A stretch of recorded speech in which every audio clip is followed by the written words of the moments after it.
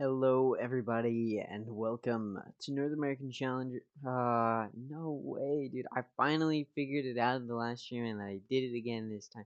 Welcome to VCT Valorant Champions Tour Ascension America's Ascension. We're down at we're pretty much done at this point. I mean, it's today and tomorrow, and that's it. We're gonna know after a long since January of coming through challengers from North America, and now they're meeting all the South American teams. We come in here and we make it towards Ascension. We've been fighting, the North American teams have been fighting, but today we finish off the lower bracket and find out who's going to the best of 5 grand finals tomorrow. Now, quick reminder, the lower finals is not a best of 5. A lot of best of 5s and a lot of tournaments do end up being best of 5s, but in this case, just because of the way that everything is so quick, it's not a best of 5 today. It's a best of 3 for both of the series that we have today. Tomorrow will be a best of 5. There's only one series tomorrow, and it will be the grand final. Now, in case you missed it, a few days ago, and by that I mean 3 days ago on the 6th, we did have, or sorry, the 5th, my bad. We did have the upper final. Now, before that, we ended up doing the lower bracket where M80 knocked Double O Nation out of Ascension, and 9Z Team knocked out Fusion, their fellow compatriots, out of Ascension in their first ever map win and series win here in Ascension. They finally get a win, and it's when they need it most. Then we had the upper final where the Guard in a best of 3 did very, very well against the Union. Now, you look at Fracture and you're like, what are you talking about? That was a close game. It went 16-14 in favor of the Union. Okay, alright, sure. And then you go to Ascent, 13-2 in favor of the Guard. Pearl, 13-7. Maybe not as close, but still very, very dominant third map as well. So clearly the Guard showed a superior understanding of the maps, and it is definitely very, very interesting to see. But that's something that we'll worry more about tomorrow. But we do still have to see the Union fight today. The games that we have to see today are M80 versus 9Z Team, and then the winner of this series moves on to the lower final to face the Union for a spot in the grand final. Now, a reminder, anybody who loses in the lower bracket is out of Ascension, and because today is only lower bracket, all of these series are to keep these teams alive in Ascension. Any team that loses today is out of Ascension. It's over for them. There's no hope for them to qualify. Now, in case you're wondering, what is this tournament for? There's no prize money. What could it possibly be for? Good point. This isn't just for prize money. In fact, it's not for prize money at all, but it is for a spot in next year's Champions Tour 2024 for the Americas League, meaning that they get to fight against the Tier 1 teams like Sentinels, like 100 Thieves, like Loud, like Evil Geniuses, all of that next year. They get to join them there and have a fighting chance at becoming a team that ends up winning champions, right? It's a big, big honor to be able to say you're in that Tier 1 space, and this is the opportunity for those teams to make it there. The last years we saw, the Guard decimated the Union. Now, before we get into this, I do have to say I apologize. I'm very, very tired today. I ended up getting really, really early to cast a match or a series in a match, a series in EMEA or in EU.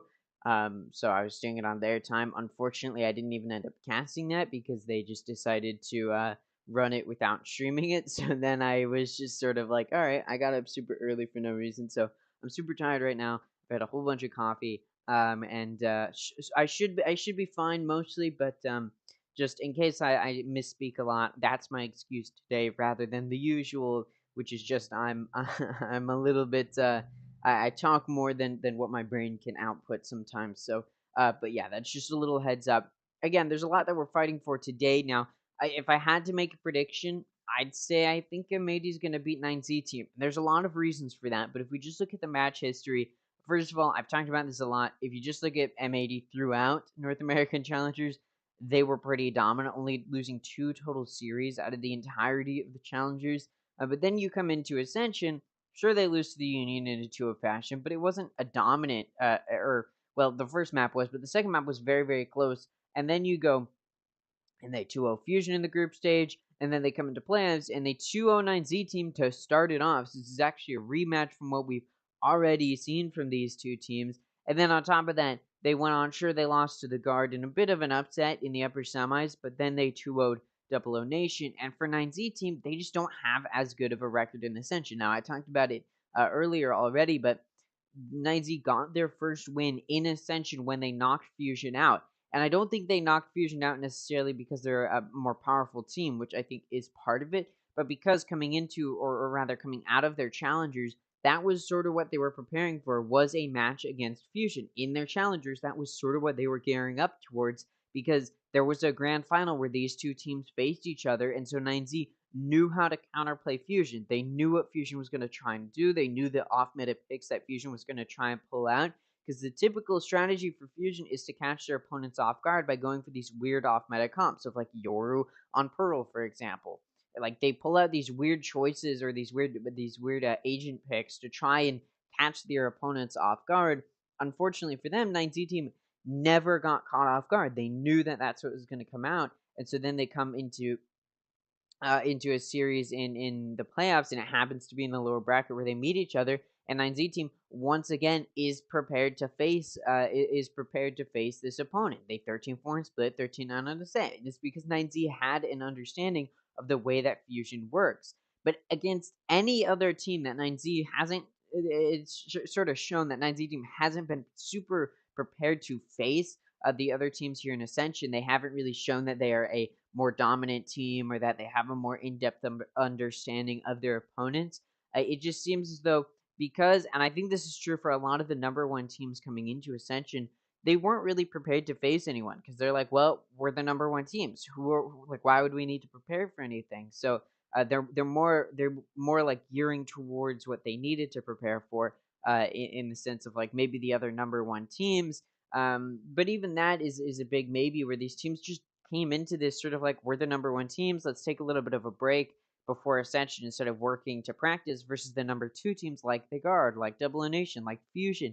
They knew that their backs were against the wall. They knew that they struggled in playoffs or in their respective challengers, because they weren't the number one seed in their challengers. So they needed to step up their game. And for Fusion, they were able to beat Double O Nation. Double O Nation had a good game in the group stage against 9Z team, right? Like, so they did come into this knowing they were going to have to face so many tough opponents. And I think the biggest proponent of that is, of course, the Guard. They won in their group stage, made it to their number one seed in Group B, so that way they could get a free spot in the upper semis. They end up beating M80 2-0 because that was one of the teams they needed to prepare to face, because they didn't beat them in Challengers. Sure, they qualified for Ascension, but because they didn't ever beat the M80 in Challengers, they needed to prepare for that fight. They also knew that they were going to have to prepare for the Union. They even talked about how badly they wanted to face the Union. The Union even called it a little bit of a one-sided rivalry, despite the fact that it turns out the Guard is very prepared to face the Union because they were able to beat them, right? So the Guard is a big proponent or a big example of a number two seed having to step it up to that next level to try and take out the number one seeds, because they knew they didn't qualify as the number one seed coming into Ascension, right? They had to scrape out of the number two, and especially for the Guard, who honestly, they barely qualified for Ascension. They got very lucky that Moist Moguls started to slip up towards that end, because otherwise I don't think we'd be looking at the Guard here with M80. So and I think the Guard knew that they looked so weak in Challengers, so they came in here with a different fighting spirit. They really studied their opponents, and they come in here, and it's looking like they're moving towards taking that win because they had to fight for something, versus a team like M80 was like, we've already beaten the Guard, we don't have to prepare for them. The Union was like, we're the number one team, we've beaten M80, we don't necessarily have to prepare for the Guard. The 9Z team came into this thinking probably that they were going to be performing better than they did, and then they got decimated by both of the teams in their group stage. So I think these number one teams underestimated the level of competition that they would end up facing, and I think that started to become a factor in a sense, or at least a little bit. And I am interested to see if it will continue to be a factor moving forward if these teams are going to continue to struggle. And I guess I guess on the bright side is we're coming into this series, or actually into today, where we're only going to see the number one seeds facing each other. It's all of the number one seeds because M80 is facing 9Z team, number one seed from NA, number one seed from Latin America, and then the winner faces the Union, who's the number one team from Brazil. So again, this is sort of these chances for these teams to prove themselves. Again, if I had to make a prediction, I did say M80 is probably going to win, and again, it's because 9Z team knew how to beat Fusion yesterday, sure, but that's because they've already beaten them. They knew how to read them very, very well, and they knew how to play around those off-meta picks because they're used to them, and they themselves make some weird off-meta choices occasionally. Versus against a team like M80, which they've already proven they don't know how to beat, considering they went 13-9 and then 13-4, not very close at all. So I'm coming into this series and I'm looking at 9Z and I'm honestly saying a little bit of a goodbye, just because I know that these teams are struggling to perform well. Or rather that these teams do struggle to perform well in 9Z team, and they've struggled throughout group stage coming into Ascension. Obviously, they won Latin America, but again, that's because they were preparing to face those Latin American teams. But it seems like that they were happy with that because they come into Ascension, and it doesn't really look like they're prepared to face who they need to be prepared to face. And I'm definitely looking a little bit worried, especially considering their record here in Ascension. Again, their first win was against Fusion, who they had already beaten, so everybody expected them to be able to win that. But against any other team, it just seems like they're completely underprepared. And so coming into this first series, I think Fusion's going to be so upset if 9Z doesn't beat M80, because I feel like Fusion feels as though, they were able to 2-0 double elimination. I think Fusion feels as though, or would, or should rather feel as though the only reason they got knocked out is because they were playing against a team that had already studied and knew how to play against them, versus if Fusion had been able to take a 9Z team, or if they went up against, say, double elimination in the lower bracket, they may have been able to move on to that lower round 2, but it just ends up working out that they end up playing 9Z team because of the way it pans out here, and it just goes poorly for them. So I feel for Fusion, because I think had it been any other opponent, they would have been able to put up a better performance, but it's just against a team in 9Z team who knew what they were doing.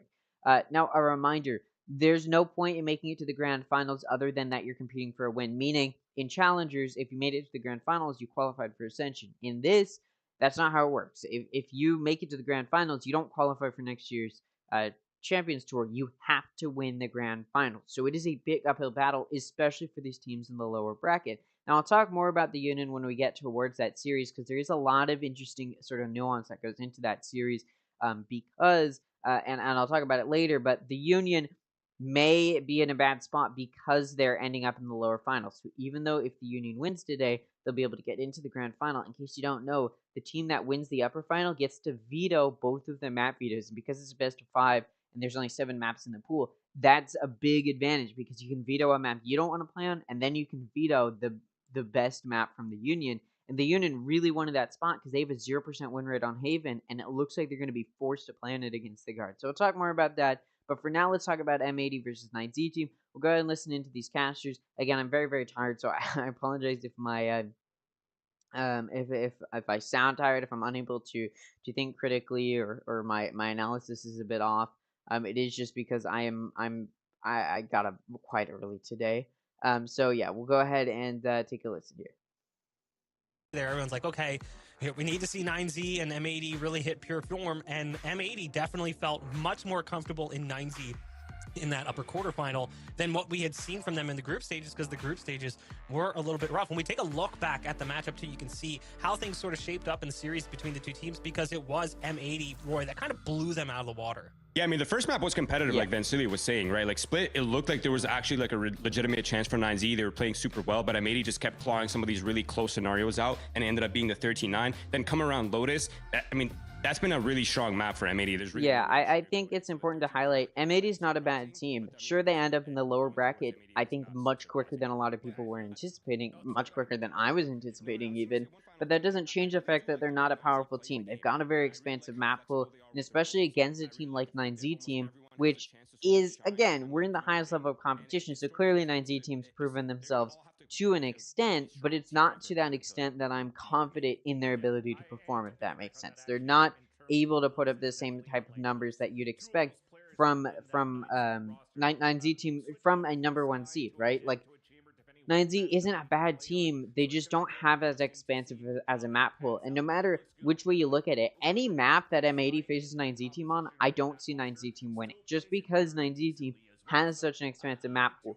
Maybe if Find came out, maybe there'd be a chance just because we haven't seen M80 on it. But there's just no way I see M80 picking Bind or even allowing it to go through the map bans, right? So no matter which way I look at this, there's pretty much no chance that I view M80 as a team that could lose this series. And talk with the players about the match. Maybe we can get some insight so in the preparation for this series. Let's take a look.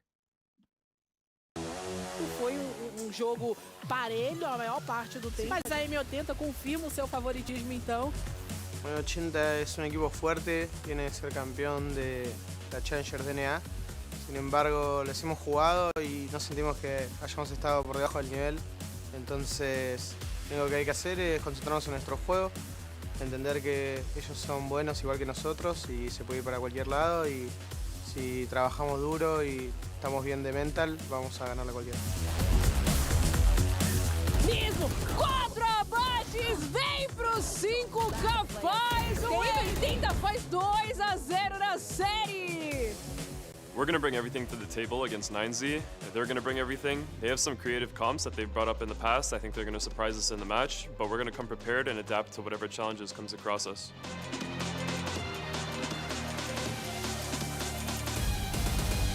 Para salir con esa victoria, yo creo que algo que aprendimos mucho jugando contra los equipos estadounidenses es el ritmo al que juegan y la forma con la que usan la utilidad. Y eso es a lo que nos estuvimos adaptando estos últimos días y creo que le logramos encontrar la vuelta, entonces nos va a ir bien. We're the best team in the event. We had 2 unfortunate losses against the Union and the Garden. We're going to come up strong against 9Z. Our backs are now against the wall and we can't afford to lose any more games. And that's when we play the best in my opinion. So going up against 9Z, I feel like everybody's going to be extremely confident and we're coming here for the win. Lo que me da confianza de que vayamos a ganar es que uno de los trainers sabe cuando están haciendo las cosas bien, cuando están haciendo las cosas mal y todos los resultados de estos últimos días nos da a entender de que tenemos todo para ganar.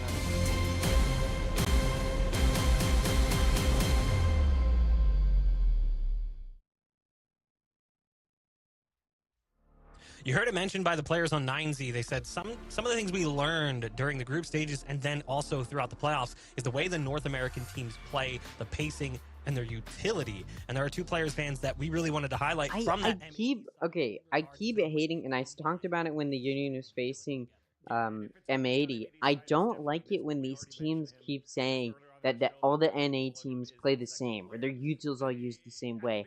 I think, yeah, I think there is sort of that meta that comes out, especially in the Americas League and more Tier 1 competition, where we see a lot of teams use util in a very similar fashion. But I think the way that these players play is completely different from each other, and I talked about it again because the Union, or when the Union was facing the Guard, because the Union said that the Guard and M80 play very, very similarly, which is just not true in the slightest. And so I think for somebody to generalize all the North American teams is like they all play the same just is straight up isn't true, because the Guard is, for example, is a team that is a very is a team that is a lot more strategical. They rely on being able to study their opponents.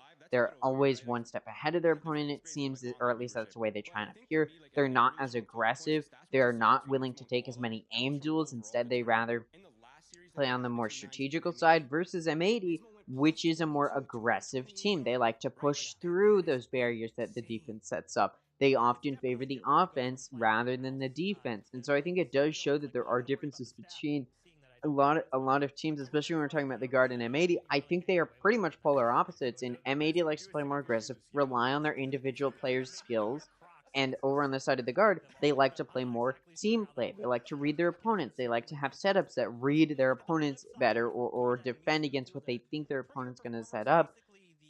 I think there's a very clear and distinctual difference, and I think it shows a lack of understanding of your opponent if you think that the NA teams all play very similarly. I'm not saying that they don't, and I'm not saying that the NA teams don't have a very similar... Ooh, new stage.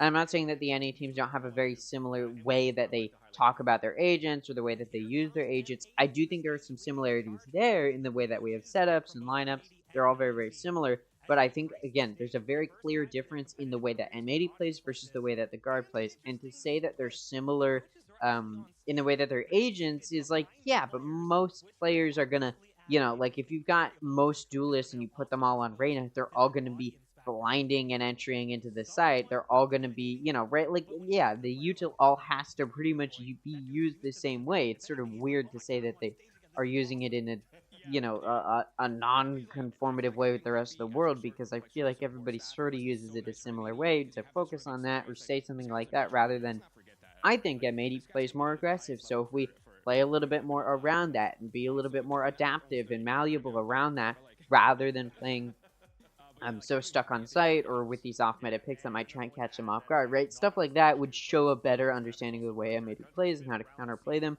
And I think 9Z, although we've entered a bigger stage, still in Sao Paulo, Brazil, I think, bigger stage does not mean 9Z is going to upset. I think bigger stage actually means more humiliation for 9Z. I hate to say it, but I mean, M80 is not looking like a team that's going to be performing really too much better than what you'd expect. Dude, that IGL for 9Z looks like Sean Gares a little bit. Anyways, yeah, I'm not expecting a big upset. I'm not expecting 9Z to be able to perform a whole lot better than I'm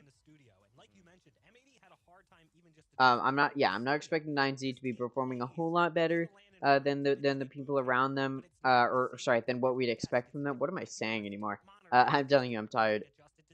But yeah, I'm not expecting anything crazy to come out from 9Z. I expect them to fall sort of to what we've seen from them before. Again, we would need to see a very big change in pace. We would need to see a more defensive team come out from 9Z in order to counteract the play that M80 likes to pull out. We would need to see better strategy, because again, M80 lacks a little bit of that strategical side, or at least they've shown that here in Ascension, that they lack a little bit more strategy compared to a team like the Guard or the Union. M80 does struggle a little bit to find good strategy. And it's not like they have none. They do still have a lot of strategy, but when we're talking about this highest level of play and I'm trying to analyze what these teams do differently, M80 is just a team that doesn't pull as much strategy out or show very much of their strategical ability. Instead, they rely on getting high multi-frags, right? They're expecting these players to be able to perform highly, and it's because they can.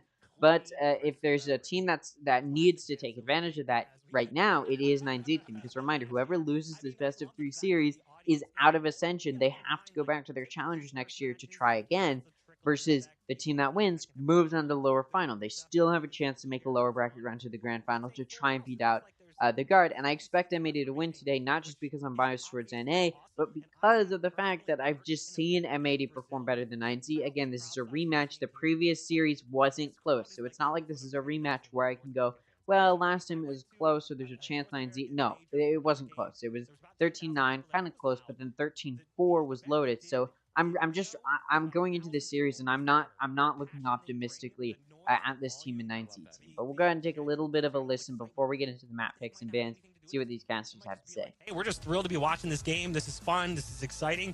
That is something that you can either breathe in and pull it into your game and like kind of ride off that wave, or it can crack you when you have some of those rough moments and things don't work out so well. I just love that in Brazil you have such a good mentality around tactical FPS shooters, right? So, or just tactical FPS, rather. I just said tactical FPS shooters, you know. Anyways, it doesn't matter. But I do love that they have like that camaraderie for any team that tries to like rise up to the top as well in the Brazilian scene. So it's not just only the support for Loud.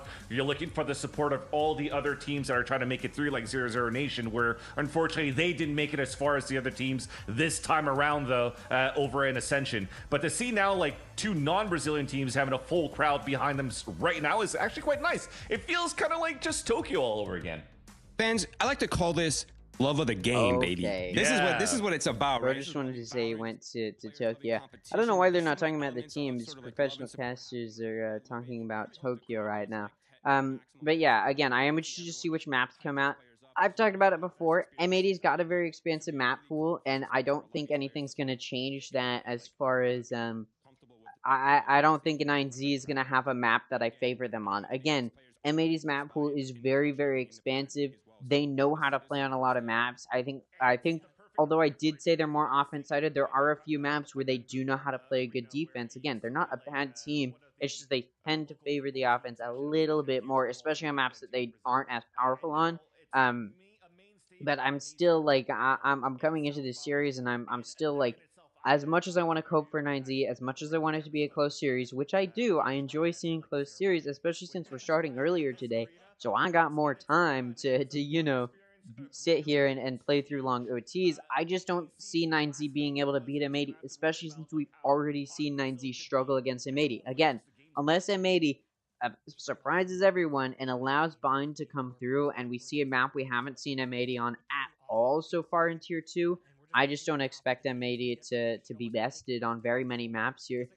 Again, if this previous series in Ascension had been closer, I'd be able to lean a little bit more towards 9Z and be like, maybe they'll be able to take this rematch and make an upset. But because we didn't see a closer series before, I'm coming into this one a little bit more on the a little bit more pessimistic in on the side of 9Z, just because I've seen them struggle. And again, in the pre-match interview, they did say a lot of the NA teams play very similar in the way that they use their util, which again shows a lack of understanding of how these NA teams play. As somebody like myself who's been watching these NA teams play, there is a very clear difference in the way that the guard plays and the way that M80 plays. I talked about it earlier, but M80 is a more offensive team, the guard is a more defensive team, and it's because of the way that they switch things up. M80 doesn't go for hard reads. They tend to rely more on their individual pure skill. But let's go ahead, take a look at the map Vitos. Again, M80 bans Bind, as I'd expect, but Pearl is going to be the first map picked by 9Z. Picked by M80. No, it is picked by 9Z, because 9Z went for, sorry, my brain's not functioning. I told you, I woke up very early today. Okay, so Pearl's going to be picked by 9Z. Haven's going to be picked by M80, no question there. It is one of the best, if not the best map for M80. Obviously, Lotus was banned by 9Z, which allows Haven to come through. I think M80 would have loved to play on Lotus instead, but obviously 9Z doesn't want to even go there. Pearl being the map pick from 9Z, no question there. It's not the best map for M80, and in fact, they've struggled a little bit on it in Ascension. But I do, it has been one of their maps historically, or at least through challengers it was, and that does show a lack, and not a lack of, but a good understanding of Pearl in the favor of M80. Again, none of these maps look super weak from M80. Maybe against the Union or the Guard, I'd be coming to these maps and being like, that map looks kind of weak for M80. But against 9Z, who, again, does not have as expansive of a map pool, who honestly shouldn't really be here. I think the only reason they beat Fusion is because they know how to play against Fusion better, just simply because they were in the challengers against Fusion, and I think they prepared specifically for Fusion, especially considering they went to a grand finals against Fusion. They had a lot of time to prepare for that, so they knew how to prepare to play against Fusion versus coming into Ascension. It's very clear they didn't know how to prepare for all of these different teams, especially teams that aren't in their same circle of play or that don't play similarly to how they're used to. And I think that's definitely shown here, that these teams don't necessarily know how to play, or rather 9Z doesn't necessarily know how to play against some of these teams. Again, the way 9Z should play against M80 is do sort of what the Guard did. Be a little bit, have a little bit better reads, show that you've studied these players, show that you've studied these teams, know how to play around them, play a little bit more defensive, because it's a more offense-sided team in M80, so 9Z does need to be using their util on their defense, especially to be a little bit more push back. Don't just let them run into you.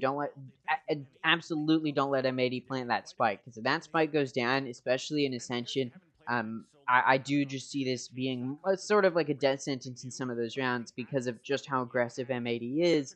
You sort of just need to make sure you're winning your gunfights as well, which, again, talked about it a lot in Ascension when we're talking about these North American teams and the Union as well, facing sort of some of these other teams. Is that mechanical skill difference, being outgunned, can play a factor. But let's take a look at the agents like on Pearl. M80 goes Fade, Jet, Killjoy, Astra, and KO. Over on the side of 9Z, we've got an Astra, Jet, Cypher, Sky, and Viper. So they're running double controller.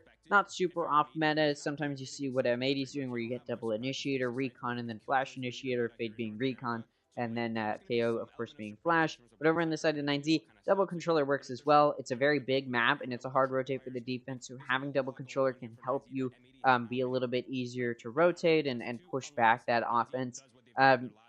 Now, Cypher, you may have noticed, you may be thinking, Cypher is a little bit of an untraditional pick. It's a little bit of an off-meta pick, and it's not because Cypher's a bad agent. I mean, it's just that a Killjoy can be more effective, is the way I look at it, because obviously Killjoy can help lock down mid a lot better, because Cypher's util can't hold long angles, so it's very dependent on the fact that they will be pushing through you, other than, of course, that camera, but then you have to be actively looking through that camera. But the trips, the cages as well, you need to be relying that you're going to be pushed through in that sense, so it can be a little bit on the harder side, as we do see that trophy. I was worried there wouldn't be a trophy for Ascension, but yeah, there is, so good to see that. We just didn't see it in the previous stage. But yeah, I'm very, very curious to see what 9Z decides to switch up here. Again, they do need to show that they've changed, they've improved since we last saw them face M80, or even since we saw them play against Fusion, because I just think unless they've shown some, or unless they're going to show some real improvement from what we saw before the 2-day break, I just don't see a world in which 9Z is able to pull out anything crazy. Again, this is for all the marbles. This is for going to the lower final to face the Union. You need to win this, or you're going to have to go back to Challengers. This is 9Z's map pick, so if there's a map to win for 9Z, it is this one. Let's get into it. Koala Noob able to take out Degata as they start pushing, or as that Lurker was pushing into B, does get taken out. John Cutie's able to take out Tuli and Connector. Mitsu does trade it off, but at that point, M80 is still going to be up a player because of that earlier pick down B long. Look at this, a 3-player push for M80 in B link. Ravkoida going to try and stop it. Able to get a pick off on EU, which does even it out, but then Koala Noob takes out Ravkoida. Does seem as though that player count is updating a little bit quicker than what we're seeing on the screen. Typically that's the case when we first start, and then they'll fix it a little bit, so you may see the kills come through before they happen. But you do see Davids and Mitsu now alone. They do have the spike, and they've cleared out A site. You see M80 is sticking mostly near B, so 9Z will be able to get this spike down. They're planning it. There you go. It goes down to hold. It looks like they're going to hold from dugout. They may want to hold across in dugout and secret, but it looks like they just want to both double up in dugout. We'll see if they find any good picks on this re-entry. But you see M80, knowing they have numbers, they're just going to play together. And they all decide to go through secret. They're all going to clear out dugout together. Mitsu able to take out Xander, looking for more. Can he find it? No. Koala Noob shuts him down. Davids is also there. And oh my god, he kills both of them. Nismo and Koala Noob go down. And there you go. David's able to clutch it out. Gets 9Z the first round. I was not ready for that. I was not expecting that, I should say. You know what? Prompts to 9Z. Okay, they're trying to prove me wrong. And I did talk about the mechanical skill difference may play a factor, but if 9Z is able to show that they've improved mechanically, that could be a difference maker here to put up a good fight. Now again, if there's a map for 9Z to win, it is this one. And when the Union faced the Guard, the 2-0 curse was broken, so I'm looking a little bit more optimistic that we may start to see some 3-map series, especially as we're nearing the end of this tournament in these last 2 days. So I wouldn't be surprised if this does go to a 3rd map, even though I still favor M80 to win. We'll see if that's the case, though. Obviously, 9Z able to force a buy coming into this round, and they're just going to dash and clear into A site, and it has been completely given up by M80. I talked about it earlier. M80 typically favors the offense a little bit more. Their comp is going to be a little bit more offense-sided as well. Just running double initiator versus 9Z is honestly going to favor the defense a little bit, so being able to win these rounds is super important here. Oh, Tuli going to get flushed out. John Cutie going to be the one to find that pick. Now going to make this a 5v4. Flash comes through. Quite can't hold from Art onto site. Astro Util being used. The spike starting to tick down. Somebody from M80 just going to have to get on that, while the rest of M80 tries and clear out and defend that spike diffuser. And they may have done a good job, because it's now 1v3 for Davids. He takes out Nismo. Now it's a 1v2. He takes out EU. Now it's a 1v1, and he clutches it out again. What on earth from Davids? Another clutch to secure a 2nd round for 9Z. However, and typically I'd say that's a good thing, but they did lose all but one of their players. So this next round will have to be a bonus round off of that forced buy. The only issue is 9Z only survived with one of their players, and although it looks like that Davids was saving some econ on that forced buy, so he will actually be able to pick up a Vandal and then give the Spectre he picked up to one of his teammates. That's only 2 players with guns, so M80 is going to be on a buy. They're going to have a significantly better buy, significantly better guns to work with, and it should be a pretty, not easy win for M80, but they shouldn't face too much pushback here from 9Z unless 9Z pulls out something absolutely insane, which we just saw David's clutch out twice, so it's possible. And Zuli able to dash right into A and clear it out. He takes that Xander, tries to pick up a gun, but John Cutie backside peeks in through dugout and finds that pick, so it's going to be a 4v4. Spike doesn't get to go down, so Mutil being used to stop that plant by M80. EU takes out Davids in main. No more clutch potential for Davids. John Cutie takes out Degata. It's now going to be a 4v2. Both of these players with Sheriff trying to get some guns if they can. Mitsu takes out Koalanu. Brokoda takes out John Cutie, but EU and Nismo returned with 2 kills of their own. So M80 wins, but again, they lose the majority of their players, just like 9Z on the previous round. So I think there's a potential M80 may not be able to buy just because this round was so expensive.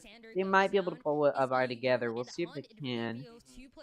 Looks like it's going to be a struggle. They might be able to, though, for some of their players. It looks like maybe one of them going to have to go on a judge. But, again, that was still a solid round from 9Z, even if they don't win it, just because they killed the majority of M80's players and deny any good econ stability off of that. Yeah, look at this.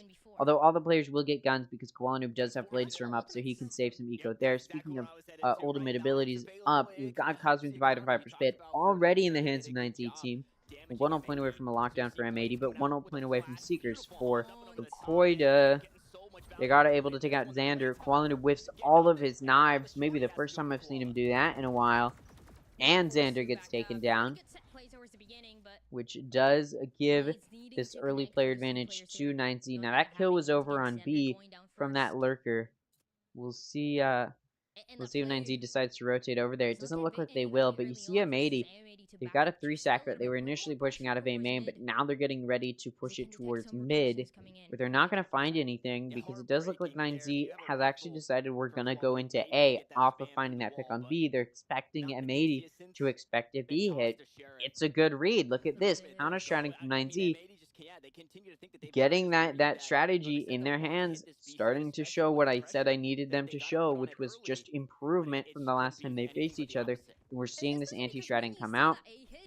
This fairly expensive round for M80 is looking like it might turn into a loss, as 9Z is able to get this spike down on B. It's going to be a 4v5, so not only is M80 down a player, the Viper's Pit comes out, and M80 has to push through down a player. It's just, this retake's going to be so difficult for M80. Still, they are an aggressive team. Maybe they can find some picks, but it's actually looking like off of Nismo seeing the extent of this Viper's Pit, they're going to just back up and go for a 4-player save. I agree with this decision, even if Koalanoob only has a Guardian. This will allow them to buy next round, which, of course, is the most important thing you're going to be looking out for, is getting buys going. Especially if you're going to be in a position where 9Z is looking like they're going to win this round. Just everything's going in their favor. There'd really be no point in trying to win it when you're just down that many players. So, alright, a good way to start it off for 9Z. Again, showing some difference in the way that I was expecting them to play. Still, need to see more rounds won before I'm going to be confident and start believing that 9Z is going to win this map, but it is starting to look like M80 is struggling a little bit, and they already call a timeout, it looks like. Cosmic Divide and Neural Theft are now available for 9Z. Cosmic Divide was available in the previous round, and they didn't use it. We also have that Neural Theft from Degata that got up in the previous round. Now, those Seekers on Rabkoida never got the opportunity to come up. They are still 1 ult point away. Oh, it's actually a tech pause. I thought it was a timeout, but turns out it's a tech pause. I guess, yeah, clearly there's something wrong with M80 right now for them to be losing these rounds.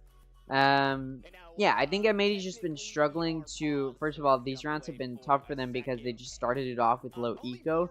So then they've been having to go for these reads that just haven't been well placed. They lost that early engagement in the previous round over on the B site, and that played such a big impact. So I think they need to clean that up a little bit. Don't lose those players early.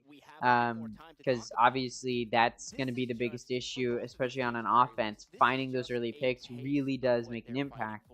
So that's sort of what I want to see is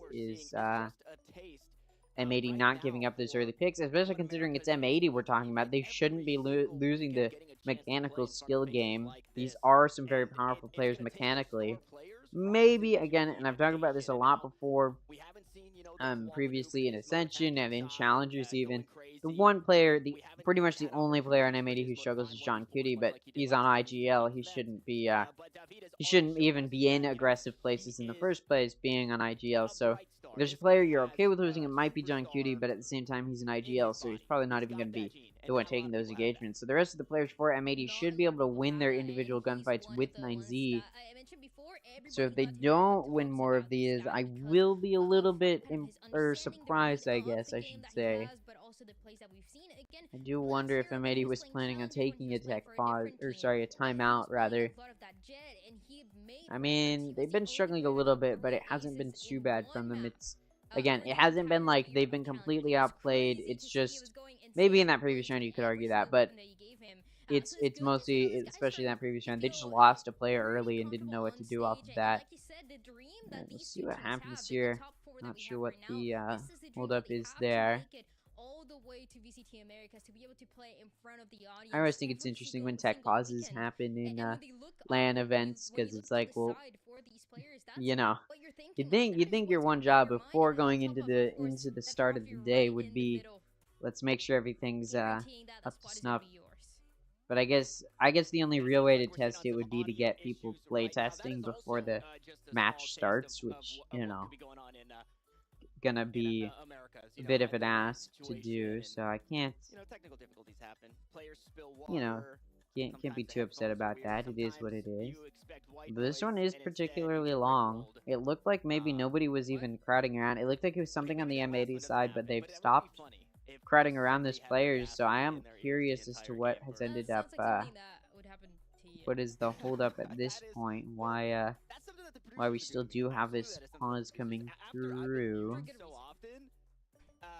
But yeah, I will be interested to see, again, if M80 can maybe start giving up as many of these rounds as they have been, again, not losing those early engagements.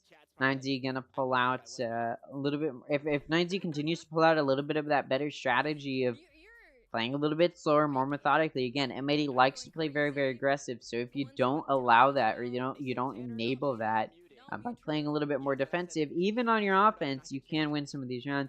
Again, also I apologize if I am not my usual self analytically. I am very tired today. Woke up very early for an EU event that didn't even end up happening. So, and by the time I knew it wasn't happening, it was like an hour before this was starting, and I was like, you know, no point in just going back to bed. So, just gonna power through this.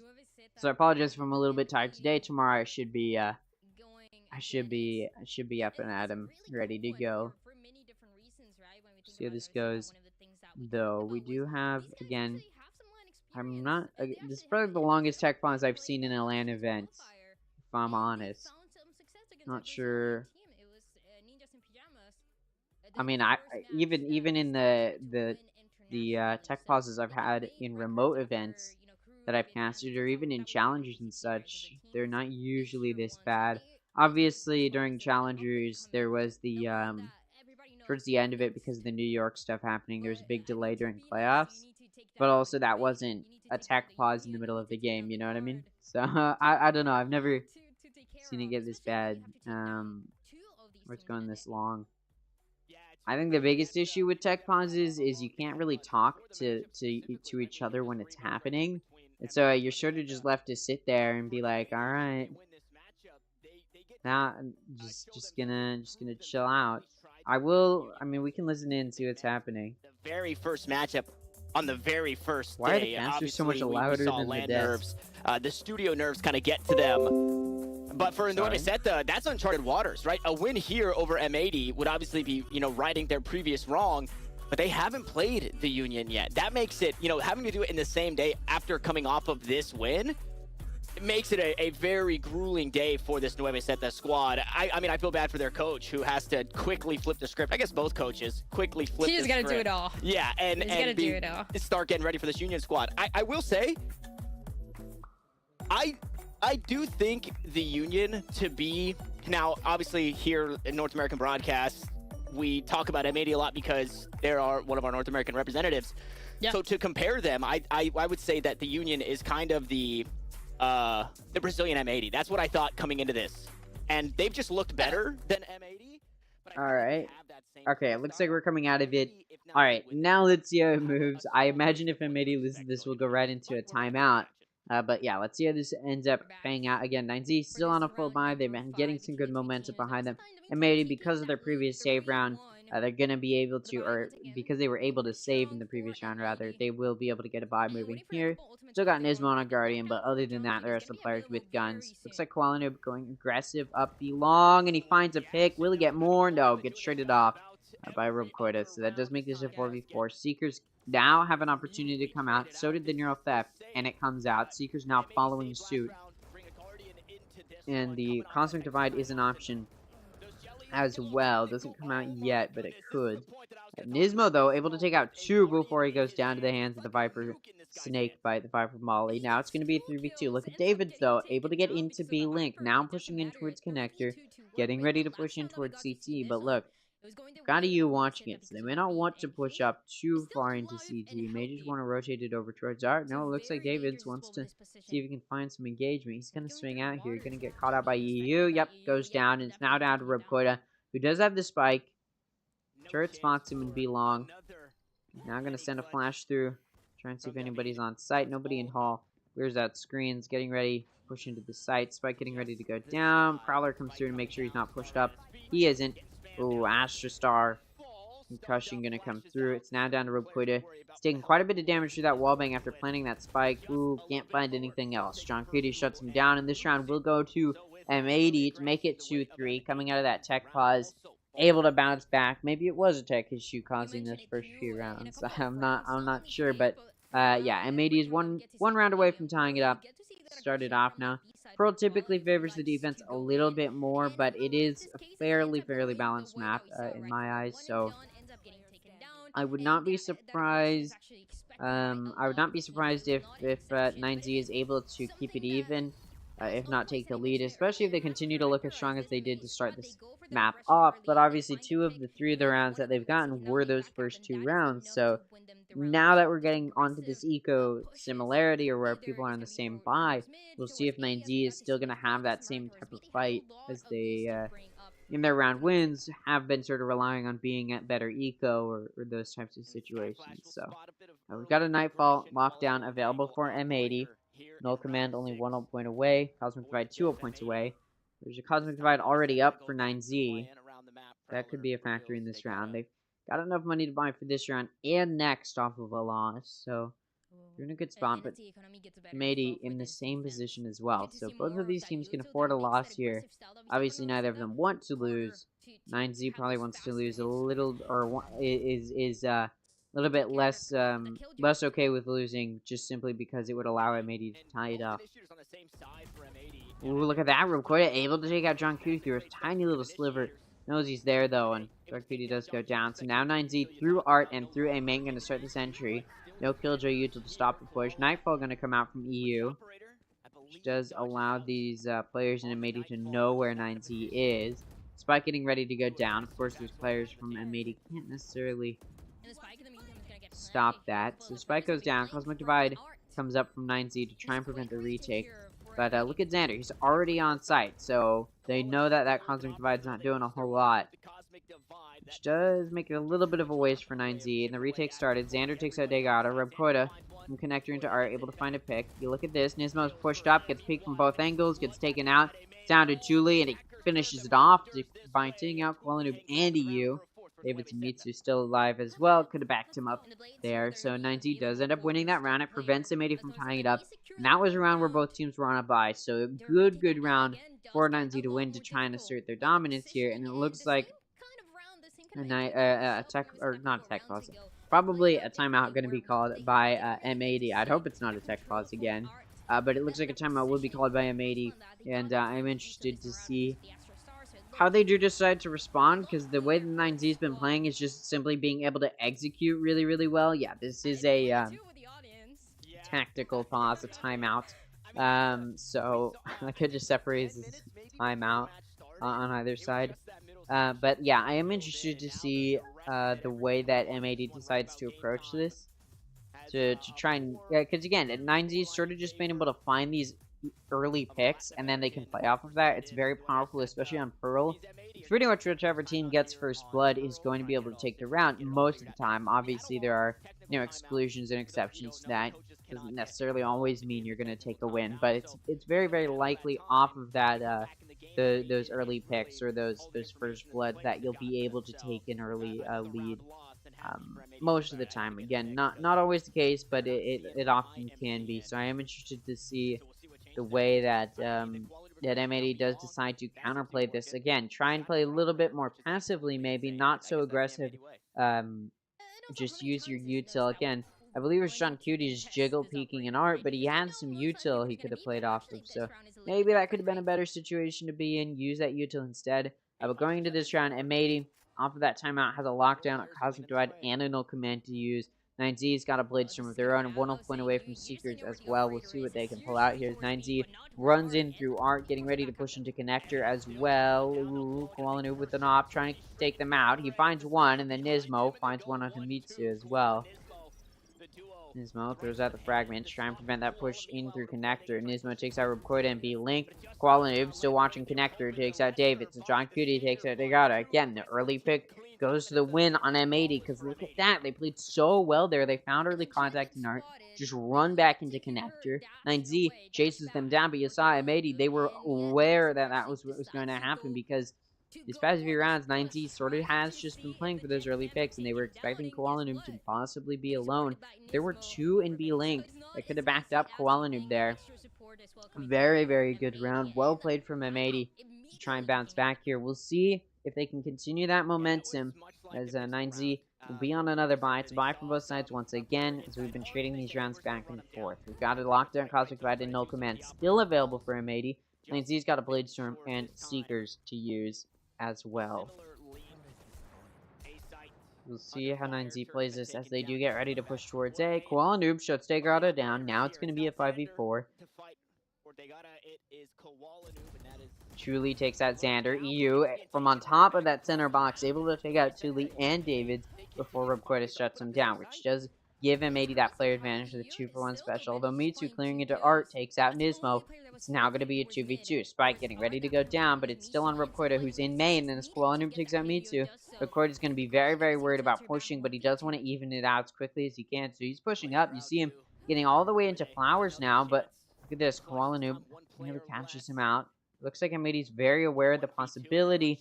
Ooh, they're expecting to possibly be rotated out. We'll see. No, they know where he is, but Rubkoida is still able to take out Koalanoob. Does go down, though. Not going to clutch this one out. He is not David's. Not going to win this one. So the score is going to be 4-4.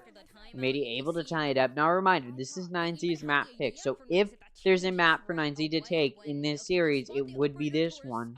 So again, prove that they have improved since their previous series against M80, where they definitely showed they struggled. They put up a decent fight on the first map, but the second map did not go their way, so...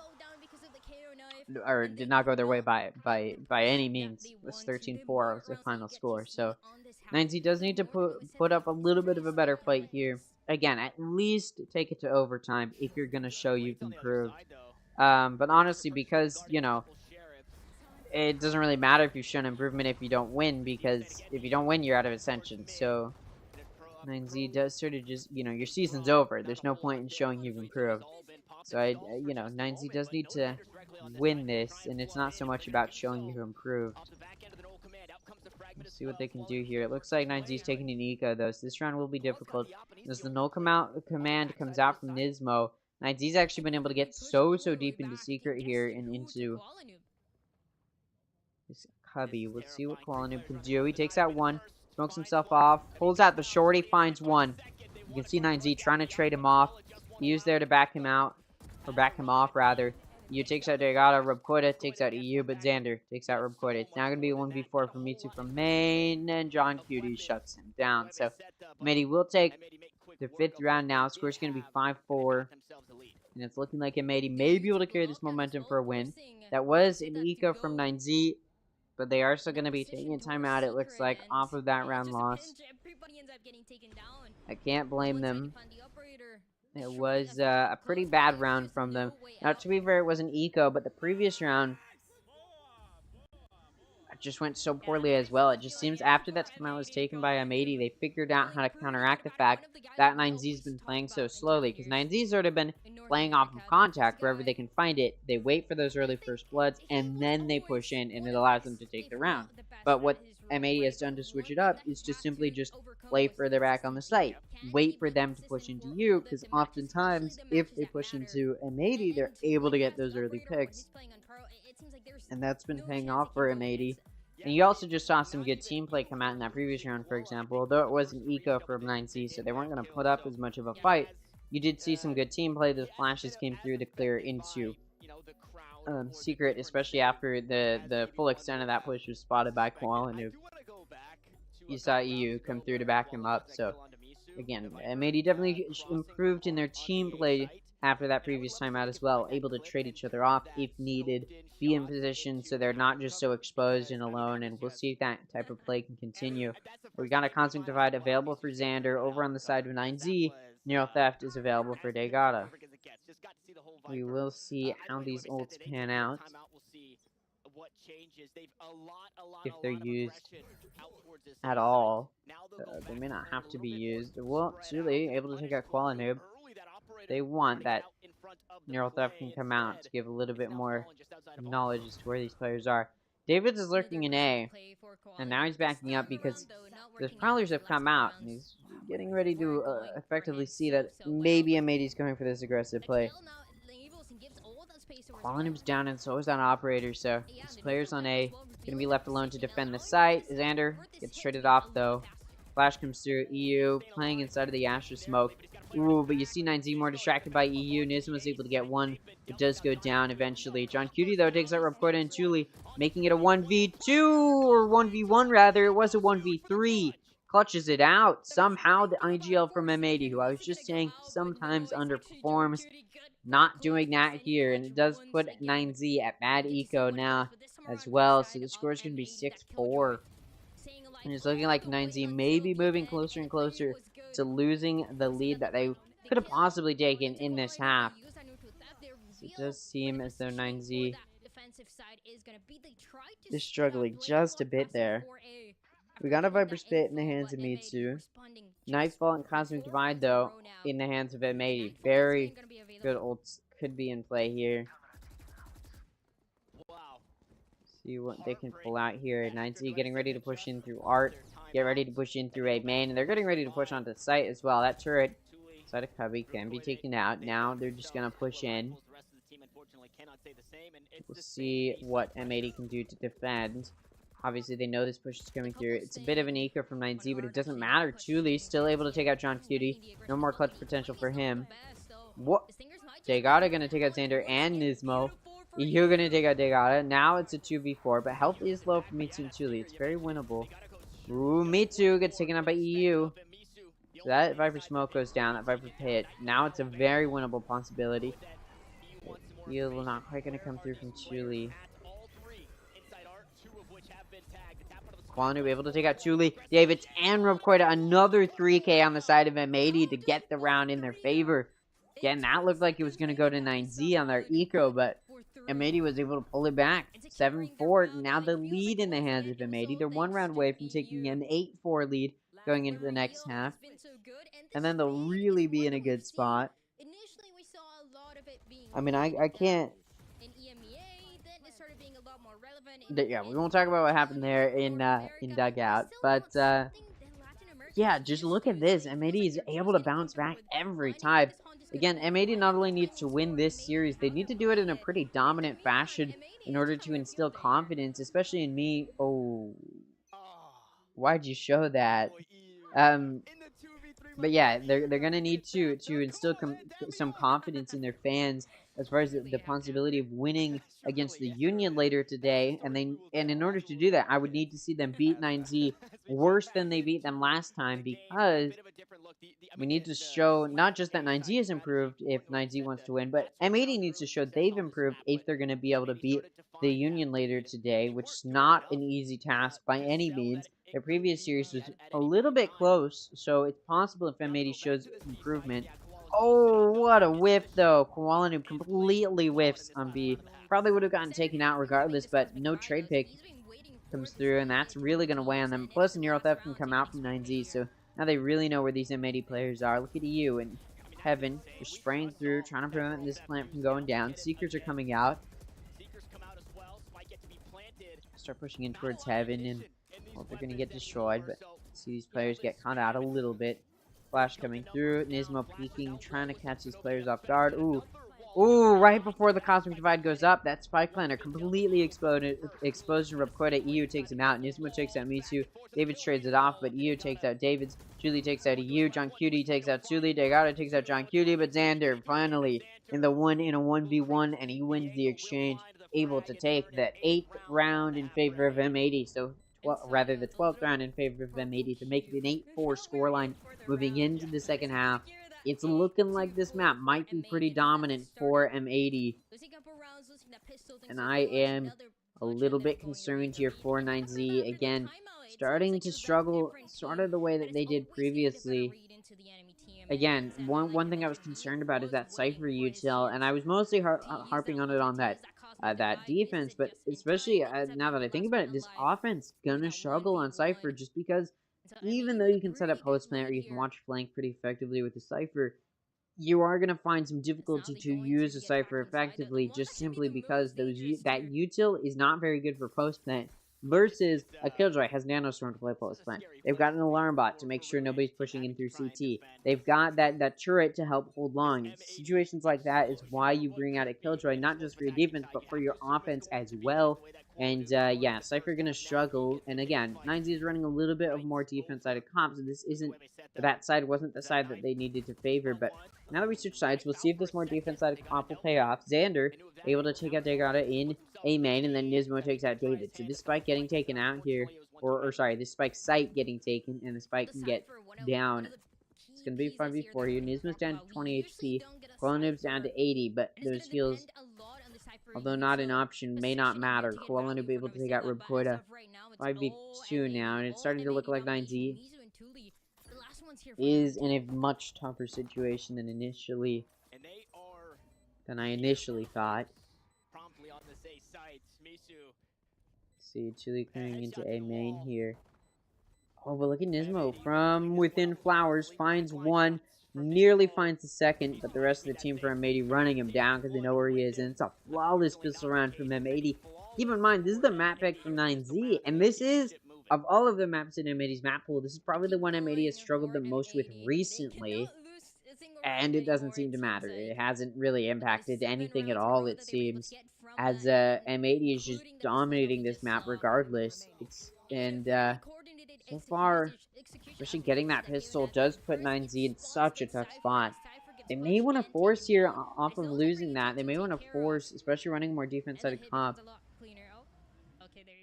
But no, they don't actually do it. They just get Sheriffs, which is a little bit of a heftier buy than typical on a save. But look at this, a bad read from 9Z places all but one of their players over on B site, while Degata is left alone to watch from Art, but not going to try and push at this point. He doesn't want to get taken out. Just get isolated, but he does end up going down to John Cutie. Xander takes out Mitsu. Julie able to take out Quelenu, but Xander takes out Julie. David takes out Xander. It's down a player for 9Z. Now, M80 wants to win this with the majority of their players left alive, but not a possibility anymore as David takes out Nismo. It is going to be a 2v2, so at the very least, M80 wants to win with the rest of their players alive. They did have one of their players, or they do rather have one of their players in John Cutie, saving a bit of eco, going for that Sheriff instead of buying a gun, so could help them out a little bit here. EU is able to take out Rapqueta through the smoke, and then EU going to pull out the Ghost to take out Davids as well. So 2 players left alive for M80. Not the majority, but still a good portion. You see both of them going to be able to hold on to some guns. And it actually looks like, ooh, it looked like for a second there, maybe M80 just wanted to buy. They could if they wanted, actually, if they really wanted to push for that, but it doesn't look like they want to. They're just going to calm down a little bit, not going to force too harsh here. Too harshly here. Again, I'm worried for 9Z, as it's starting to look like they haven't improved very much since last time we saw them face each other. Oh, and it does look like those players from M80 are just going to get a buy going. So this is going to be, although it's technically still a bonus, or what should be a bonus round for M80, look at their guns. They've got such good guns to work with. And they'll be able to buy an extra round off of a loss versus 9Z, who's just trying to get a buy run going themselves. Slightly better guns just because the one player without a full loadout has a Guardian on 9Z rather than the Stinger for M80 on John Cutie. So slightly better buy for 9Z, but again, M80 is a team that favors the offense. They've got aggressive guns to work with. I'm not looking too optimistically here. Look at M80 playing a little bit split up. There's potential if 9Z can find these early picks, especially if Davids wins here, but spots 2, now backing out. Gonna be backed up by Degata, but a good flash doesn't matter. David takes out Xander before that flash comes out. John Kitty trades it off, and then Degata, while blinded, finds a pick. But look at this. Kolanub dashing into B-Link, finds a pick, dashes into Heaven as well to take out Rubquota. Now it's a player advantage for M80. Now this rotate for M80 is going to start towards B. You push up and connector, making sure nobody's pushing through. It looks like he wants to go into CT. There's a Cypher trip there, though. So we'll catch him out. So we'll be able to get towards a flank without getting spotted. It may not matter as Koalanoob able to take out Mitsu. Degata takes out Koalanoob. It's now a 1v2. It's a 1v1 on site, though. The fights are isolated for Degata. It doesn't matter. Nismo shuts it down. M80 will take 3 rounds in a row to start off this half. Get to that 11th round. 9Z now going to be on low eco. Have to force a buy regardless, because if they don't, M80 can just get to a free 12th round. And it's starting to look like this will not go well for 9Z, as it looks like they're pulling out the tactical pause. The timeout is going to come through, and I am interested to see if this play can come through from 9Z. You know what they should say in the English words instead of time out separately? They should just say tactical pause, because it's 2 separate words, right? Or tac pause, something like that, right? I don't know. If you really want to separate it into 2 words, it'd make more sense to use 2 words instead of separating 1 word. I don't know. Anyways, yeah, 9Z's just been struggling as M80's able to just run them down and win their gunfights, which is what M80 relies on most of the time. A lot of other teams are able to match their gun potential and able to use util to outplay them, but here 9Z just hasn't been able to find a useful use for their util to play against M80 in that sense, which means they're sort of still having to rely on outgunning M80, which it's M80. All of their players are very, very powerful and have so much firepower. So at this point, 9Z, in order to at least put up a good fight on this map, needs to put up a very large amount of rounds in order to give me some confidence that maybe they can win Haven and take it to a 3rd map. But at this point, the comeback would have to be decently impressive, especially considering they're taking an eco this round, likely meaning M80 will be able to get that 12th round for free. That would mean 9Z would have to get 8 rounds in a row to take it to OT and still fight through OT to try and take a win on their map pick. Reminder, this is the map pick from M80. Now, after that timeout, you look at 9Z. They placed 3 on A, went for an aggressive play in A main. Doesn't come through with anything because the whole of M80 is getting ready to push towards B. Look at this. Koalanoob clearing out some space, getting ready to clear into Hall, doing a good job of it too. As 9Z is able to not do a whole lot, but they don't lose any players, so it's good for them. And then Degata is able to take out John Cutie. Spike does go down, so M80 just has to play post plant from long. It's only Koalanoob not going to be playing from long. Pulls out the Vandal, able to get a kill on Degata. Traded off by Mitsu, though. And the gun can be picked up there. So this is very winnable for 9Z. But, again, talked about it so much, but the classic let's play post plant from long is a difficult thing to play against. May not matter, though, but as Nismo takes out Chuli, Rubquota able to trade it off, but then EU takes out Rubquota and Mitsu. And Xander finds the final pick. So the eco not going to convert into a win, although 9Z did take out the majority of M80's players, which does deny a little bit of eco there. But again, may not matter because 9Z needs to win 8 in a row now to try and win this map, and then they still have to fight through OT. So yeah, this map starting to look like it's going to go pretty dominantly in the favor of M80. which is, you know, not where you want to be yeah, really just not where you want to be. We'll see if they can switch it up here. Cosmic Divide, Null Command, and Bladestorm all available for M80. Cosmic Divide is available for 9Z. Again, they need 8 in a row here. They could start it off with a win here, but look at that. 2 leaves. Early engagement in A main. Does not find a pick. Does some damage to EU, but he takes some damage in response, so it may not be a worthwhile trade-off. Meanwhile, Koalanu pushes out B-Long, holds out the op, and takes out Hegata. Now it's a 5v4. We'll see if Koalanu can carry that out. There's still one more player in Mitsu on B. We'll see if Koalanu can follow it up with a pick, or if Mitsu is just going to play smart enough to get himself off site. Look at this. M80, in response to the pick on B, is rotating over towards B. Koalanu spots Mitsu's jump peek out of Hall. Gonna get caught out there. Ooh, Benismo able to take out Mitsu. Koalanu's down to 1 blade. Using most of the blades in his Bladestorm. Look at John Cutie. Perfect lurk in mid. Takes just the right time through B-Link to take out Rapoida. Now going to be a 2v5 for these remaining 9Z players to try and keep themselves in this map, but it's really just starting to look like this may be the end. The Cosmic Divide has come up from M80. The Nightfall comes out into CT. At this point, these players can be hunted down fairly easily, and look at that. The one-way helps out Xander. Takes out Davids. It's now down to 2 in a 1v5. Takes out 2, looking for more. Pulls out the Bladestorm. There's a one-way he has to play through. Trying not to get caught out in it. Turns his back. Again, you'd have to clutch a 1v5 to keep his team alive, and he doesn't. EU shuts him down after a very risky play. Places him in a very, very vulnerable position. And M80 will take map 1. They're 1 map away from making it to the lower final. They want to shut it down just as quick as they shut down Pearl to show that they've improved since their previous series, to show that they have potential to beat the Union today. That's what M80 is fighting for right now, to shut down this team in 9Z, to try and secure this map.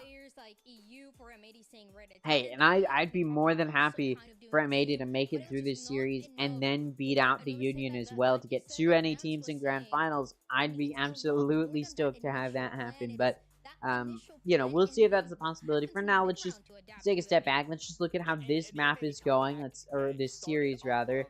Pearl 13-4 final score. Very, very quick series. Or sorry, series. Very, very quick map. And again, this is sort of what I expected coming into this. Although 9Z did find a little bit in that first half to start off, they just struggled, especially after M80 cleaned up their act. They took 1 timeout, and that made the entire difference, because since that point, after that first timeout was taken in that first half, M80 just continued to dominate. It did not matter at all, really. Yeah, I'm more than surprised with the way that this series has gone. Worst caster ever? It just seems so impossible, and we saw Noriseta actually going for different approaches and how to punish Koala, right? We saw one of the rounds. Well, I don't know. I shouldn't be talking about that. Anyways, yeah, I feel like a lot of the biggest issues with 9Z is not understanding how to shut down M80, because M80 was just able to play very, very aggressively. Again, M80 is a better team mechanically, most likely, right? You're gonna be in a bit of a better spot mechanically, so it really did need, or rather we needed 9Z to pull out a more defensive play. They needed to play better strategically. They needed to have better reads than they did, and you can tell 9Z didn't do their homework very well because they weren't able to read M80 very easily. And especially, I think I'm sort of comparing, or in my mind, a good read would sort of be the way the guard played against M80. And sure, the guard is so much more experienced against M80. They played in the same Challengers League, and you could give that excuse. But there's no excuses at this point. Who cares if 9Z didn't have as much experience? They needed to have that much experience. They needed to show that they can still read, regardless of their experience. And so, yeah, I'm a little bit concerned here. One thing I want to highlight, and this is sort of off topic, is in case you've been missing it, in North American Challengers, a lot of teams have been laying off all of their players. Now, this is pretty common, especially after a season ends and as Challengers has come to a close. G2 has dropped their roster, TSM has dropped their roster, and so a lot of people can look at that as, oh, this is looking pretty bad, but I mean, most teams, like Disguise, dropped their whole roster after the season ended. It's just like saying, we're not going to pay them, we're not going to keep them on contract for now. There's a very good chance these players will get picked up. It's a very good chance, you see these players again. Shazam has actually stopped playing for G2 and is actually going to be a content creator. I don't know why these top level players decide I'm gonna stop playing pro. Instead, I'm gonna be a content creator. Personally, I would just want to play pro, but I suppose being a content creator is the easier route. That's sort of what that's the path to can't blame Shazam. I can't blame these players. I can't blame Stewie, right? But it is what it is. Again, let's take a listen to these casters though to hear how they think that map went, because obviously it went pretty dominantly in M80's favor. But how dominantly are we talking? The rounds really started to get rough, and now the question for 9Z is, how do you reset? Yeah, I mean, how can you reset? You're about to go play against M80 on Haven. I don't know if you actually could. But yes, definitely, of course, you could take it round after round and match after match, but this is going to be a very tough one against them. Yeah. Even if you're looking at this shaky start from M80 at the first 2 rounds. After that, though, where we wanted them to kind of like step up and always have that consistency, Koala Noob has been on point overall in the whole map. He was actually putting up some great numbers, trip kills, supporting teams, getting good entries, helping out for the retakes as well, except for this one, right? This is where it gets punishing overall, where you tried to go for these trap plays and get punished out of it, and then 9Z was able to capitalize out of that for a couple of kills until you had clutches in coming in later. But I gotta say, it's gonna have to be very, very difficult here for 9Z. You just have to cross out at least that first map, hope for the best for Haven, but I don't expect to see a third map here. Yeah, I'm gonna go ahead and just jump on the 9Z fence for a little bit here, because I feel like, you know, we already know M80 is a really strong team, right? But I mean, 9Z had a lot of like decent rounds, right? Like they had the 5v3 that they lost, they had a 3v1 that they lost. Like there were many instances where they had a very clear. You call that decent?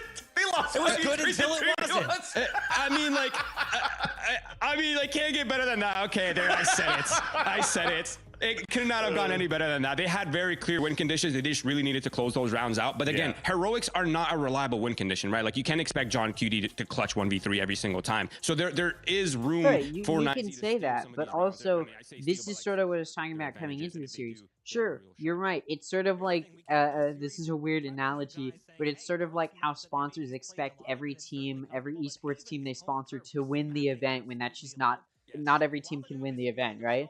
It's sort of the thing you're saying here, where it's like, yeah, you know, having to rely on clutches isn't the best situation for M80 to be in, because they're not always going to win the clutches, and in fact, you shouldn't expect them to win those clutches. But here's the thing, we're talking about a team in M80, which I can expect them to win. It's like Team 1 in League of Legends. You expect them to win every time. That's sort of what we're seeing here. I'm expecting M80 to be a team that can win in this situation.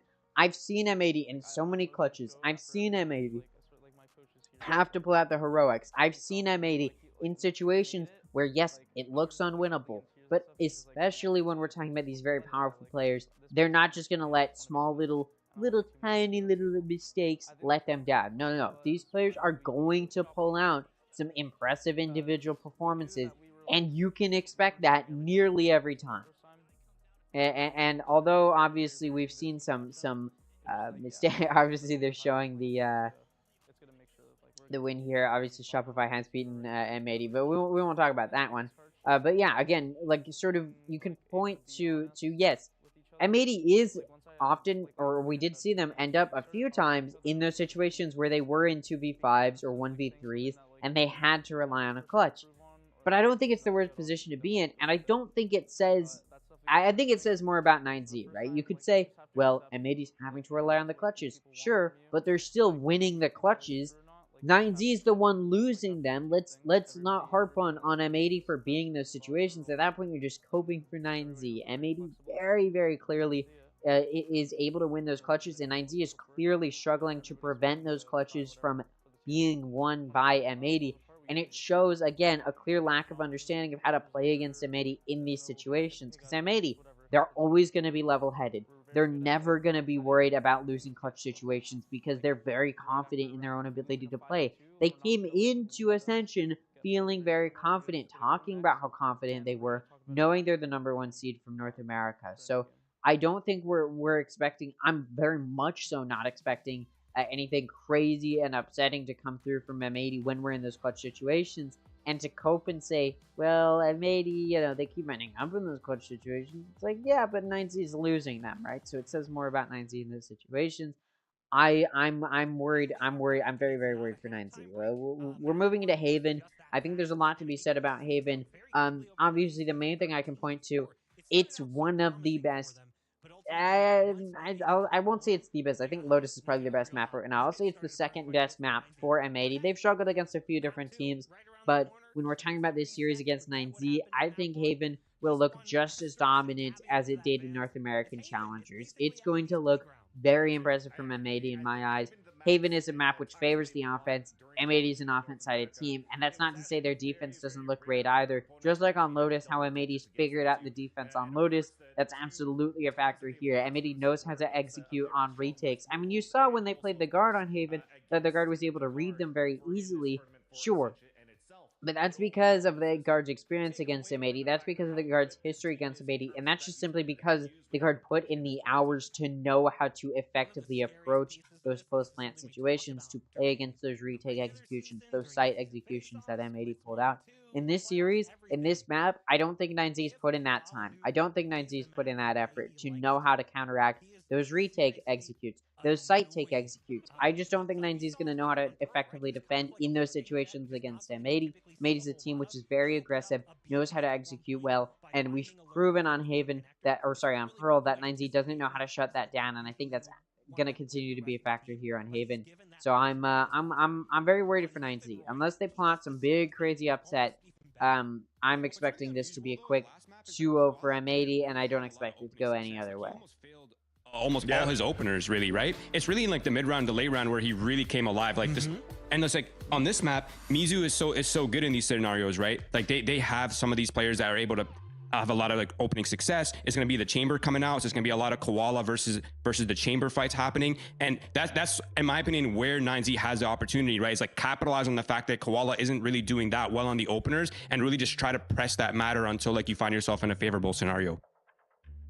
I mean, on the flip side of that, though, Chamber maybe not going to be capable of stopping him the same way, simply because the utility isn't quite what you get from like Killjoy or even Cypher, where you have a little bit more to try to prevent a Jet from taking space, which is what he's going to try to do, Vans. Yeah, that's going to be very difficult too, especially if not mistaken, 9Z is starting off on the attack. So to try to get good value out of a Chamber trying to 1v1 against this Jet, you're going to need a little bit more of that utility to help out through that, which is why if nothing changes here for this comp for 9Z, they are playing double initiator, and playing double initiator with the KO to nullify some of like the first pick cloud burst dash away that Koala Nuke could kind of do. If you could actually connect onto that and get perfect trades out of it too, then running it down the way you do could actually really work out quite well. Because yes, I'm still going to stick around with my guns here that 9Z always looks very good in a post-plant situation if you give them a chance to set up. And in those moments that we've seen on that first map, for example, where Koala Noob was trying to get position map control very early by himself, he was actually mostly playing that with the Alpha Lumby solo too, where he got punished for that, which means that nobody's really helping out for a second trade or a trade-off or for delays, which then gives you that window of opportunity to set up for that pulse plan. So if 9Z could work around that, then I think you're in a good spot. That's my copium. I think that is a fair point. Koala Noob has been sort of playing very solo a lot, in not just here in this series today, but throughout Ascension. They have sort of been relying on Koala Noob's individual performance, and it's because he looked so impressive in Challengers. So they've sort of just been, let's just rely on it, which I understand. But you're right, there may be a point of struggle there, or a factor that could weigh a little bit on M80. If they don't play their cards right, we could see that weigh down of M80 if 9Z is able to take advantage of finding those early picks on Koala Noob.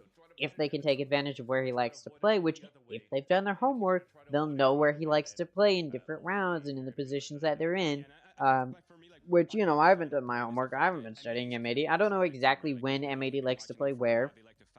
I do know Koala Noob often will be playing C, but he also goes for those aggressive A short plays, as any Jet player does. So it will be interesting to see. And like they talked about, 9Z goes for a bit of an off-meta comp. They like to pull out Chamber again. So again, it's a Latin American team trying to catch these other teams off guard with some off-meta picks. But Chamber has sort of been re-entering the meta a little bit. A lot of teams have been trying him out again. He's just recently gotten buffed. Obviously, they're still on 6.11, but in the new episode, Chamber definitely has received a few buffs, and he definitely plays a little bit better. It's a little bit easier, more affordable in-game to play him, and so we're starting to see him come out a little bit more as you can find more value for him. But you know, I don't know if we're going to see him completely return to the meta, but I think we will be seeing more teams, especially after these Latin American teams have found a very minor, I'll mind you, a very minor amount of success, but still an amount of success.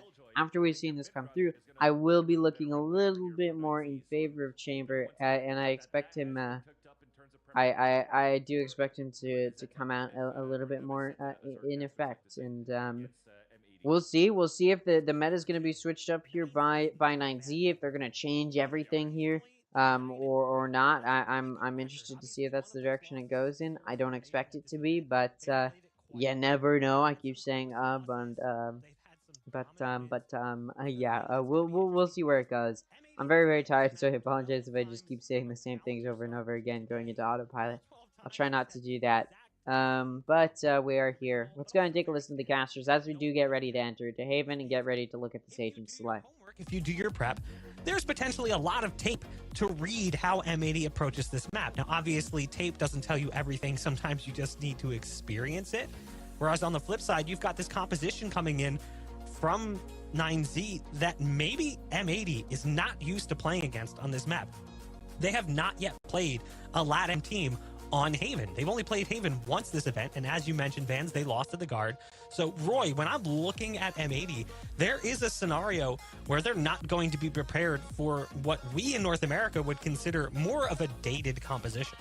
Yeah, I was going to say, there was like a small period of time, it feels like a fever dream at this point, to be honest, but like there was a small period of time where like people were trying and experimenting with the KO chamber on Haven, right? There was like a small stint where that was happening. People thought it was the counter to the breach meta, so that maybe there's some familiarity. Maybe M80 could pull from that sort of like really ancient history, or at least it feels like at this point. But yeah, no, I think you're totally right. I think there is a factor of like, oh, this is really uncomfortable. We're not really sure what to do. Plus, there's a lot of footage on M80. But I mean, I think for me, like Koala said it pretty well in his video, right? He said, we're really flexible, but why change what works? Like clearly they have something that works, and maybe 9Z's picked up on something. Yeah, and obviously M80's, you know, what has worked for them doesn't work against teams like the Guard or the Union. But I talked about it a lot. 9Z isn't the Guard or the Union. They've shown that they are not even close to that same level of skill. They're not proving that they are a worthwhile competition, or that these teams should look at them as worthwhile competition. Again, I don't think 9Z should be here. I think it should be Fusion, especially after the way Fusion performed against 00 Nation. The only reason 9Z is ending up here is because they studied how to play against Fusion during during the Latin American Challengers, because they knew they had to face Fusion. So then coming into this, they knew how to play against Fusion. But against any other team, it's very clear they didn't put that amount of time in. They didn't put that amount of time in to know how these change-ups like to come out. We'll see if this KO chamber does come in. Again, let's take a look at how these agent picks have gone. We've got a Sova, a Jet, Killjoy, an Omen, a Breach. Very meta for M80. Over on the side of 9Z, we've got Omen, Raze, Killjoy, Sky, and Chamber. Now, the reason I highlight Sky and Raze is because typically you see Jet on Haven. You very rarely see Raze. Occasionally, and it's, you know, so Raze and Jet can kind of be used interchangeably. They definitely provide two very different types of playstyles, and you don't see Raze a lot on Haven for a good amount of reason, which is just there's not a whole lot of very quick angles to clear, so there's really no point in having a Raze, but it can be useful. And then, of course, highlighting the Sky because, well, having a single, or rather having two flash initiators is a little bit of an odd choice. Still, Sky does favor more of that recon, and since they also have a KO, I'd say they're favoring more of that recon util with Sky, but it may make more sense to have a Fade or so, but especially considering the map that we're on, but they still decide to go for a Sky. Now, sometimes you can see Sky and so it would be used interchangeably, but because there's also a KO, which also provides some recon util, although albeit not as much, I would definitely want to see more of that Sova or Fade come out instead of the Sky. I honestly don't like Sky on Haven in most comps, and I don't think this is a comp where I would want to see that come out. Obviously, this is what we've seen from 9Z quite a bit. It's an off-meta comp. They like to play off-meta. They like to catch teams off guard, but M80 is not a team you're going to catch off guard. Obviously, Chamber and KO, two very interesting choices. Again, KO you don't typically see on Haven just because there's not a whole lot of good lineups for the 0 point, the knife, the recon util. Obviously, you've got a Molly, you've got a Flash, but that same util can be provided by a Breach, and that can be used in a little bit of a more effective way here on Haven. Chamber, of course, you don't see a lot anymore, just simply because he's been nerfed. He's not as useful. It's just been found that the Jet util will be a little bit more useful, especially to hold those longer angles. Chamber can, get out very quickly as well. And he also has a very powerful ult. But when we're talking about his actual Sentinel util, it's not as useful as an agent like Killjoy or Cypher, which will be a little bit more useful to have as a Sentinel versus Chamber, which is a bit of a more duelist type of agent. And really only has one good util piece, which is that trademark, which is very easy to counterplay, can be taken out very easily, and it has range on it. And so it's not even completely versatile. Chamber's not a good Sentinel, more of a duelist role. Because there's no other Sentinel in the hands of 9Z, they're definitely going to be pretty vulnerable in a lot of different situations. We'll see which side M80 starts on. I believe they're starting on defense, if I remember correctly. But I am also very sleep deprived, so I could definitely be very, very wrong about that. We will see.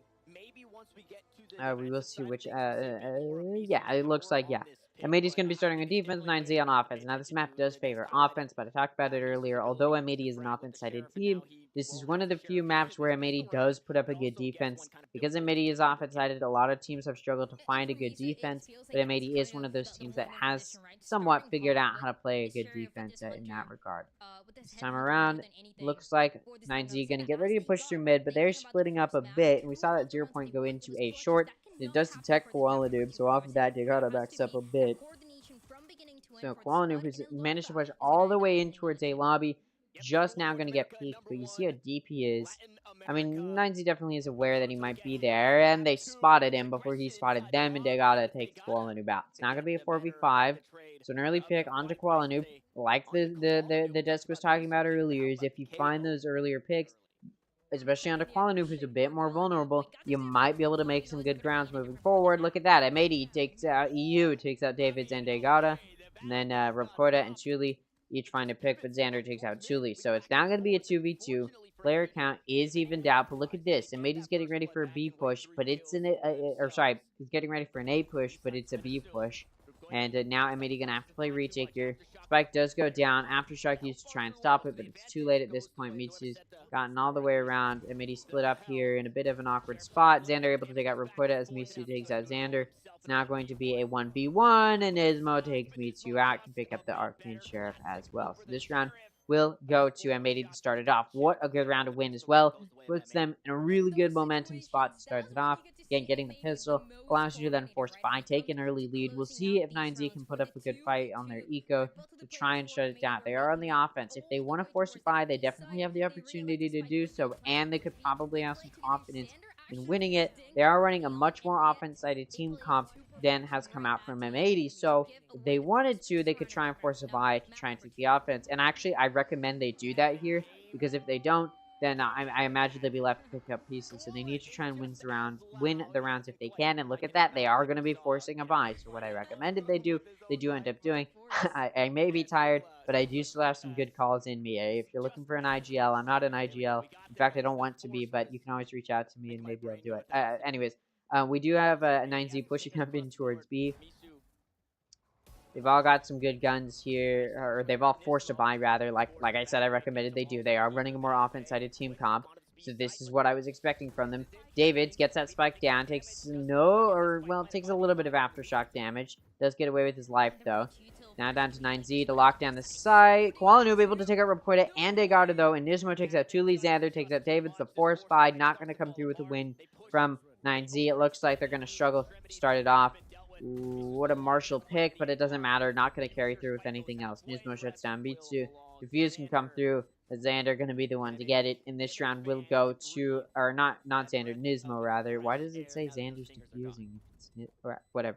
And maybe we'll get the second round, and what a good round to win as well. Whichever team lost that was going to have to take an early eco, or rather a big eco deficit to start it off.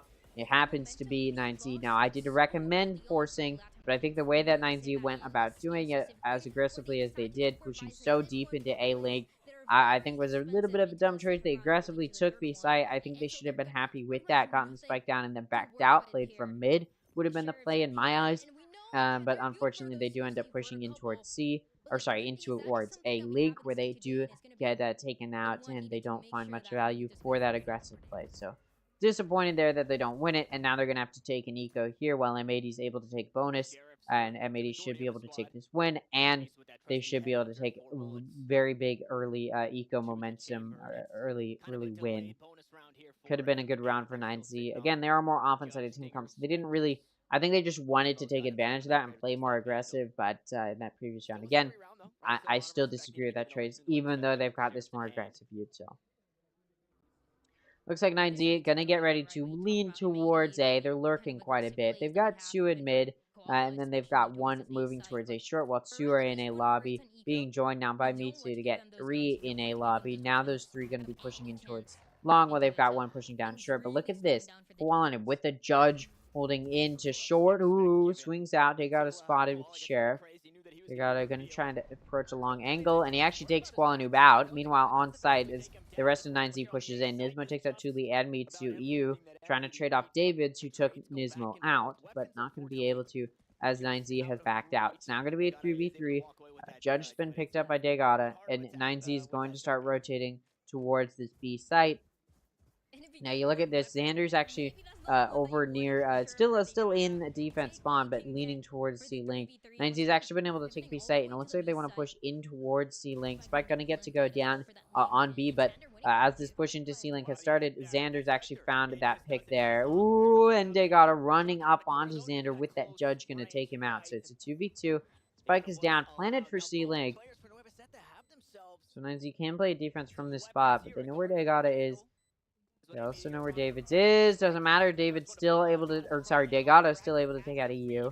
Look at that. Fragment gonna play some time. John Cutie takes quite a bit of damage there. Flash comes through. Doesn't hit John Cutie. A little bit too wide. Ooh, what a good pop flash though there. And Degata is actually able to take John Cutie out. Okay, alright. So 9Z wins the eco. Now, that was a bonus from M80, so they can afford to take a loss there. And they still will be able to afford to buy this round. So it's going to be a buy from both sides. We'll see what 9Z can pull out. Despite losing that force buy on that second round, they're still able to win that eco. So they keep themselves in this. And if they win this buy, 9Z will be able to take it and tie it up. Now, it is an offense-sided map. 9Z is running an offense-sided team comp. So if there's a side or a team that should be able to take the lead going into the next half, it very much so is 9Z. And if they don't take the lead, if it's evened out, or even if they go into the second half with the deficit, I don't see them winning just simply because of how offense-sided their team comp is. They're really going to struggle on this defense. Not having a Sentinel other than Chamber, who again does not provide a whole lot of good Sentinel util. I would definitely be worried for 9Z running this more offense-sided team comp. Let's see what they can pull out, though. As 9Z gets ready to push it down towards A. Let's see what they can do. They send that dog out, but not going to do much there, and they do end up just backing out. 9Z getting ready to encroach into B. Now, there is John Cutie in A link, as well as a turret on that left box on B. Getting ready to try and prevent the push, or at least slow it down. Alert 9Z to the, or M80 to the possibility. David's able to TP in, gonna get the spike down. Aftershock not gonna stop it. Rubquid is even able to take out Xander in A link, spraying through the smoke, which will make this an early 4v5. Now, I did say M80 was gonna be able to buy, but they actually ended up taking eco this round, weirdly enough. John Cutie able to take out Tuli. It's traded off by paint shells from Tuli, making this a 3v4. Mitsu with an operator takes out Nismo. Now going to be a 2v4.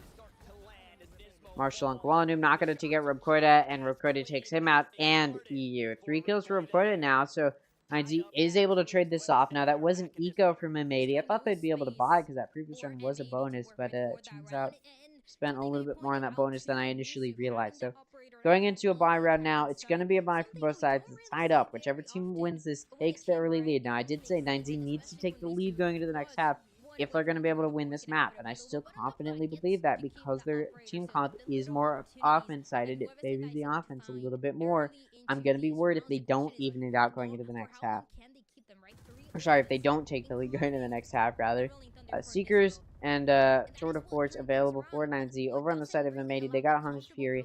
They got a From the Shandas, and they got a Rolling Thunder. We'll see if they can use those ults to make some magic happen for them. Look at Nismo jump peeking out short. Ooh, gets caught out there. Meanwhile, Noob, who's picked up an Operator, able to take out Suli and Long. Does get traded off by Reported, though. Rolling Thunder, good timing there. Going to hit everybody. Nearly everybody, rather. Ooh, Shock Dart and Aftershock going to be used to clear out that corner in Long. But unfortunately for them, Davids has TP'd out. So they're not going to find an easy pick there. This will be a 4v4 still. 9Z hasn't rotated off of A, but look at M80. They think that they have, so they're backing out of A a little bit, but off of no contact. Other than on A, they do just decide to get back towards A to get ready to defend it. Let's see what they can do here. As 9Z pushes up towards A. 9Z gets into sight. First, an Omen Smoke in Heaven is going to be spotted by Nismo, so now they know that this push is happening, and then now this spike getting to go down. Degada gets the spike down, is concussed, but it may not matter. Hunter's Fury, though, going to come into play, and it takes out Degada. Looking for more, clears out Hell, nobody's there. Mitsu, though, from on top of Box and Long, able to take out John Cutie. David takes out Nismo as well.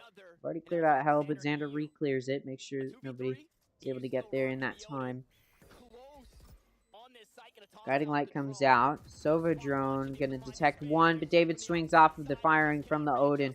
David takes out a year. Xander takes out two, trying to clutch the 1v3, but Rubkoida shuts it down, and 9Z takes the early lead. Now M80 on low eco, gonna have to take an eco round. Now they're taking a timeout. Now I'll remind you, on Pearl, to start off the first half, M80 was struggling a little bit, then they took a timeout, and from that point forward, nothing bad happened to them. They started to really clean up those rounds, so there's a very real possibility that M80 figures out what to do. Now again, very offensive team comp is being run by 9Z, and I will say they're looking stronger than they did on Pearl. Their mechanical skill looks like it's improved since that previous map. Maybe their mental's just in a better place. They've been able to reset it. I'm not sure, but whatever it is, it's working out for them, and they're able to pull through quite a bit.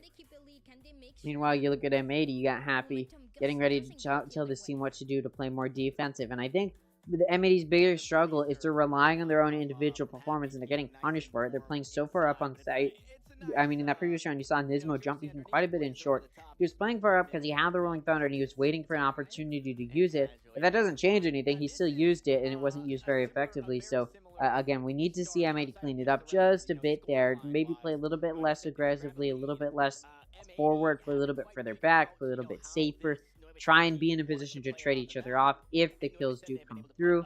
And I think if they can clean that up, they may be able to take some of these rounds. And it looks like M80 is actually going to be forcing a buy here for those players that can't afford a buy. We've got Quality on Bladestorm, so they do have a bit of eco saving there. Meanwhile, on the side of 9Z team, they got a Tour de Force. They've got From the Shadows available, but they do have an Operator in hands of Mitsu, so that Tour de Force doesn't need to come out. Again, that Bladestorm going to be played here by M80, but there's also From the Shadows in their hands as well. Look at this. M80 is going for an aggressive A-hold. 0 point detect Xander in short, but nobody else. So 9Z may not know the extent of this push. Sova Dart, rather, trying to clear out a lobby. Degada is able to push past it and into short to take out one in Xander, and then goes to clear long and takes out Koelenoob as well, making this a 3v5 for M80. Now, I'm worried for M80 at this point. Coming out of an eco to force a buy and it not pay out, I mean, you are not looking good at that point. And look at that, Eu's taken out as well. Now it's a 2v5. At this point, these M80 players probably going to have to take a save, try and clamber to what they can, and it looks like that's what they're going to be doing as A side is taken. This spike going to go down. Nobody for M80 going to hear it go down. This spike gets to go down. And, yeah, 9Z looking like they're going to take this round as M80 is pushed pretty far up in C. I think at this point they are going to be taking a save. To come out of a timeout, to lose that badly, especially holding so aggressively and long, you'd think when they've got 4 on A, trying to all play in an aggressive stance, and they still get picked off, and they still can't trade each other off, you got to be wondering, why are you playing so aggressive if you're not going to play in a way that allows you to trade each other off? And that's exactly what M80 does. They play too vulnerable once again, like I said, they needed to switch up, and they don't switch it up. They continue to play vulnerable, and that is what ends up being a factor here. So I do, again, need to see M80 play it a little bit safer, play it in position, especially if we're going to go for those aggressive reads, which honestly wasn't a bad read. You may have been able to find a pick. The only issue is you lose the early engagement, and you can't trade each other off. For whatever reason, you're not playing smart enough to trade each other off. And again, 9Z needs this half. They need to take the lead going into the next half, and if they do, I'd be saying if they get a 7-5 lead, although not great, it could still be winnable for them, or even an 8-4. It's, even though they're running such an aggressive team comp, it's not unwinnable for them as long as they take even a slight lead going into the next half. Shorter Force still available for Mitsu, but again, as an operator, doesn't need to use it. Also got a Showstopper and From the Shadows.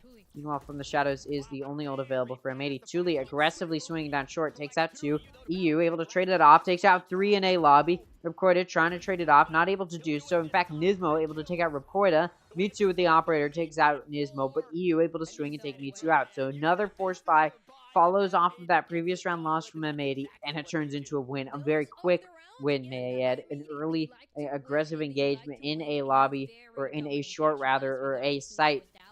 Yeah, I'll say a lobby, just to try and counteract that previous round going so horribly for them, to prove that, no, they can play aggressively on A, and it can work out for them, and that's exactly what they did. Not only that, but Mitsu dropped it off and be picked up by Koala Dude.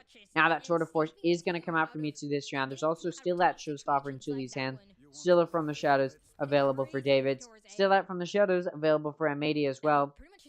They're only 2 points away from that Punish Fury, which could become a factor. Look at this. M80's reading a B hit. It's a really good read, because it looks like that's where 9Z is ending up deciding they want to head into, as they do start pushing up.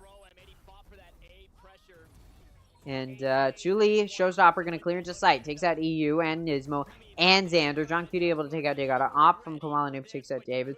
Recorded trades it off. Now it's 1v3 for Koala Noob. Has dropped that operator. Picked up a Vandal. We'll see what he can do. Mitsu watching Garage. He knows that this is probably where the peak is going to come through, and he wins the early engagement. 3-5. The score now is 9Z looking like they're going to be able to take a pretty substantial lead potentially, and I wouldn't be surprised if they do just that, as they do move closer and closer towards taking that lead, and M80 is struggling more and more as we move through these rounds. Look at them having to take an eco here. It's not looking great. Yeah, they are going to be taking eco this round, especially after that timeout being used so effectively on Pearl. To then come into Haven and use a timeout and it not be used nearly as effectively. It's disappointing to see M80 struggling. Again, this is their map. This should be a map they can take. And it's not going as easily as it probably should be. It shows a little bit of weakness. And again, if I was going to feel confident M80 might be able to beat the Union later today off of a win in this series, I would need to see a pretty dominant win. But they're struggling way more than I thought they would. Now on this eco, M80 going to be using this Hunter's Fury. The plant still goes down, but it doesn't change the fact that EU still takes out Thule after the fact. Now it's going to be a 5v4. Koala Noob has lost some early health in this engagement, but Nismo able to take out Tegata in Garage. Definitely going to make a factor there, because Nismo can now pick up a gun. There's 2 guns in the hands of M80. Look at this. The spike just going to be stuck by Xander. Mitsu able to take out John Cutie, but the spike just going to be held. Mitsu takes out Nismo as well. And although nearly all, potentially all, yeah, all of the players from M80 do end up passing away in that round, it doesn't make a difference, as M80 will be able to take a complete win there. And that was an eco that they won, as they're just able to stick that spike. Good play there. Good decision. And 9Z not quite privy enough to shut it down. So From the Shadows is available for both of these teams. Secret's available for 9Z team. Lockdown available for M80. So we've got 2 very, very impactful ults available for both of these teams. I'm very interested to see the way that this map does end up panning out, the way that this direction, or sorry, the way the direction that this map heads. As I am interested to see if M80 can pull this back together. I apologize. I'm very, very tired. And still a long day ahead of me before I can take a nap. Don't worry, I'll power through. We got this. And it looks like 9Z going to start pushing in towards A. But Xander able to shut it down. Still, trade pick after that paint shells finishes Nismo off. It's going to be a 4v4. Chili trades himself off. Good choice, or sorry, rather good play there. Looks like 9Z is still just going to hold in A. And although EU was watching short, he does back out. Guiding Light was popped in short, so maybe knows or is aware that 9Z still might be watching A, as they've done a few times before. After so long, now 9Z starting to back out. Looks like, though, M80's wary of the fact that they may still be backing out. You see M80 use another 0 point, but the smoke's coming out in B, and M80's just going to power through these. Use Sova Dart, try and get some recon. Not going to find anything there, though. It does get taken out pretty quickly. Ooh! Nanostorm comes out, and Degata trying to destroy it, gets caught out by Xander, but it may not matter. Zerkoida finds 2. David takes out EU. Defender Lockdown is coming out, but the spike will go down before it pops, and it looks like M80's players, sorry, 9Z's players gonna get out of that range. M80 not gonna catch anybody there. John Cutie rather not gonna catch anybody there. Mitsu with the op. John Cutie re-swings it, and Mitsu able to win the engagement. So 9Z at this point has prevented M80 from having potential to take the lead going into the next half. At this point, M80 just gonna be trying to do some damage control. If they can get 2 rounds, they can tie it up. And again, I did say if I'm gonna have confidence 9Z can win this map, considering their offense-sided team comp, they need to take the lead going to the next half. They do have that potential very, very much, though. Again, they just need 1 or 2 rounds here, and they can take it. So I wouldn't be surprised if they hit that goal. No command available for Degata this round. They're going to be looking to use it. And you look at M80, they've taken an eco. Gizmo able to get Degata quite low on HP with that ghost, but not going to take him out.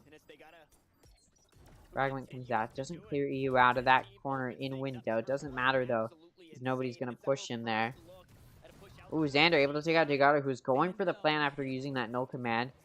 Reds can start to come through as Mitsu takes out 2. Rubkoida takes out Koala Noob. And the final player in EU taken out by Rubkoida. And a flawless buy round from 9Z to take the lead going to the next half. Now, M80 just needs 1 more. Or sorry, 9Z rather needs 1 more to take a pretty good lead going into the next half. And at that point, I'd be pretty confident they can win this map if they close it out by if they close out this half by taking this round.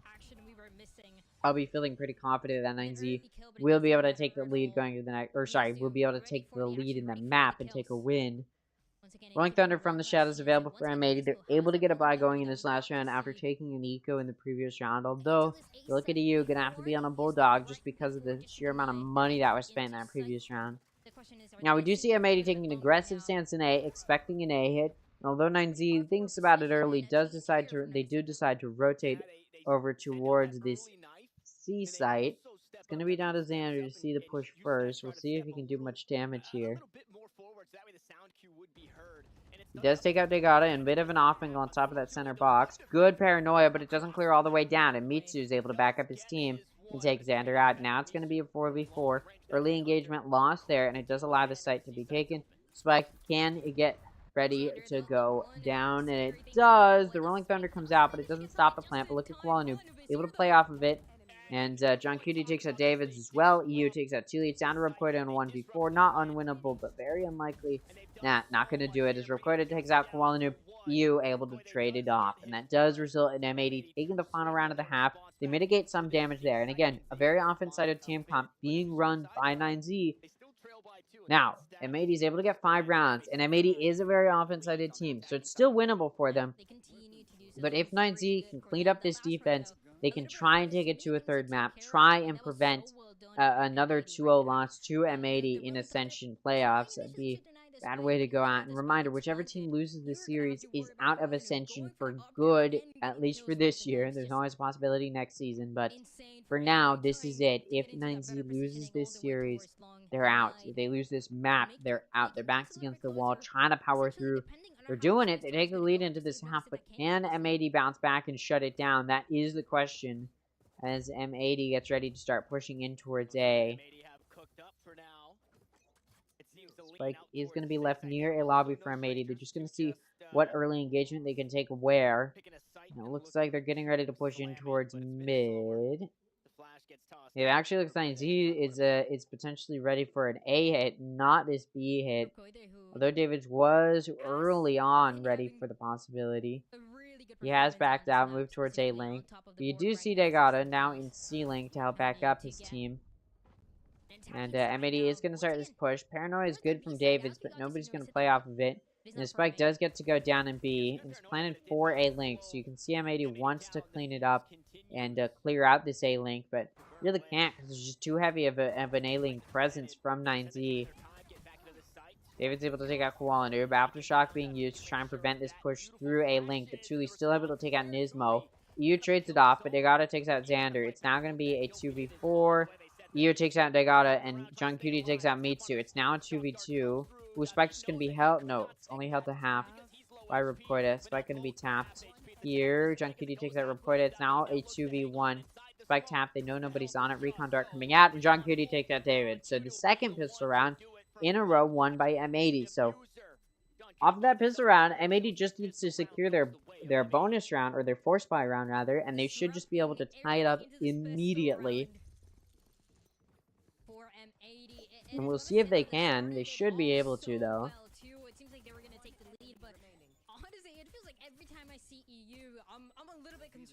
John Cutie, I mean, good play there from John Cutie to get that 3K to really secure it.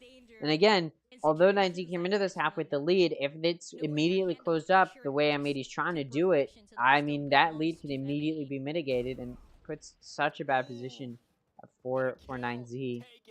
Mitsu, early on in this round, though, Headhunter gonna find the head of Koala Noob. Boom, player down.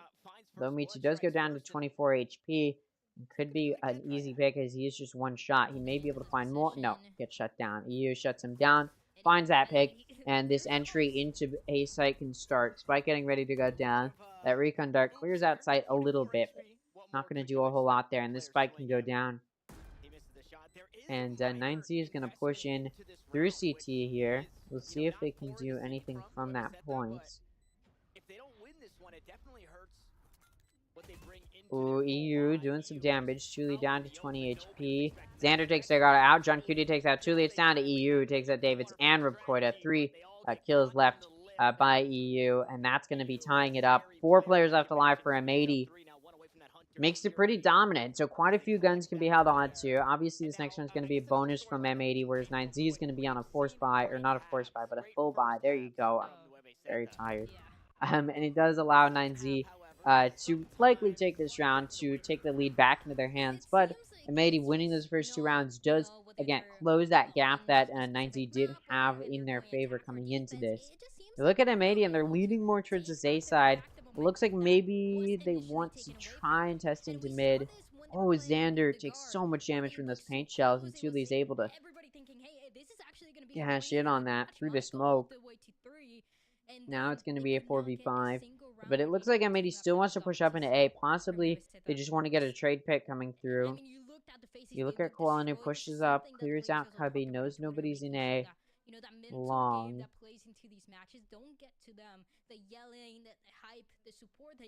Looks like M80 still wants to approach A, but they're playing so slowly. And look at this. They've actually got EU lurking over towards C to try and do some extra damage there.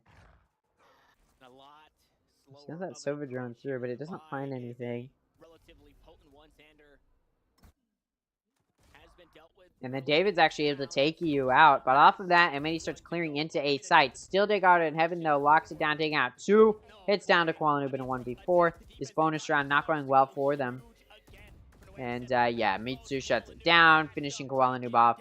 And this round will go to 9Z. So it's a round they should have won with the majority of their players left alive. And they do just that, only losing Tuli, which does allow them to now take another bye as we move into what will be the second, or not the second, but the first full buy from both sides in this half. There you go. Hunter's Fury is available for M80, as they did take some early lead, or some early kills in this round.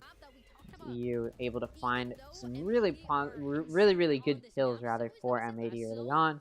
We'll see if M80 is going to use that to take site, or just to lock down the site that they decide to push. Tuli push top down, see Long, nobody's punishing him. He gets 2 before Koala Noob shuts him down. And look at this. It's an aggressive C-hold from 9Z. They read M80 like a book. Koala Noob still able to take out David through the smoke. Although Degato's in backside trying to clear out some space. Ooh, he gets spotted. Has to back out now because he's just going to get hit through the smoke. Hunter Spirit comes out to take him out. And it's going to continue to follow through. Doesn't take out Rubquita or even do damage. But as he peeks through C-Long, or C-Link rather, he does take quite a bit of damage. And now, not only that, but M80 knows where he is. And it's starting to look like this first full buy from both sides in this half may go to M80. Maybe I spoke too soon, though, as Mitsu comes down through long and takes out EU. It's now a 2v2. Still, health in the favor of M80. And these players are split up for 9Z, so they can't play super well together. And as John Cutie takes out Mitsu, it's down to Rubquita with 8 HP to try and clutch out a 1v2, but M80 knows where he's coming from. Rubquita takes out Koala Noob, but John Cutie is able to trade it off. So the first buy from both sides in this half goes to M80. Now, that was kind of a bonus for 9Z off of winning their forced buy round. So that does mean that they can rebuy this round. Versus, you look at M80, who lost the majority of their players, gonna be in a tough spot. So I am a little bit I'm a little bit apprehensive to completely support M80 here, just because their eco is not looking great. Hello VT. And yeah, we're moving in towards this round here. We've got a showstopper in the hands of Thule. They got us 1 point away from the null command as well. We'll see what M80 can do here as they do start pushing in towards B. And unlike the previous few rounds, 9Z does not have as good of a read this time around. Let's see what M80 can do as they get ready to push through the zone and smoke. The tools that are going to become available very, very soon for this squad. Ready for this engagement as 9Z does push down C-Long to try and prevent a push. Oh, and it may be a good choice as it looks like M80 may start rotating towards C. They may just get caught out here. And that has been, you know what, destroys the possibilities of Nova Seta into so many of these rounds. Ooh, Mitsu's so far up, but still gets taken out. Davids is in Kabi. Do they expect him? No, they don't. He's able to get one, but does go down. So player advantage now in the hands of M80. Nismo able to take out Rubquita as well. Does make it a 2v4 for 9Z. Spike doesn't get to go down. It's a showstopper and Paint Shell. Stop the plant. Thule takes out Nismo. Degata takes out Xander. Now it's a 2v2. Suddenly, not such a dominant round for M80, especially as Degata takes out John Cutie, which leaves it a 1v1. But look at how low Thule is. Although the suppression has come through, the health is so low from Thule that this... Ooh, it doesn't matter. The Bucky not going to need to be used. The Blade Storm comes out and Thule goes down. And of course, although Degata was alive, the Milkman does kill him eventually, or he does die as the rest can't come through. So M80 takes a second buy from both sides, and now 9Z is going to be on low eco. Now 9Z has to take an eco round, and it's starting to look like the offensive-sided team comp from 9Z is struggling on this defense, as I expected it to, but I thought maybe having that 7-5 lead coming into the half, they'd be able to take a little bit more of these defensive rounds, or at least close it up a little bit better. And they still have taken one round, but yeah, look at this. Aggressive play down A main, shut down by Koala Noob as he takes out Thule. Mitsu's there to trade it off, but as Xander takes out Davids in short, this round looking less and less winnable, especially considering it's been a hard A stack from 9Z. But as M80 takes the player advantage, they just decide to rotate towards B, which they will just sort of be allowed to do. As although there is a player coming in through A-Link, Mitsu does have this tour de force, but EU shuts it down, so wasted ult there. Now it's going to be a 2v4 for Degata and Rubquita. We'll see what they can do here. In just such a bad spot. Ooh, EU shuts them down though. Rubquita in a 1v4, and EU takes Rubquita out, and that does allow M80 to take the 10-8 lead now. Moving towards a win in this map. They just need 3 more. Now, that was an ego from 9Z, so to struggle there isn't completely out of the picture. And as this timeout is taken by 9Z, we will see what M80 can do. We'll see what 9Z can do to try and anti-strat M80 here. Here's the issue. M80 is still proving themselves to be a very aggressive team. They're able to aggress early.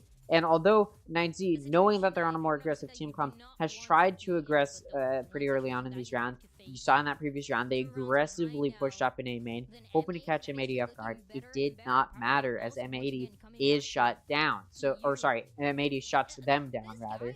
Again, I'm tired, I'm sorry. The thing is just you can very, very clearly tell that 9Z is struggling to use that aggressive util to their advantage, and that's just simply because they're on the defensive haven, which is an offense-sided map. So already a defense, even on a defensive-sided comp, is going to struggle, and that's absolutely what we see here. So again, I'm a little bit concerned just with how these teams are going to go. So yeah, I'm a little bit concerned. And I'm hoping that this can be closed out here. That 9Z can close up this score line, make it a little bit more even, a little bit more of an even fight. Like I said, I came into this series saying I'm happy to see some overtime just because there's more time in the day because you're starting earlier today. But it's looking like it may not matter now. Again, M80. Again, I wanted to see them win very dominantly if I wanted to have hope they could beat the Union later today. But we're struggling a little bit there. Still winnable even if this isn't as dominant of a Haven win, just simply because of how well Pearl went for them. But we'll see, though. Again, 9Z going to try and close it out if they can. 9Z doesn't care about M80's performance. They just want to win this series. And in order to do that, they need to close out Haven, but it's looking like they're going to struggle to do that. As M80 pushes in towards C. Ooh, looking in towards C-Link. Not going to do anything there. Attacker lockdown has come out. Look at Xander inside his own smoke to watch out C-Link. He finds two. David takes out Xander, but Degata takes out John Cutie and Nismo. Kowalanoob, the operator, takes out Degata, though. And David gets caught out by the lockdown. Now, he's not going to get chased down too heavily in C-Link. As, well, M80 can't really push that far up. But that is a good pick to find. Thule gets a head tap onto EU and then takes out Kowalanoob. So EU is down to 10 HP. He's got the Hunter's Fury, though. Spike gets tapped, and EU doesn't see if the spike is being held or not. David closes it out, able to clutch out the round for his team to get to that 9th round, starting to make this a less dominant round. Or a less and less dominant round, rather. And I am a little bit apprehensive, or a little bit, rather, optimistic that M80 will be able to put up a good fight here.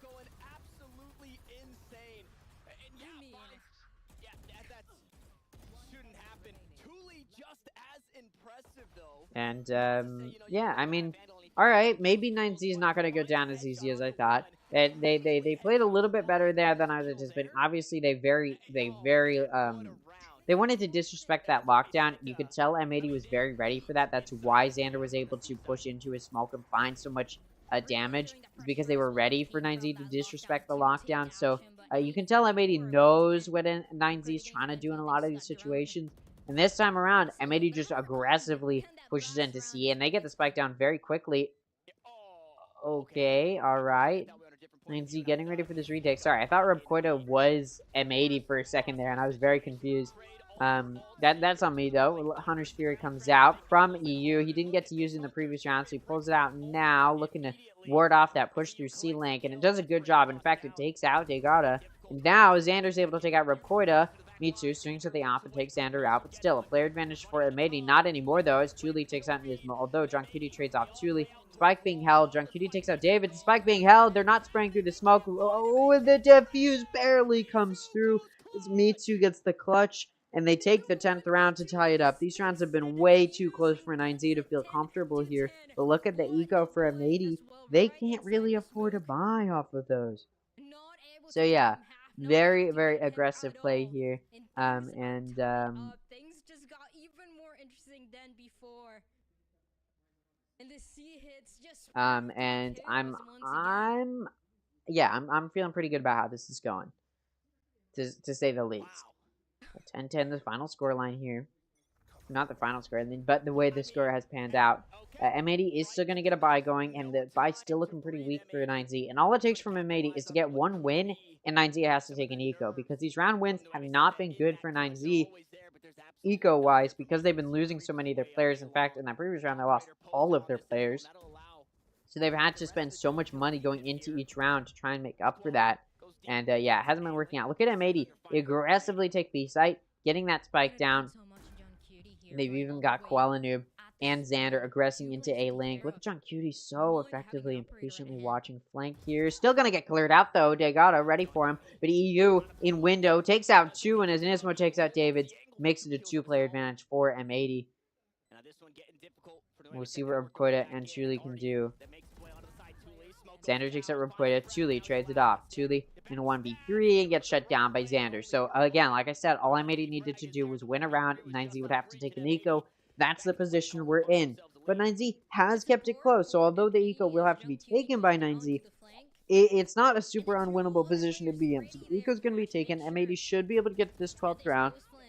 And if they do, all it's going to take from 9Z is to get 2 rounds. Easier said than done, but still a winnable position to be in. So this is not unwinnable for 9Z. And at the very least, it's not impossible for 9Z to take it to OT. We've got a Bladestorm available for Koala, but a Showstopper and Null Command available for 9Z do make this, again, a pretty winnable position to be in. Although I doubt these ults are going to want to be used. It's just Mitsu to lock down a site. And he's kind of getting pushed back here. The Null Command has actually come out from 9Z.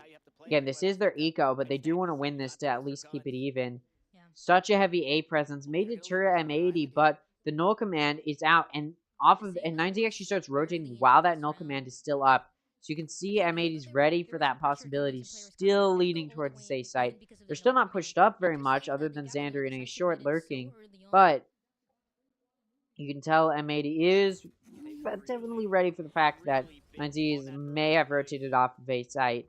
See Rubquita holding in garage. Not going to find anything, though. And, yeah, now M80 rotating back towards A, where it's down to Mitsu to lock it down. He's had some good play today, but does whiff his shots with his Headhunter, and Xander able to take him out. Now it's going to be a 5v4. Knives still in the hands of Kolanu, although he did whiff quite a few. Has to come up with the Bucky pretty aggressively. Showstopper comes out from Chuli, but he gets blinded and taken out. EU takes out Degata as well. Bucky trying to find some contact, and it does. EU takes out Degata and Davids, and Koala Noob's Bucky take out Rubquita. So that does give M80 his 12th round, and it's a flawless round, so their eco looking really solid now. 9Z, off of that eco round, gonna be able to buy. They just need 2 rounds in order to tie it up. We'll see if they can. We'll see what they can pull out. I'm so very curious to see how M80 plays this. Waiting for them. Watching the match, getting some info too. Just to close it out, it looks like they're going to go towards C. You can look at 9Z, and I think they were once again getting ready for that, you know, A push, more so than a C push. They do have this aggressive A presence that now has to rotate over towards C. Ooh, and Mitsu actually gets caught out in a lobby because they were getting ready for that C push to start. John Cutie's ready for Mitsu. Rubquita is able to take out Koala Noob in C, or rather in Garage, but Xander takes out Chuli and Rubquita, and that leaves it in a 2v4 for 9Z. So 2v4 needs to clutch it out, or else M80 will win in a 2-0 fashion once again over 9Z, and M80 will be facing the Union in the Grand Finals. David's 1-0 point away from the shadows. Aftershock coming through. 2 health available for Xander, so could be an easy pick there. Nismo is also down on low HP. EU able to take out Davids, and Xander takes out Degata, who jumped into the Omen smoke. They know where he is, and they spray him down. So M80 will take a 13-10 final score on the second map. Pretty much a very identical scoreline to the previous series against M80 and 9Z, which doesn't instill too much confidence in me that they'll be able to beat the Union, but we haven't seen them face each other since the playoffs, and there may be some stuff running for M80, and we'll talk about that, all that and more. But first, I want to analyze how this map went, again, to give us a little bit of an idea of how it might go for M80 against the Union, and then we'll go ahead and do some ranked to pass a little bit of time, have some fun, look at some clips from the series, and then we'll get ready to talk about how I think the grand final, or not the grand final, but the lower finals is going to go. Did I say the grand finals earlier today as well? It's possible. Still waiting for these to be put in. Sometimes they put in the rounds. I think they're supposed to put in the rounds round by round. But yeah, this may take a while. There you go. Okay, so again, let's talk about this. Let me go ahead and mute this just so that way there's no background noise in that regard. But yeah, let's take a look at how M80 performed. Again, not as good kill consistency, and I think we've seen a lot of teams struggle to pull through with good kill consistency. And I think Koala Noob is honestly struggling a bit more today, or at least he's been struggling a little bit more in Ascension than I think a lot of people anticipated, and I think more so than M80 was anticipating, because they do depend on him quite heavily, and he's been underperforming lately. And obviously, it's not been a huge factor, as M80's still able to, win in this lower bracket, still making it to the lower finals, but still could definitely play a factor and could definitely make an impact. And it does make me a little bit worried in that regard. So something to keep in mind is that Koala Noob struggling a little bit more. We just have a very impressive performance from EU and Xander. EU, of course, with 27 and 14 with 310 ACS. Then you've got Xander below him with 248 ACS, going 21 and 17. The rest of the team falling behind, so you obviously have these two carries coming through, but the rest of the team isn't sandbagging necessarily. They're able to support that carry, and they're not bringing down those two players. Sure, they're still having to rely on it, and I don't think they want to rely on that individual carry, but M80 has always been a team which typically has a carry more often than not. Typically, it's M80, or Koala Noob, which is what it was in Challengers, but coming into Ascension, we've seen EU step up, we've seen Xander step up, we've even seen John Cutie step up a little bit more. Nismo was also a big factor in Challengers, who's been struggling a little bit more here in Ascension, but I think it's just because teams are getting better at shutting down these two players. But Koala Noob talked about it a lot in Challengers, and I think it rings true here. Even if Nismo's not carrying, you've got all of the other players for M80 with just as much potential to carry, and that's what we see from EU. That's what we see from Xander. Versus 9Z has really solid kill consistency. Look at this. You've got 3 players above 200 ACS. You've got Rubkoida near it as well, so you can say that's 4 players at or near 200 ACS. And then you've got David's falling behind, but that just goes to show it's really powerful kill consistency. But when you've got a core bottom 3 for M80, and then you've got 2 players carrying to support that core bottom 3, it definitely, you can start to see a little bit of where it pays off for M80 to have these carries, and where even though the kill consistency is so good for 9Z, because that kill consistency or that ACS, the amount of damage these players are doing, isn't high enough. Again, you've got 3 players at or near 200 ACS. You've got these like core middle 3, but they're not quite high enough. They're not above 220, all of them. And of course, you've only got one of your players, you've got one of those 4 that are at or near, not at 200. So again, they're at 200, but they're barely at 200, right? So you need to see them a little bit higher than that for that sort of kill consistency to be confident enough that I believe that they can use that kill consistency to their advantage. They can use that damage that's equal across the board to their advantage. Obviously, you've got Degata with 14 assists, definitely doing a good job. I think a lot of that isn't necessarily damage, but rather his util being played off of very well, which is typically how KOs are. You'll typically see KOs with quite a few assists. As somebody who has played KO quite a few times myself, I can attest to that, having just a really high assist count, even if I'm not doing a whole lot of damage. And then you've got Rubkoida, of course, with 8 assists as well. Again, damage and team play. Again, with only 198 ACS, I think it is mostly that the util being a big factor in the assist. Same thing with David's, especially with David's only having 100 ACS. So still a powerful performance across the board from 9Z, but it just wasn't enough to scrape by against M80. Let's go ahead and take a look at any clips we have from that series. Then we'll go ahead and do a ranked, and then we'll talk about how I think the lower finals will end up panning out. Let's take a look at the highlights. But it's not in favor of Noah Seta just yet. David has to do it again in a 1v2. Finds the first, needs to grab the next. It's Koala Noob, and David does it again for a Zenny clutch. Body starts to drop. Nismo here to back him up onto the A site, but they've been dealt with. Now John has to do it himself. Cloud burst down, he sneaks one onto Thule with one more player. No way, John Cutie goes huge for 2 kills. Degata was fully flashed. Meanwhile, across the map though, oh no way, Koala is just doing Koala things. The reach util for a situation like this one on the B side, it's so dangerous too. No way! Is what M80 are rocking with. Tap onto the spiky. You get the first one to fall. Now John has to try and hang on. Fragment at the feet, and this will buy some more time. One more tap, but they know that he's not on it. And it's up to John to try and make a play. Flash comes out. David on the peak. He just checks the spikes. Hey, nobody's home. Now he's going to push on through. And this round, it belongs to Nueve Zeta. That's what Amy here. Wow, very fast. The flash on through. And Thule collects 2, even though to battle back last time. This is what he tried to do. But he was dealt with. He'll do it this time. 3 kills. The way of the Sova. Make it. And on the defense is not different. And on the defense is not different. How is he here already? Command online. From the 2v2, the Blades. It's not the Blades, it's a classic and a Bucky here for Koala Noob. And Thule is down to 9 HP. This shotgun might be everything Koala needs, as he is so incredibly healthy, but with 15 seconds, he's got to make a play. He continues to jump around, is waiting for the Blades, and gets it done. A Zenny clutch for Koala Noob. Time, Thule hops his way into the kill feed, and M80, they all play out towards long, onto the spike. Misu goes, do they know this is happening? They can't find him, they can't spray him! Misu goes!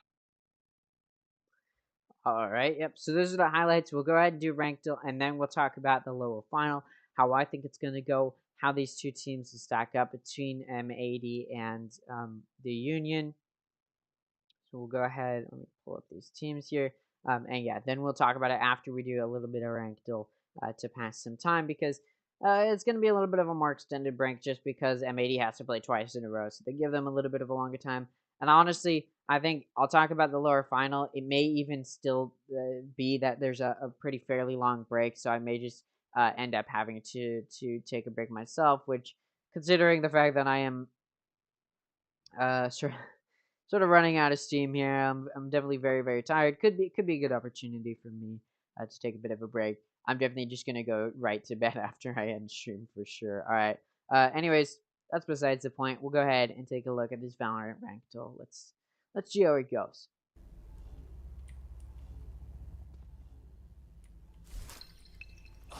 Sky, you wanna push with me? I can flash short. Okay, good. They're coming, do it. Here comes. 140 Brim, 80 Neon, 30.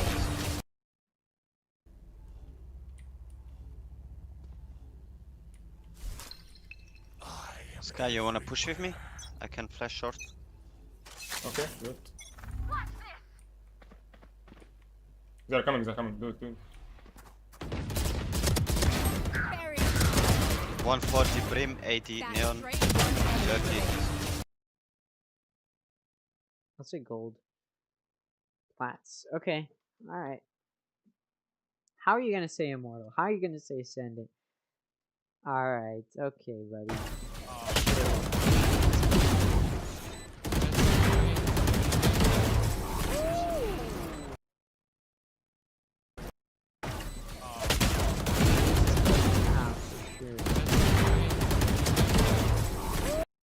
Alright, so aspect ratio, I'll say diamond.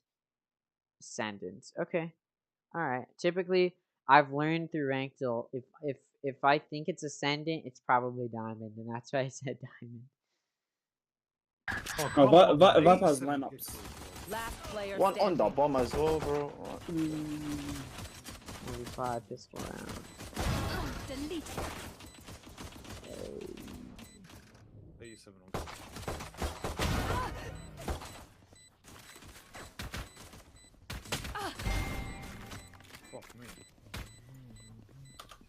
One enemy remaining. Right now. Yeah. So funny. Oh, you got it. Good. Oh my! Okay, so that was my God. Okay, so that was the same thing where I was like, I think it's ascendant, so I'm gonna say diamond. But then I was like, wait a minute, the aim is so good, I'll just say ascendant, and boom. It was a 5-stack though as well, which gives me a little bit of leeway to say it's ascendant as well, because if you're solo queuing, you can really only make it to like diamond, maybe ascendant if you're lucky. But because it's a 5-stack, I was, a little bit more inclined to say ascendant as well. But all right, one of my better performances, considering I typically get around 2 or 3. All right, but yeah, let's talk about how the lower finals is going to go.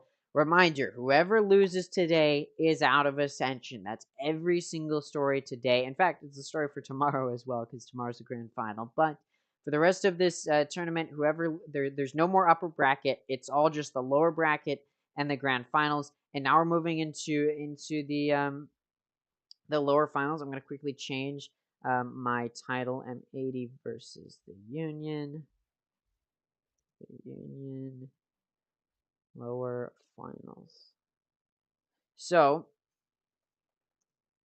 yeah, so the winner of this moves on to the grand finals to face the guard who, not yesterday, but the last time Ascension happened, when we finished off the upper bracket, in the upper final, the guard 2-1 the Union. We'll talk about that and so much more as we get ready to gear towards this series. This will be a best of 3. Typically, lower finals are best of 5s. You see it often, but not this time around. It is a best of 3, so it's going to be really, really quick.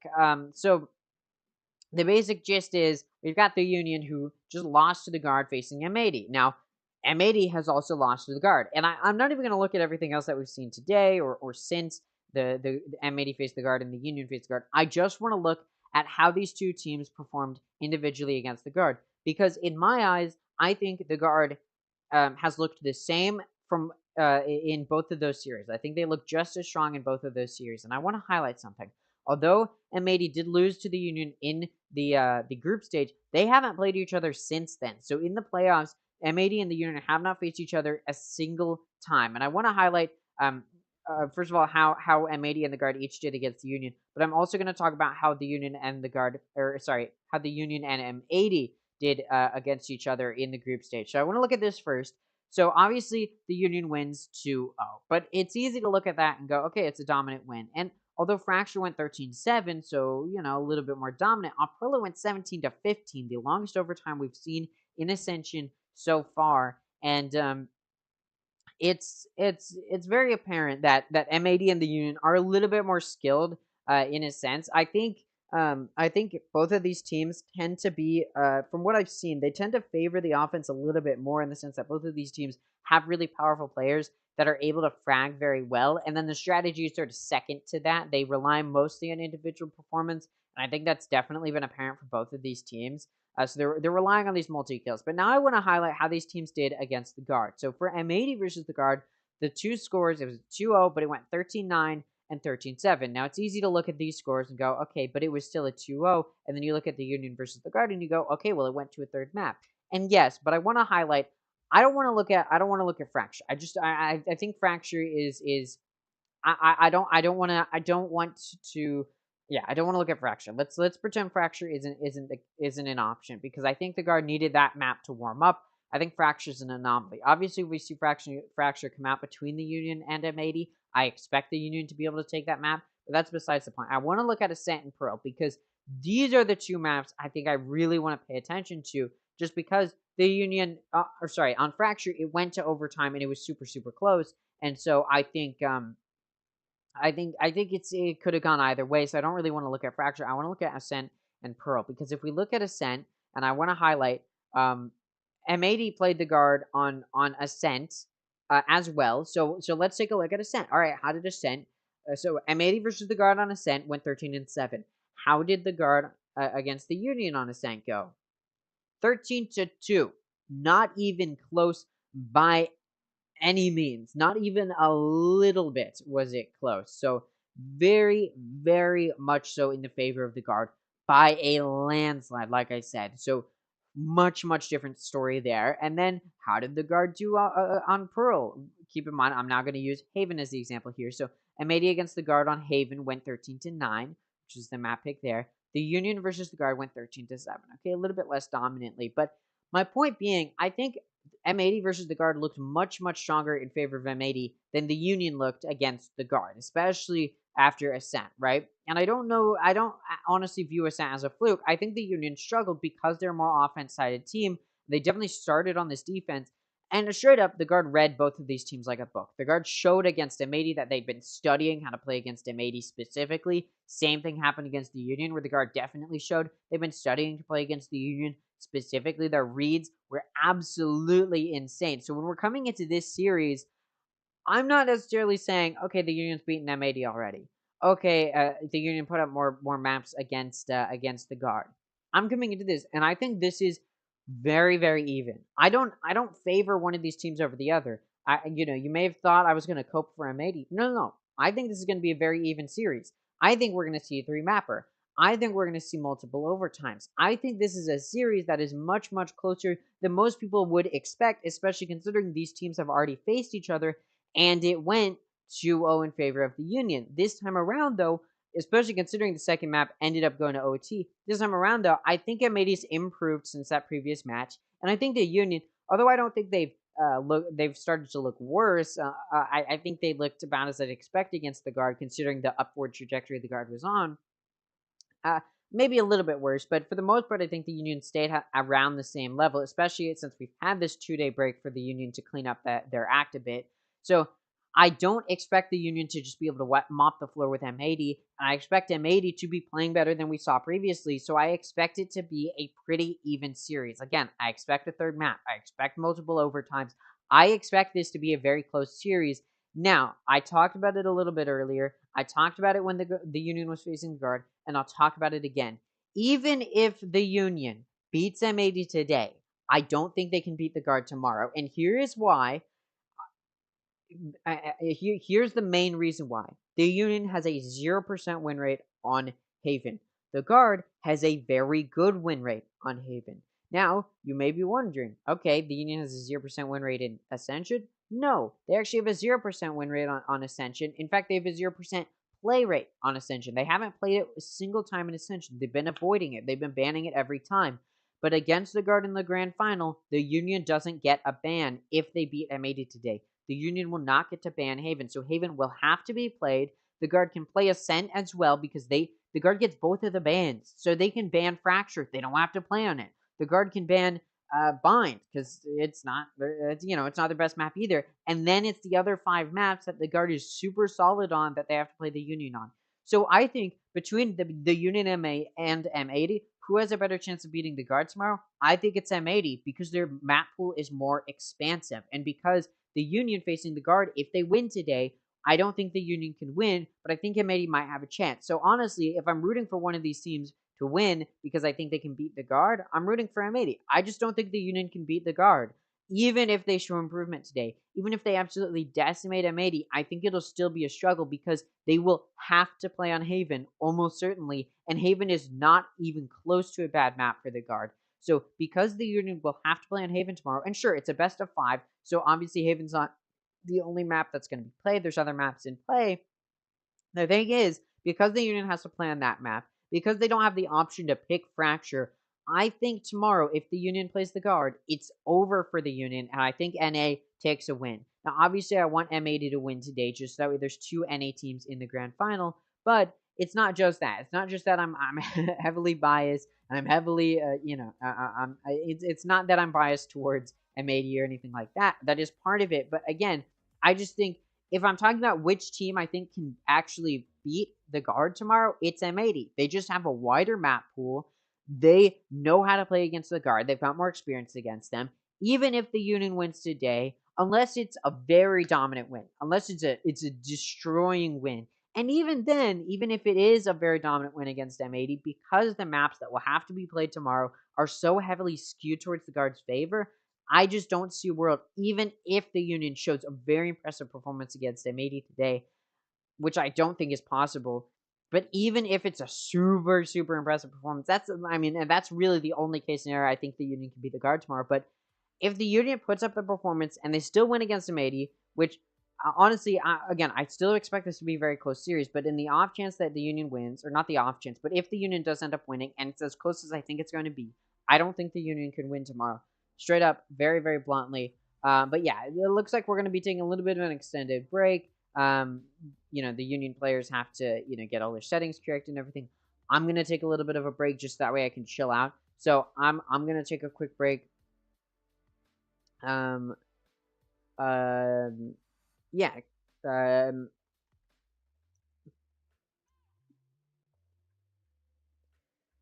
Okay, so I'll be back. I'll be back when the second series starts, or yeah, when the casters come back, when the desks come back. For now, you can listen to the music that they have going on, if any. Yeah, they've got a little bit. So we'll go ahead and listen to that. You guys can go ahead and listen to that music, and I'll be back very, very shortly.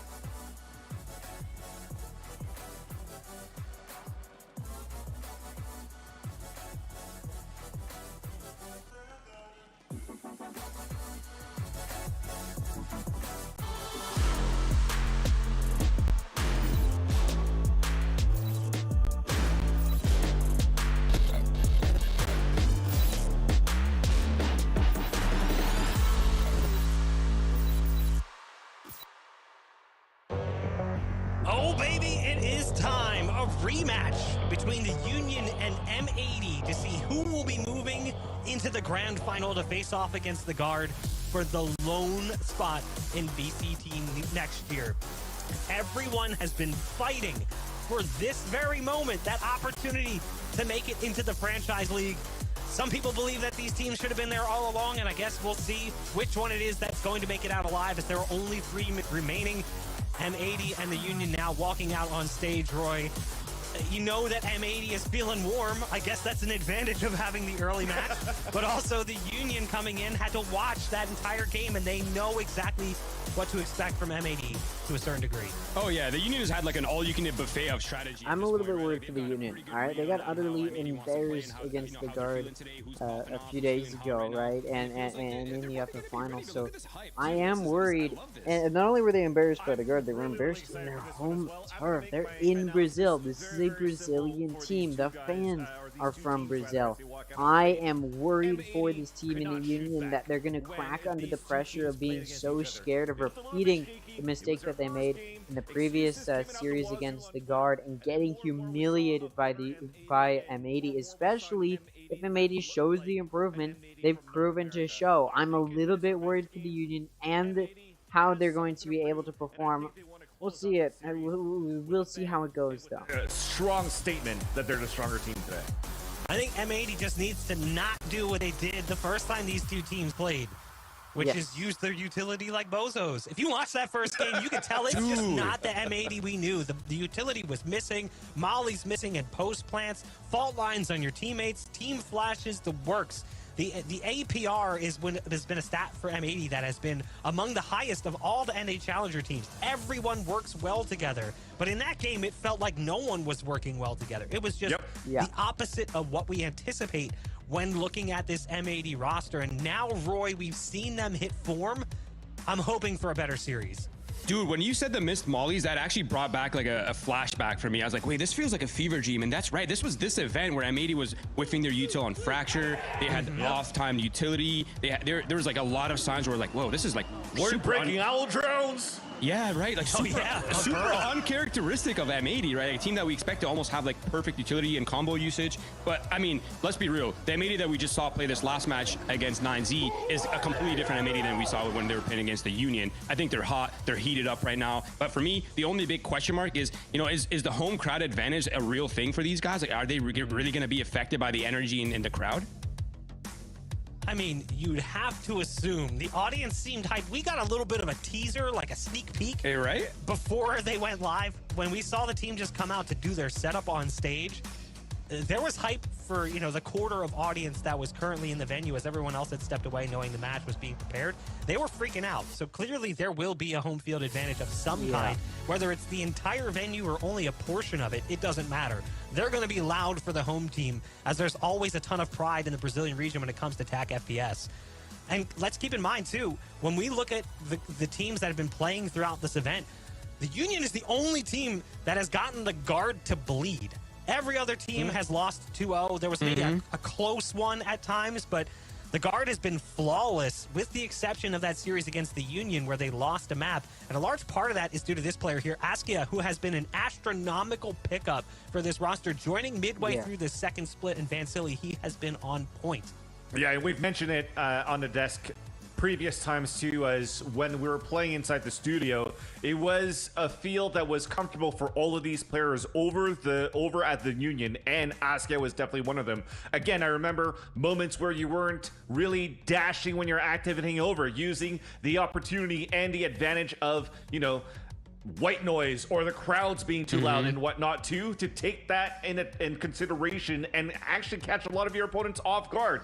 But it has been now multiple rounds, and we're deep in the bracket now where all of this now has been flushed out. I'm sure this discussion also came through. You mentioned it, Roy, that they also have Happy behind the helm here for M80, which then means it comes down to, hey, I've been around this situation before. I've played in front of a crowd before that rooted against me. I've also played against a crowd and a team with white noise and all that too. And I think all those tips really came in to hone out really a strong M80 in this series. Fans, I think we should hire somebody to be like a spy on the M80 roster so we can get like a sneak peek into what Happy says when they take these timeouts. Like, what do you guys think about that? Is this a valid plan or what? I agree. I think I'd love to be a fly in the stadium instead of a fly on the wall. I mean, it just looks really hyped to be there right now. Not only to see what the conversation is happening around M80, but also what's happening around the camp of the Union, as well as the crowd being behind all of that. I'm envious for the players playing in the arena now. Look at this player, though. EU popped off against 9Z. Map 1 was, you know, a pretty good map, 16-7. It was map 2 where he went insane. And honestly, even though it was a great performance from him, because it was such a close game, I feel like it kind of flew under the radar in the grand scheme. You're looking at a game that maybe we expected M80 to win a little bit easier on Haven, so you're watching 9Z maybe a little bit more intently than you're looking at the players from M80. He ended up going 27-14 with 310 ACS as a Sova. Now that's impressive enough, but his attacking side was 17-4. He had 393 ACS on the attack. Overall in the series, he went 22-4 on the attacking side as an initiator. Impressive stuff from EU. And it almost felt for me when I was watching this game. I'm interested to see this map selection. Again, M80 hides it of Bind. They were teasing it a little bit in Challengers. I thought maybe we'd see it come out if they ever face the Union, but they don't pull it out here, so I don't think we're going to see it in Ascension, unfortunately. Haven, of course, banned by the Union. No question why there. And now the map picks come through. It looks like M80 gonna pick a Lotus. No question there. Again, a powerful map for M80. I understand a lot of these questions, or a lot of these decisions, rather. As, of course, M80 has proven time and time again, Lotus is probably one of their best maps right now, if not their best map. And then the Union picks Fracture, no question there. Again, very expected picks here. Fracture has gone so well for the Union this entire Ascension, and I imagine throughout Challengers, even though I did not see the Brazil Challengers, I am very aware that this was likely a map that was played quite frequently by the Union. And of course, Fracture is just a map that has been powerful for the Union in Ascension. Pro gonna be the third map if it goes there, which I think we may see it. Again, I said coming into this, I expect a 3-map series. I expect multiple overtimes. It's gonna be a long day. This is not gonna be an easy series for either of these teams to have to fight through. And although I do expect M80 to, I mean, obviously I favor M80 just because I'm a little bit biased. I want them to win. I do still think that this will be a series that's hard fought, and I did talk about it earlier, but I think if there is a team that can win this series and then go on to beat the Guard in the Grand Finals, I think M80 has a better shot of beating the Guard just because of the situation that the Union will be in going into that best of 5 tomorrow if they face the Guard. So I think if there's a team that can beat the Guard more often, or sorry, rather, who I favor to beat the Guard more so than the Union, more so than the other, it is M80, who I think can beat the Guard over the Union. So if the Union wins today, honestly, I'm feeling good that the Guard will be able to win tomorrow. And obviously, if M80 wins today, we get 2 North American teams in the Grand Final. So at that point, I'm just going to be feeling happy no matter what. But I am very interested to see if that type of a performance does continue here as these teams move forward. Let's go ahead. I mean, we're getting ready to start the agent select. Again, the first map is going to be Lotus. Now, although Fracture is a map that is very powerful in favor of the Union, Lotus is a map that is very powerful in favor of M80. Now, I do expect to see multiple overtimes today. The question is, will that be here on Lotus? Will these teams be able to put up a pretty equal fight? Let's take a look at the agent select. We've got a Sky, we've got Raze, we've got Killjoy, we've got Viper, we've got Omen. Over on the side of the Union, on the side of M80, we've got Fade, Omen, Killjoy, Viper, and Raze. Okay, so identical team comps with the exception of the initiator for M80 going to be a Fade, and the initiator for the Union going to be a Sky. Now, the reason you'd want a Sky instead of Fade is because M80's got no flash util, right? That's sort of the position they're in. They've got no flash util. Sure, Fade can create some paranoia if you hit them with your abilities. Omen with the paranoia can definitely provide some of that blind as well. But M80 lacking that flash util may be a difficult position to be in to, make it a little bit harder to set up plays. Then over on the side of the Union, they do, of course, only have a Sky, which as far as the recon util isn't going to be as good as the recon util that a Fade can provide. Fade, of course, has pinpoint recon util versus Sky, other than the dog, does not have util that will pinpoint the locations of the opponents. So there's a little bit of a trade-off there, but for the most part, these are comps we've seen from both of these teams. And again, M80 has proven time and time again they know what they're doing on this map. We've seen them prove time and time again that they know what they're doing on this map. So I don't expect this to necessarily go the way of the Union. I favor each team to win their map pick. I expect it to go to a third map. So I do favor M80 on this map. The question is, will the Union be able to put up a decent fight? Now, of course, I talked about it earlier. Both of these teams tend to favor the offense. Both of these teams have very powerful individual performance. So M80 starting on this offense should be able to take the lead. If they don't take the lead on this half, I expect the Union to take the map. We'll see, though, if M80 starts it off right by taking this pistol. Looks like they're going to aggress early on into A. Look at the Union. They've got 3 stacked in C mound, looking for C engagement. They're expecting a C push. Unfortunately, for the Union, it's a bad read. It's an A hit. Still, though, Rafa able to get a pick onto Nisma, which does make this a 5v4. 75 HP left for Koala Noob and John Cutie. 15 HP left for Ponk. We'll see if Ponk gets taken out here, but these players for the Union do escape into their CT, and this spike gets ready to go down here. Xander is going to plant it. Still, though, M80's down a player for this post plant to make this a difficult position to play from. And Xander is taken out by Rafa. John Cutie takes out Rafa. Askia takes out John Cutie. Koala Noob and EU each find a pick. That evens it out. It's a 2v2, but EU and Koala Noob are down on HP. 75 for Koala Noob, 44 for EU, which is not the most winnable position in the world. You see Koala Noob from under trying to swing through, and he gets taken out by RVN, and also gonna take out EU. So the pistol round does go to the Union. This is good for the Union because, again, this map favors the offense quite heavily because of the ease of rotation for the offense, especially once they're pushed up in the site, versus the defense, which has to take a little bit of a slower rotate. This map does favor the offense because of those reasons, and which should make this a bit of a struggle for the Union, but taking that pistol does mitigate some of that early damage that can be done. And of course, the pistol round gonna be the most balanced round of any of the rounds, just simply because that lack of ability to have good firepower, good util. This time around, though, look at this. We've got M80 gonna force into this start of this offense. Off of that pistol round being won by the Union, it's a force buy from M80. They want to push up here. They want to do some damage here.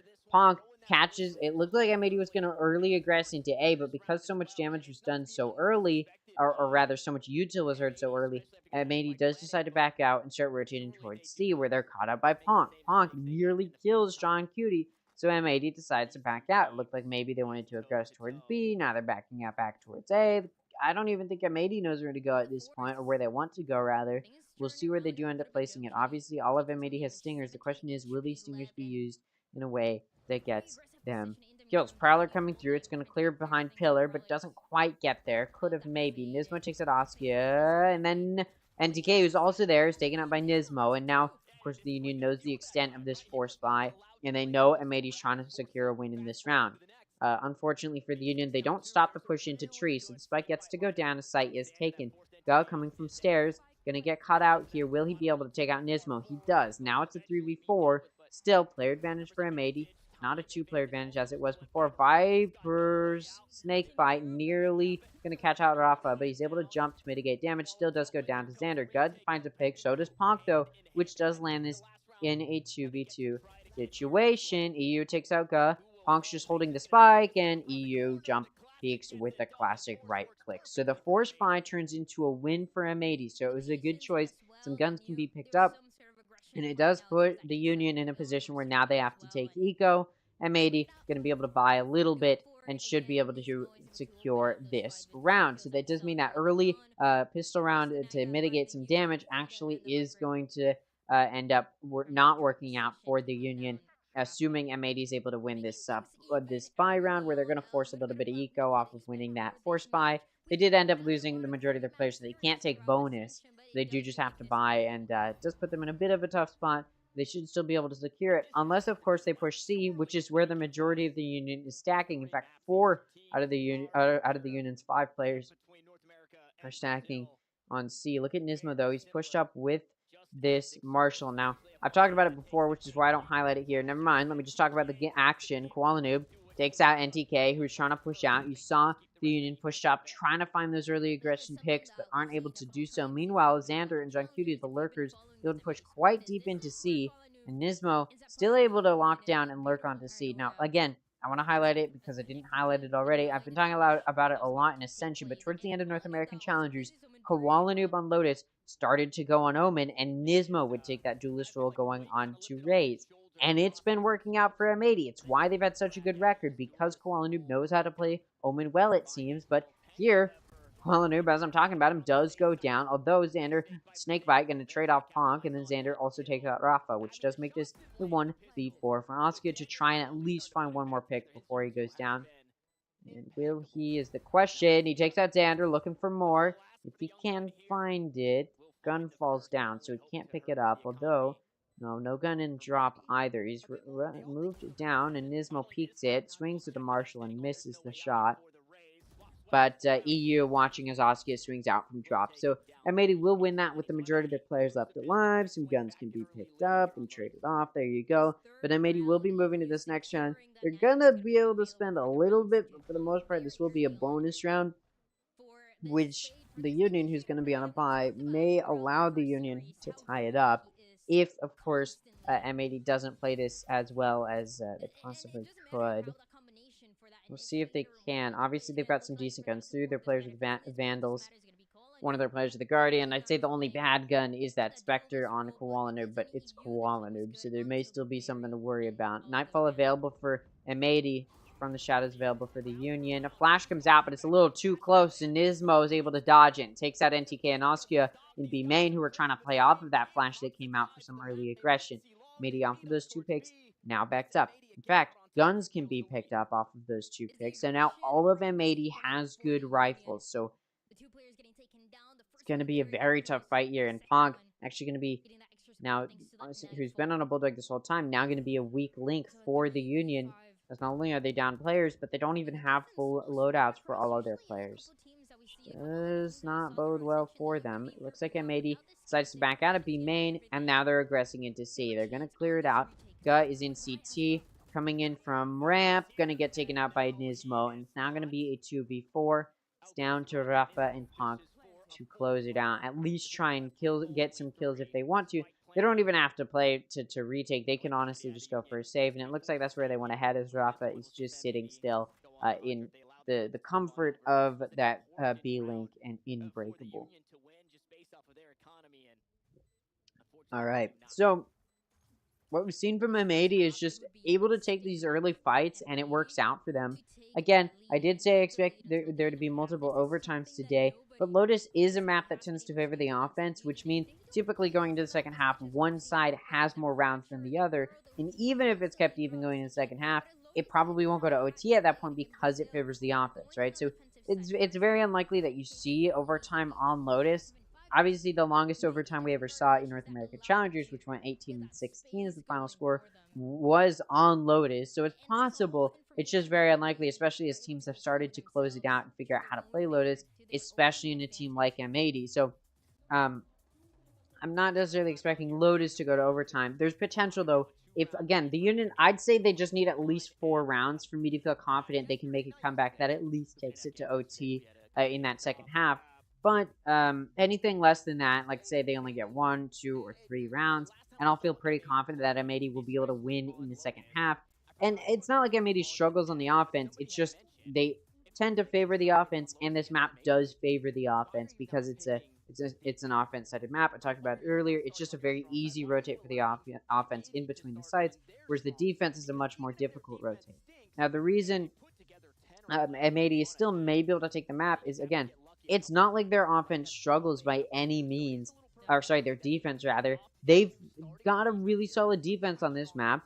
There's a reason why Koala Noob is on Omen. It's because he likes to play a little bit more aggressive. The TPs allow him to push up on the defense. We've seen so many impressive plays from him on the defense that allow, despite the map being more offense-sided, it allows M80 to take quite a few defensive rounds. And again, it's not a half that they struggle on this map. In fact, they do know how to play a good defense, which if the Union can't prove that their defense is good, then I have a very hard time believing they'll be able to turn it around on their offense. So I'm a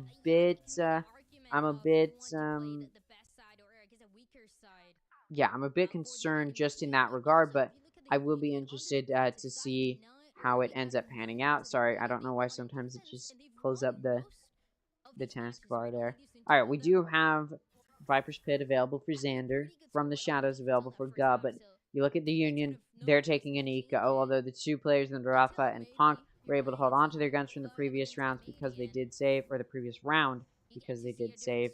The rest of the players going to be on an eco. We'll see coming out of this timeout how the defense decides to approach it. They full stack, I believe that was on C, bad stack, as M80 is actually aggressing into A, and the Viper's Pit has even come out on A to clear out that entrance through stairs. And it covers up this spike plant as well. The entirety of the push through stairs is caught out, and they do end up taking out Xander, and NTK takes out EU as well, but 3 kills have come through onto the Union, and those players who are pushing through stairs. Got down to 5 HP, NTK was on 25, gets 1 shot by Nismo, got very, very low on HP. They know he's coming in through CT, so they know he's not going in through B-Link or through Breakable, so they know where he has to be coming from.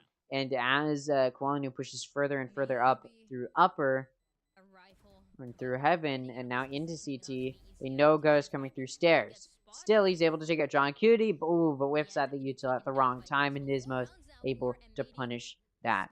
And it looked like maybe he was just going to try and die to the spike regardless, but still, at this point, that does allow an easy ult point up for M80.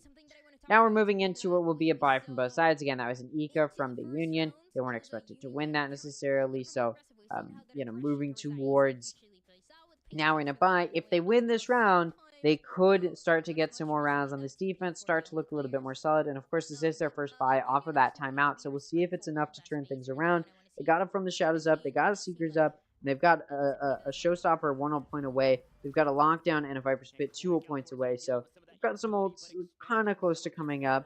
A Koala Noob 1 ult point away from the Shadows, but the rest of the ults for M80 not super close, so the Union could be in a position here in this round to get quite a few ults up, even if they don't win it, which could bode well for them moving forward to try and secure as many rounds as possible, or at least scrape to some rounds, just knowing that they'll have those ults to utilize after this round.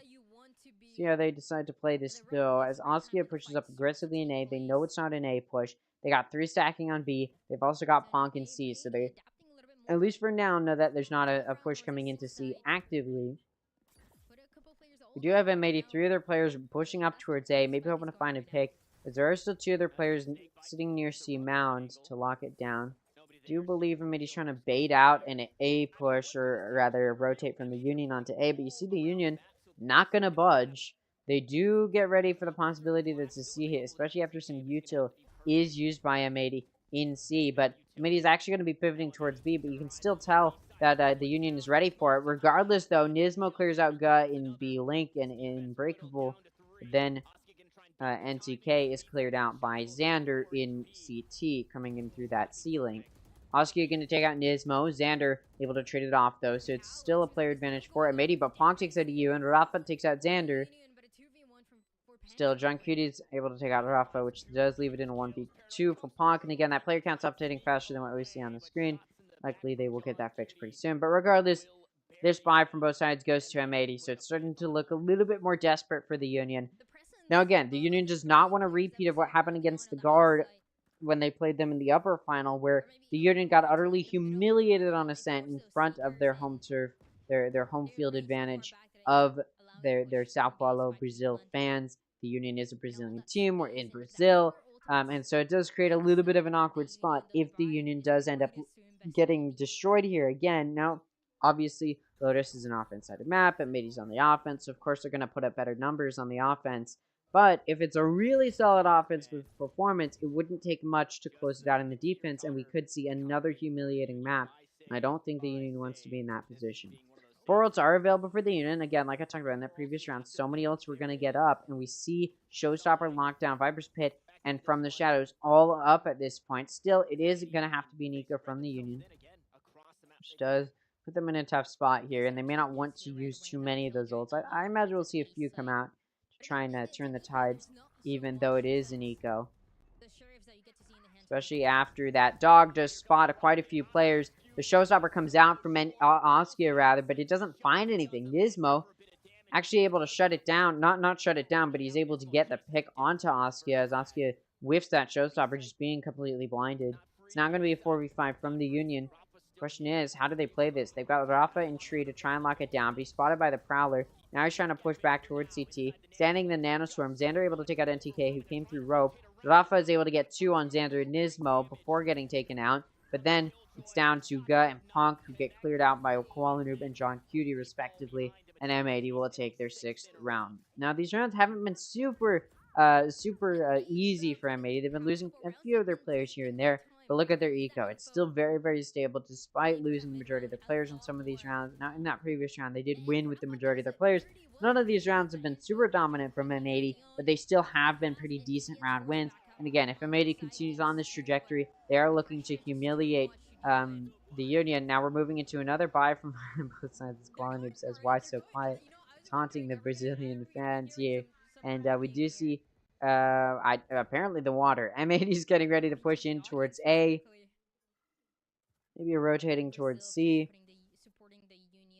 Yeah, they are getting ready to push down Mound.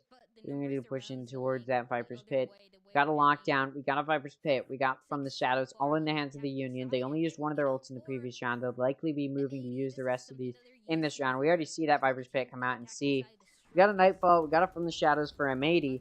Could be some good ults to utilize, especially to try and push through this Viper's Pit if they decide to push through C, which it looked like maybe they wanted to test in there, do a little bit of damage control, but they do end up just backing out. And it will be interesting to see how these players perform. Boombot getting launched into the air. Doesn't clear anything out on C site. Turret does get taken out as well. The question is, do they decide to aggress into B? It looks like they want to. Oskid's been smoked off in C-Link.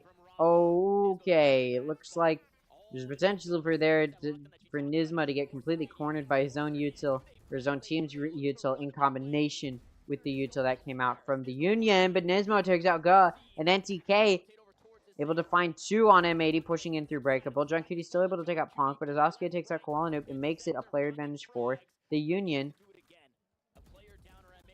EU able to take out NTK though, and that does make this a 2v2. And a lockdown thought about coming out, not going to come out. The Spike though will go down on A. EU able to catch timing on it off. It's not going to be a 1v2 for Oskia in a 1v2. How does he approach this? Coming around side of that container, or rather tunnel, I don't know, a hut, there you go. And John Cutie will take him out. 2 players left alive for M80. Another round win, and at this point the Union is really starting to struggle here to find very much, and especially after losing 2 buys where both teams were on a complete full buy in pretty rapid succession. Obviously there was an eco round to separate those 2, but still, to lose that and struggle this badly doesn't bode well for the Union, and they're actually using their second timeout here. This is their second timeout. They've already called one in this half. They're going to bank now on the fact that they want their offense to look really solid. So they're banking on their offense looking good now, because they're not going to have any timeouts to use when we switch sides. Now, of course, obviously, they want to put an end to this dominant half that M80 has had, because if they go into the next half, say, 11-1 in favor of M80, then all M80 has to do is win 2 rounds in a row, and it's over like that. So it won't even matter that they don't have timeouts, because they won't have had time to use them. But regardless, it does still show that the Union's struggling. What they've been struggling to do is really just shut down M80. M80's been able to entry into sites. You can see how flexible and fluid M80 is when it comes to rotating in between the sites. Again, willing to take advantage of that offensive movement. The Union. Again, the Union does not want to get humiliated here. Not only are we on a bigger stage, so there's more fans, but they're also still in Brazil, right? So they got humiliated in front of their fans against the Guard on Ascent. Now they're in the lower final. They don't want to have to be here. It's looking like Lotus, the first map between these 2 teams, may be just as dominant from M80 as the Union was against, as the Guard was against the Union on Ascent. And it's starting to look like maybe the Union's going to lose their opportunity to get a Brazilian team to Franchise League. Xander going to take out NTK. Now it's a 4v5. Still going to be an eco from the Union coming out of that timeout. Losing that player early is going to make it hard to do damage, which is sort of the goal of the Union here. Look at them. They're stacking so heavily. They got 3 pushing up in A. It's Xander to watch it. We'll see if he finds anything here. He finds one onto Ga. Looking for more, and they swing. Swing right into him. He's able to get 1 and 2 and 3 and 4 kills in the round. It's now going to be a 1v4 for Punk, who gets shut down by Nismo. And it's a flawless round from M80 off of the timeout. They've been having decent success on their ecos, the Union has, so coming out of a timeout to get flawless, do much worse than you have been doing, doesn't look great for them. We've got 2 ults for the Union to move. Now, again, this is going to be their first buy off of that second timeout. Again, they've got no more timeouts to use, so they need to clean this up in this defense. They need to get more rounds in this defense, or else their offense are going to have no timeouts to use. They'll have to make a pretty hefty comeback if they don't get any more rounds in this half. Now, the Guard is no stranger to getting a 13-1 on Lotus. They've done it against, M80, is no stranger to getting a 13-1 on Lotus. They've done it to the Guard in the Grand Finals of North American Challengers, and they would like to be able to say this is their best map. Going into this buy from both sides, the Union has Seekers. They got it from the Shadows, but look at M80. They got from the Shadows. They've also got a Lockdown, a Viper's Pit, and Showstopper. Some powerful ultimate abilities, which could really make an impact here. I am very worried for the sake of M80 as far as how they'll be able to perform NTK takes out Xander. Now it's a 5v4. So this round going a little bit better for them than it has been previously. Right into the smoke goes the showstopper. Rafa goes down. That evens it out. The spike getting ready to go down as Nizno's clearing its sight. But Ponk from ramp trying to do some damage. No, gonna have to back up here as M80 is pushing him along with that lockdown. And Spike gonna get to go down. The lockdown gonna pop. Nobody's gonna get hit inside of it. But now it's a player advantage for M80. And it actually looks like the Union's gonna go to save their 3 players. They know that they may not be able to retake against M80. And it looks like the Union gonna have to let yet another buy round from both sides go to M80. This is starting to look very, very scary for the Union. Again, they're getting flashbacks to what happened against the Guard on Ascent. The Union looking like they're gonna struggle quite a bit here. Now, okay, I'll be honest, offense-sided map. There's always potential for the Union to not get humiliated as badly, but again, no matter what the scoreline is, if you go into the second half down 1-11, I don't know how much you're going to be able to do when you switch sides. So maybe some engagement will happen in tree. Yeah, NTK is actually able to take out EU and Koala Noob. Okay, a little bit of good damage done there, but still, M80's got good eco for the rest of the half. Nothing's going to impact them too heavily in that regard. Those rifles are as child's play. Their economy is going to be good for really the rest of the half. They don't have anything to worry about. So I am interested to see the way that. Oh, sorry about that. I am interested to see the way that the Union decides to approach this. Obviously, after that save of those 3 players, they're gonna be able to get a buy going here. But I mean, if they lose this, they'll have to go into the next round on low eco, and it'll be the last round of the half. So they do really need a win here, more than they've needed most of the other rounds.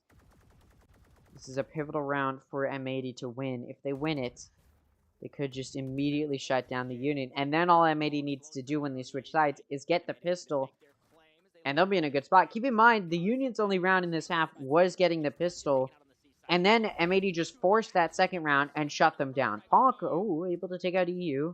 Now it's a 5v4 instead of a 5v5. M80 down a player, but we've seen them in this position before, and it didn't matter.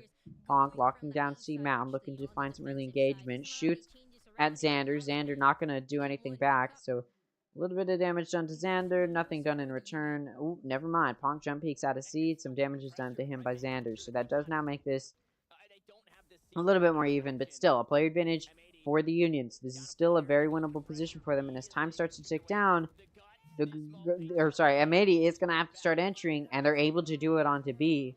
And this spike getting ready to go down. Nizmo takes out Ga. RVN, Oskia trades it off with the paint shells, though.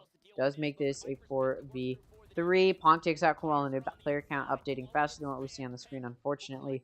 Hopefully they get that fixed pretty soon here. Xander takes out NTK. John Cutie takes out Ponk. Oskia able to take out John Cutie, which does leave Xander in a 1v2. He's playing through his Viper's Pit, but as he takes out Rafa, Oskia is made aware of where he is, and it is traded off. So that does allow a player advantage now for... a round win for the Union. Again, you can tell I'm tired. It does look like M80 may not be able to close this out with as dominant of a lead as they would have hoped for. Although, I'm not sure if the Union will be able to buy. Maybe they can afford a buy, but it's not going to be a super good buy because they invested so much in that round and then lost all but one of their players. So it's an expensive round. Obviously, expensive doesn't matter as much because we're moving to the last round, but I am a little bit worried as to whether or not they'll be able to get a buy going. They may not be able to. So Brazilian fans are so happy that they're not going to get completely stomped through. But it does look like on Lotus, M80 is going to do such a good job here. All they have to do is a little bit more damage control. Okay, why were you showing such a long replay? I thought maybe M80 called a timeout, but nope. M80, or sorry, rather the production just decided they wanted to completely avoid the start of the round. So it looks like the Union starts to stomp down 2 players. Again, it's looking like we've got Rafa on a judge. So again, proving that they just don't have eco to work with. Ponk's able to take it with John Cutie over in C, or rather in offense spawn. Off of this, M80, who's pushed up in A, actually going to rotate over towards B. Spike gets to go down, but look at this. Rafa with the judge. Hopefully for M80, nobody pushes up into C Link. Oh, Prowler goes off, and Rafa is pushed out with the paint shells. Fade util as well. Looks like the entirety of M80 going to be playing post plant from within A link. There you go. Or B link. EU gonna take out Ponk. Nismo takes out RVN. A trade pick comes through from Rafa, but all he's got is a judge, and Kualanim's operator shuts him down. So 10-2 is the final score of the half. As we move into the second half, it's a really big lead for M80. They are 3 rounds away from a win. All they need is this pistol. And immediately they're put in a good spot to try and win this half. So I'm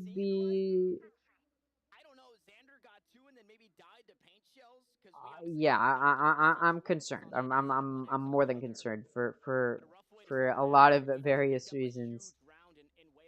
Because again, if M80 gets his pistol, it could just immediately be over for the Union, because then M80 takes the pistol. They should be able to buy the 4th round off of that, or win the 4th round off of that. And then they'll be at that 12-2, and at that point, it's an impossible comeback, or near impossible comeback, I should say. We'll see, though. The Union could get this pistol and start to make a comeback a reality. It is a very offense-sided map, but M80's defense is not a side that struggles too much. Look at this, M80 going for 3-stack in A. They got Rafa pushing towards Pillar. Breakable's been destroyed, so Rafa's going to be aware of how quickly M80 may be willing to rotate. Ooh, EU and Rafa meet each other through Breakable. EU is taken out. Doors opened.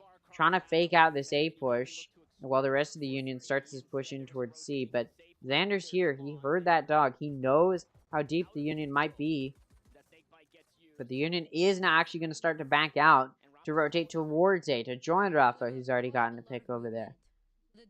It's going to be down to Kualanib to lock down A. As you look at M80, they're prepared for the C hit. It's not a C hit. It's an A hit. The Union has rotated back towards A. Kualanib in tree does get paranoid. Gonna miss all of his engagement there. Rafa takes Kualanib out. It's now gonna be a 5v3. Because it looks like M80 gonna be in a tough spot as far as trying to retake here. They're all gonna come in through CT. All through heaven. Getting ready to move in. NTK's watching. Drop. No, he gets caught with his util out. Now it's a 4v3 rather than a 3v4. Xander takes out Askia. It's a post-plant util. Gonna get onto the spike. M80 watching from tree. Rafa's coming in through main. 2 in tree. And Ponk takes out Xander. Gut takes out Nismo. John Cutie takes out Rafa. It leaves John Cutie in a 1v2. Was a 1v3, but not going to win it as Ponk shuts him down. So that does allow now the Union to get that pistol. Like I said, a really good start for them to try and make a comeback a reality. It does mean that M80 has to take an eco. There's, they're not going to be able to do what they did in the first half where they force a buy. That's just not going to happen here. So, 13-2, not going to be the score this time around. Not going to repeat what happened on Ascent to the Union, between the Union and the Guard. So, not quite as humiliating. We'll see, though, if the Union can make a comeback a reality. Of course, they do have home turf, or home field, rather, so they're not going to be as quick to lose their mental, because they just got those fans always rooting for them, and to see them there could give them that motivating factor to prevent their mental from being completely destroyed here. The Union getting ready to aggress into B. They're just going to be allowed to waltz in. Nobody's there to stop it. M80 just going to be just going to have to play retake likely from flank, just because there's nothing for them to do here. Spike gets to go down. Push now coming in through door. Into B. Xander wins the exchange with Rafa. Only with the classic. Ponk able to take out Nismo and EU. Down to 36 HP. It doesn't matter. No trade pick comes through. Oski is able to take out John Cutie. It's a 2v4. Some of these players are low. Kualanib takes out NTK. Ponk could be taken out easily, but they need to get some good picks, or shots rather, and they do take him out. Kualanib's down to 3 HP though. At this point, Kualanib just going to hold on to the Vandal he's picked up. Looks like he may be okay with dying. I mean, M80 did just take an eco, but no, he's just going to hold on to this this Vandal at this point. He knows it's not super winnable. I do apologize for the background noise. We will see, yeah, we will see what these teams can pull out here. Yeah, and I apologize for the background noise. If you hear any, you may not. I'm not sure. But it looks like M80 now going to be able to afford it by. The Union did lose the majority of their players, despite it being a forced buy round from them. So moving to this bonus, they don't have a whole lot of guns to work with, and they may just have to let M80 take the win.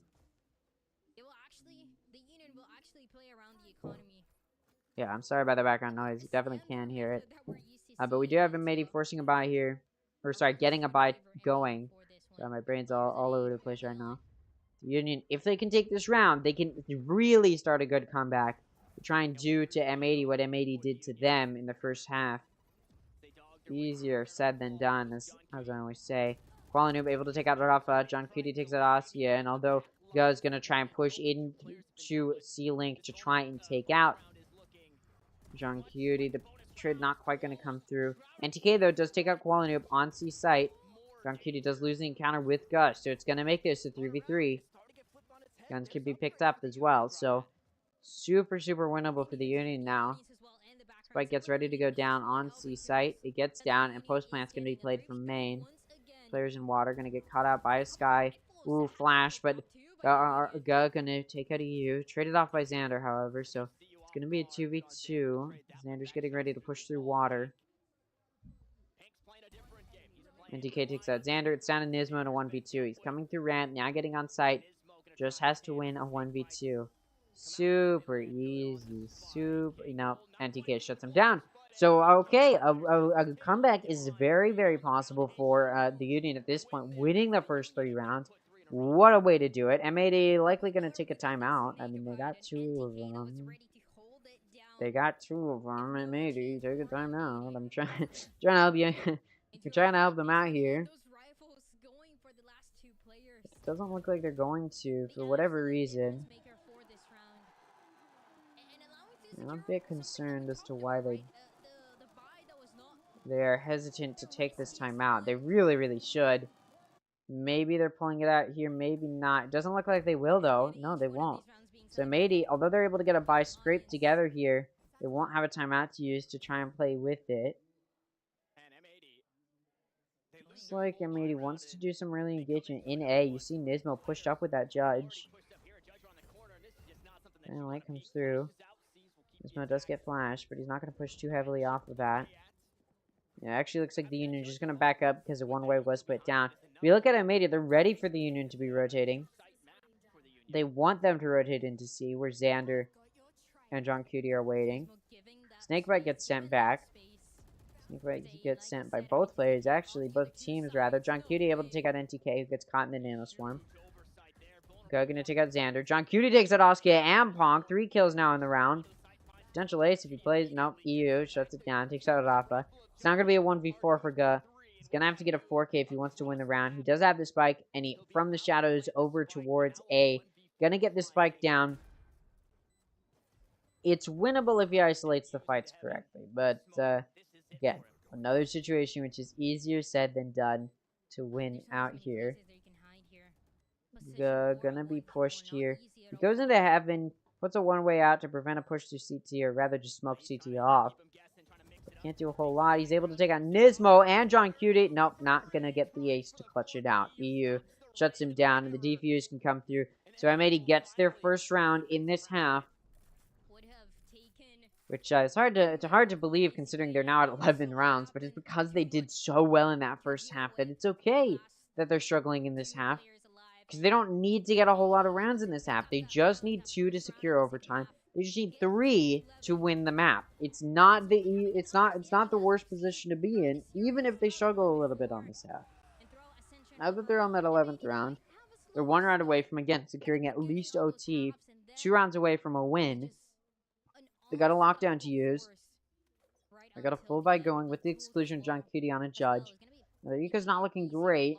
The Union, though, not having the best time either. They're able to get a buy going, but if the Union loses this, they'll have to take an eco, which, well, they won't be able to because M80 will be on the 12th round. So, the Union does really need this win.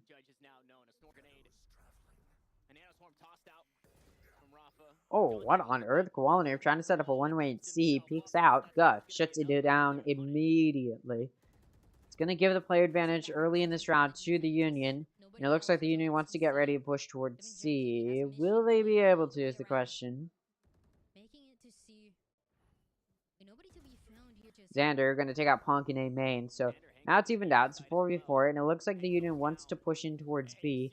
There's a Nanoswarm to try and slow their roll. Boombot comes through, taken out as well. So it does give M80 a little bit of vision as to this B push, and the Viper's Pit now comes out, so they do start pushing towards C. John Cutie in elbow actually able to get a pick with the judge onto Oskia.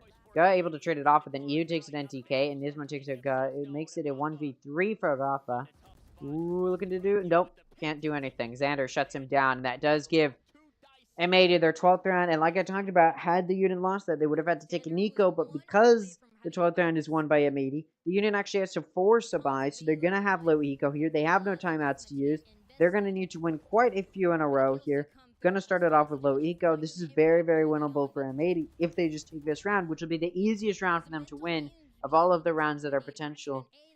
So if there's a time to shut it down, it's right now for M80. Because 2 of the players for the Union only have Bulldogs, so if M80 wants to win, or give themselves... Yeah, if M80 wants to win, this is the best time to do it. It's in this round. Lockdown, Viper's Pit, and From the Shadows available, but as Ponk takes out Koala early in C, that does leave one of the controllers down for M80. So this round looking more winnable for the Union here. Lockdown and Nightfall available for M80. Ooh, Lockdown going to be used by the Union in B main. Try and do some damage there. EU able to take out Rafa though before that Lockdown pops. Everybody going to get away from that from M80. B-side is taken and Viper's Pit comes out, but the Defender Lockdown comes out, which will counter that Viper's Pit. And nobody for the Union is going to push that Lockdown. They're just going to respect it. One of them does get caught, although they will be defended. It's NTK in main. Ponk was actually able to keep his Viper's Pit up. He's actually able to take out EU. Oscar from Breakable, trying to find a pick, unable to do so. Xander takes him out, and then Ponk goes down to John Cutie. So that Viper's Pit falls. It's a 2v3, down a player. Nismo takes out NTK. It's going to need to be a 1v3 clutch from Ga to keep his team alive in this map. And no, it's going to go to M80. They take map 1. They've won two maps already today. They win their 3rd today, looking for one more. All they have to do is win one map. It's easy, again, easier said than done because it's the best map from the Union, but they are still one map away. So added pressure applied, and 13-5 final score is not a good performance by any means for the Union. So already a much better performance from M80 against the Union than the first time these two faced in the group stage of Ascension just over a week ago. Is the first series to knock off, or rather start off Ascension, and it was a banger series, but unfortunately M80 ended up losing very, very early on to the Union, and now they're rematching in the lower final for a chance to get to that grand finals, for a chance to make their way rather into the franchise league. Now, I talked about it. I said I expect to see multiple overtimes, but after such a dominant performance from M80, I wouldn't be surprised if it's a 2-0. Obviously, the entire lower bracket, for the most part, has been 2-0s, or, well, not for the most part, but the entire lower bracket has been 2-0, so, you know, maybe the dual curse in the lower bracket will continue. We'll see, though. We've seen quite a few 2-0s in Ascension. The entire group stage was 2-0s. The majority of the playoffs has been 2-0s so far, with the exclusion of the upper final. I mean, it would make sense that both of the finals are 3 maps, right? Like, you know. But yeah, let's go and take a look at the overall player performance. Xander got 324 ACS, all right? Then you've got Nismo with 282. Then you've got John Cutie with 241. Then you've got EU only 1 point away from a 200 ACS. You got Koala falling behind. All right, he struggled a little bit. He's been struggling. But again, to have 3 of your players at 200, and honestly, you've even got one of them at 300, and then one of your players near that mark, is a really good sign of a really good team. And you've got these 2 players, once again, you've got 2 players sort of outperforming the rest, and it is Xander and Nismo, and they are carrying quite a bit. It's only a 4-kill drop down to John Cutie, though. And then John Cutie and EU are right next to each other, like right next to each other. So, again, overall, the solid performance across the board. You've once again got 2 players sort of outperforming the rest, but it's okay because these bottom 2, or rather 3rd and 4th frag, are still holding their own quite well. Sure, Qualinum's a little bit further behind, but the rest of his team is making up for that. And 14 assists does show he's using his util effectively at the very least. You go to the Union, though, it's not really that same story. You've got 246 ACS and then 211 for Ponk and Ga, with 14 kills for Ponk and 15 for Ga, and then it's an immediate drop down. So these 2 players, which are performing okay, considering who they're up against, But then you drop down, and they're getting sandbagged quite heavily by these bottom three. So they need these bottom three to be using their util a little bit better. It's only NTK with 11 assists. These bottom two just straight up aren't doing damage, and their util isn't being played off of. Obviously, Oski is a duelist, so they need the duelist to be fragging well in order for them to be saying their util is being used well. So it is definitely disappointing to see the Union struggle this much, again, in their home turf, to be sort of humiliated once again. 13-5 to be the first map doesn't bode well. Now, Fracture is the best map from the Union in Ascension. We've seen them do so well on it. It's their one map win against the Guard, and even that went to OT. So it's a very real possibility M80 is able to win Fracture if they carry this momentum through. I wouldn't be surprised, however, if M80 is, or sorry, if the Union is able to make a bit of a comeback and win Fracture. I wouldn't be surprised if it goes to OT. I did say we'd see multiple OTs after the performance from M80. I wouldn't be surprised if we don't see any OTs today, but it is still very possible that we see an OT on Fracture, and there's a very real possibility we go to that third map. I did expect both of these teams to win their map picks, but the fact that 13-5 is the score from M80, I'm a little bit optimistic in favor of M80 winning Fracture. Getting a little verbal as they were wanting to defend their honor after their opening group stage matchup loss to the Union, and what better way to do it than a 13-5 victory here? And you can see everyone playing well. You know, even though Koala Noob finishes 7-10, it's not necessarily in the numbers that he does the work on the Omen role. It's a lot of setup work coming in from by way of his paranoia. There was a great round at one point where you actually saw them get aggressive on the defensive side on C. His paranoia saved the round. M80 probably would have lost heavy bodies if it weren't for how well-timed his utility was, and they ended up walking away with the victory on that one after re-aggressing towards the A side. Here's Xander, though. I mean, incredible form right now, Roy. Xander is obviously hitting his stride.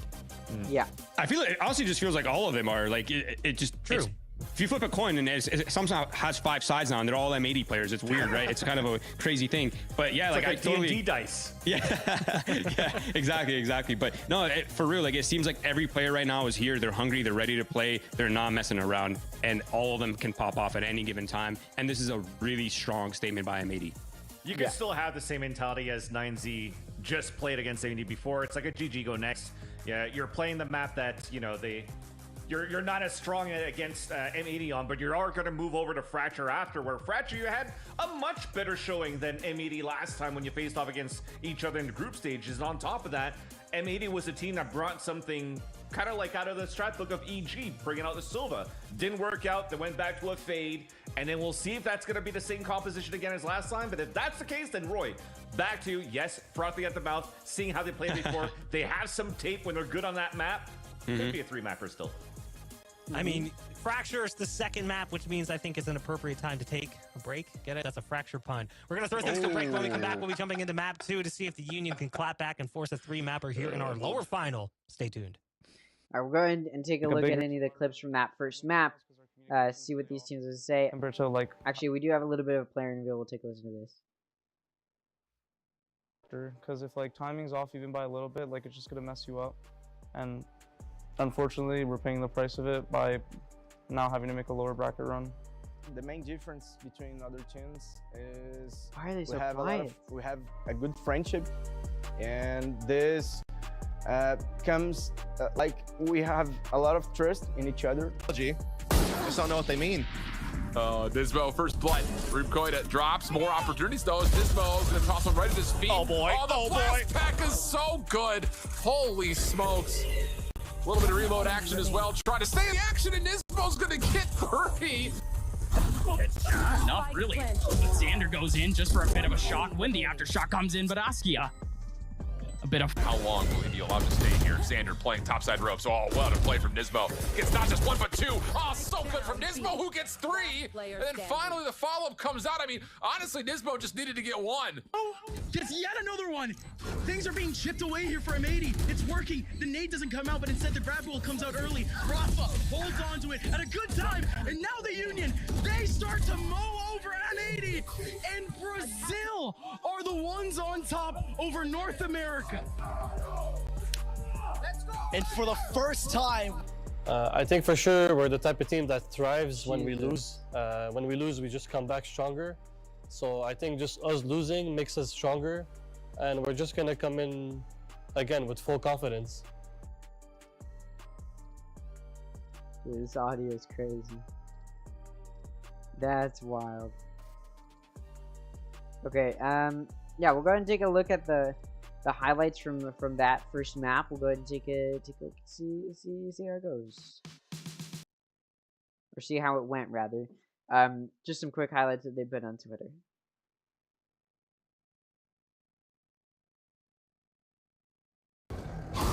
I mean, round for round, we just go right back to it. Flashes are there. Nismo finds two. I mean, for the defense, an expected one for Xander. Xander wants some more. Give him some more. 3 kills. Looking for a fourth. A swap to the classic. Expect that one. Inside the smoke, the duel goes on. Goo will fall. Now the odds are even, but only for a moment. Beautiful paint shells to deal with Nismo, but a Viper's Pit to work through for the defense. And the players are on the inside. Koala gets spammed. Pank will collect one. Here on the retake, Xander and John Kitty gonna try and hang on and find 2 kills for. Pank's playing a different game. He's playing the lineup game. As Xander's been dealt with. Now Nismo gonna try his hand, but as the snake fights come out, they land good on the spike. Angle not quite. All right, so those are the highlights. We'll go and take a listen back to the desk to talk about Fracture. And to finish that first map the way that they did, you're definitely in the minds of your opponents on the second map or your map pick. I also think it's really important for us to like re-emphasize the fact that Fracture is literally the Union's map. Like that's their map, right? They're undefeated on it. There's only 2 teams that have come close to beating them since the beginning of this event, and even prior it was 0-0 Nation and the Guard, who went into like triple OT or something wild like that, right? Like those are the only teams that got even close to even double digits, right? Everyone else has been single digits against them on this map. They play it well. Yes, it's an old meta comp, but the way they play, their roles on it, their flair, it's so unique and it's really, really efficient. And it just doesn't feel like it is a great map for M80. It's sort of just mediocre. It doesn't really play to their strengths. This is something that we were talking about when we watched them play previously, Roy. Just the map in the way it's designed, being a quadrant map or a 4 corners map, whatever you want to call it, it doesn't allow the M80 side to really have the same level of approach to their defense. It's maybe a little bit trickier for them to do what they like to do, which is get a little bit more aggressive and find early openings, because that advantage doesn't always parlay into round advantage. And a lot of times we saw the Union reading really well on their attacking side and catching that defensive aggression that we see from teams like M80 who try to push-pull on their maps. But, like, so as a result, M80 would go for maybe a backside play, knowing that the opponent in the Union was pushing up B main. I don't know. And there'd be someone in spawn waiting for them. And it would result in a double kill, and all of a sudden the round spun on its head, and M80's wondering how they can get out of that. I think that M80, Roy, has to be careful not to let that happen again. Yeah, no, I think the 4 quadrant point that you made is really valid, honestly. Because like on Haven, for example, or on Ascent, those are maps that, you know, the M80's been super good on, but those are maps where they can fast flood through smokes, kind of rotate quickly, get to where they need to as efficiently as possible. But on this map specifically, the push and pull on the attack side is much more awkward for the defenders, and that's sort of where the Union should be sort of taking their advantages and kind of just messing around with M80, making them impatient, making them make mistakes, and capitalize now when it's time to converge on the bomb sites. Yeah, and they've done that as well. When Pank was playing this Cypher and this head-to-head against M80 the last time on Fracture, was not a typical like Cypher setting up trips and the cameras, trying to see if there's going to be aggression that M80 likes to do or any team likes to do on Fracture, and then you try to like group up and go for like 4-1 split. Yes, he waits towards a spawn from time to time to cut rotations, but there's been times too where the Union themselves and Pank have made it towards the defender spawn right in the middle, getting some great flanks against M80, who once again felt like they were playing, or they were learning how to play that map for the first time when they played against the Union. So hopefully there's going to be some lessons learned on how this was played. Yeah, I mean, Fracture's not a map that M80 struggled on coming into Ascension, but then they faced the Union, and I think M80 did need to take quite a bit of time to improve on Fracture. Especially after the improvement they showed on Lotus, I'm looking pretty optimistic about how Fracture's going to go for M80. Again, I would love M80 to beat the Union, because then for sure we're getting another NA team in the franchise league. But not only do I want M80 to beat the Union because of that, but also because if there's a team that I think has a better chance of beating the Guard, it's probably M80, just because of the history that those two teams have versus the Union, which struggled against the Guard just in the upper final. and now going to the grand finals where the Guard will have both of them map vetoes, it's pretty much over for the Union if they end up back there. So not only do I want M80 to face the Guard, just because then for sure we'll have another North American team in the franchise league, but also just simply because I want I don't want the Guard to lose, but I think it'll be a closer bout if M80 ends up in the grand finals versus the Union in the grand finals against the Guard. So yeah, I don't know. I'm interested to see how Fractured goes, just simply because I think M80 has shown some improvement since then, not just throughout the group stage, but also coming into playoffs especially. We've seen some improvement from M80, but not just that. I'm interested to see if the Union will look as strong as maybe I think a lot of these Brazilian fans are expecting them to. I think there's a very real possibility we just see the Union get completely humiliated here in a 2-0 fashion in the lower final in their home turf, in their home field in Brazil. I don't know. I'm very, very worried that this won't go the way of the Union here, just simply because of the way that the momentum moves in that sense. Or I don't know. I feel like the Union is just so scared of reliving what happened against the Guard that it's sort of infesting their minds right now. And I don't think the crowd helps that, because they're sort of thinking, well, what if what happened against the Guard happens again and we just lose and we end up with the grand finals in Brazil where there's no Brazilian team? I think the Union is so worried about that possibility. And I think it's a very real possibility as we're moving closer and closer to the end of this series, where 13-5 is the final score on the map pick from M80. So I'm very, very worried here. It's a double sentinel with a Cypher and a Sage, where therefore we're just looking at this on paper, it should be a little bit more slow usually, just because of. I'm very, very curious to see the way that this series goes, though. I mean, hey, I'm all for close games. Again, I said I wanted to see, or I thought we were going to see multiple overtimes today. If we don't see a close series, I'm honestly going to be concerned for Brazil, right? Like, the Union is supposed to, or a lot of people view the Union as sort of the second coming of Loud. So I think to not see the Union in Franchise League after the Challengers or after Ascension finishes up would just be a disappointment for all of Brazil. For I think a lot of fans of Brazilian teams, even if you're not even in Brazil, you can still be a fan of these Brazilian teams, as obviously Loud's a powerful team. Let's not talk about Masters. And also, the Union's also shown themselves to be a powerful team, and I think to not have another Brazilian team in the Union in the Franchise League will make a lot of these teams in Brazil a little bit sad to not see them there. But it will all, of course, be interesting to see. And honestly, I'm a little bit I don't know. There's a lot to talk about. I'll close it up tomorrow talking about what Challengers North America will look like next year and all that. So I was going to start talking about that right now, but we can save that for tomorrow. Yeah, but again, this is the lower final. This is it for these teams. It's over after this map. This map is the last map, or no, not after this map, but after this series. It's the last series for one of these two teams, and it's the last series for a Latin American team from Brazil or even Latin America. It's the last chance for either of these regions, or rather, yeah, it's the last chance for Brazil to get one of their teams in the grand finals. If M80 wins this map, it could be over. Backs against the wall. The Fusion needs to win this map. It's their map. It's Fracture. It's a map they've done so well on. Could it be another Fracture win for the Union? That is the question here as we move further and deeper into this series.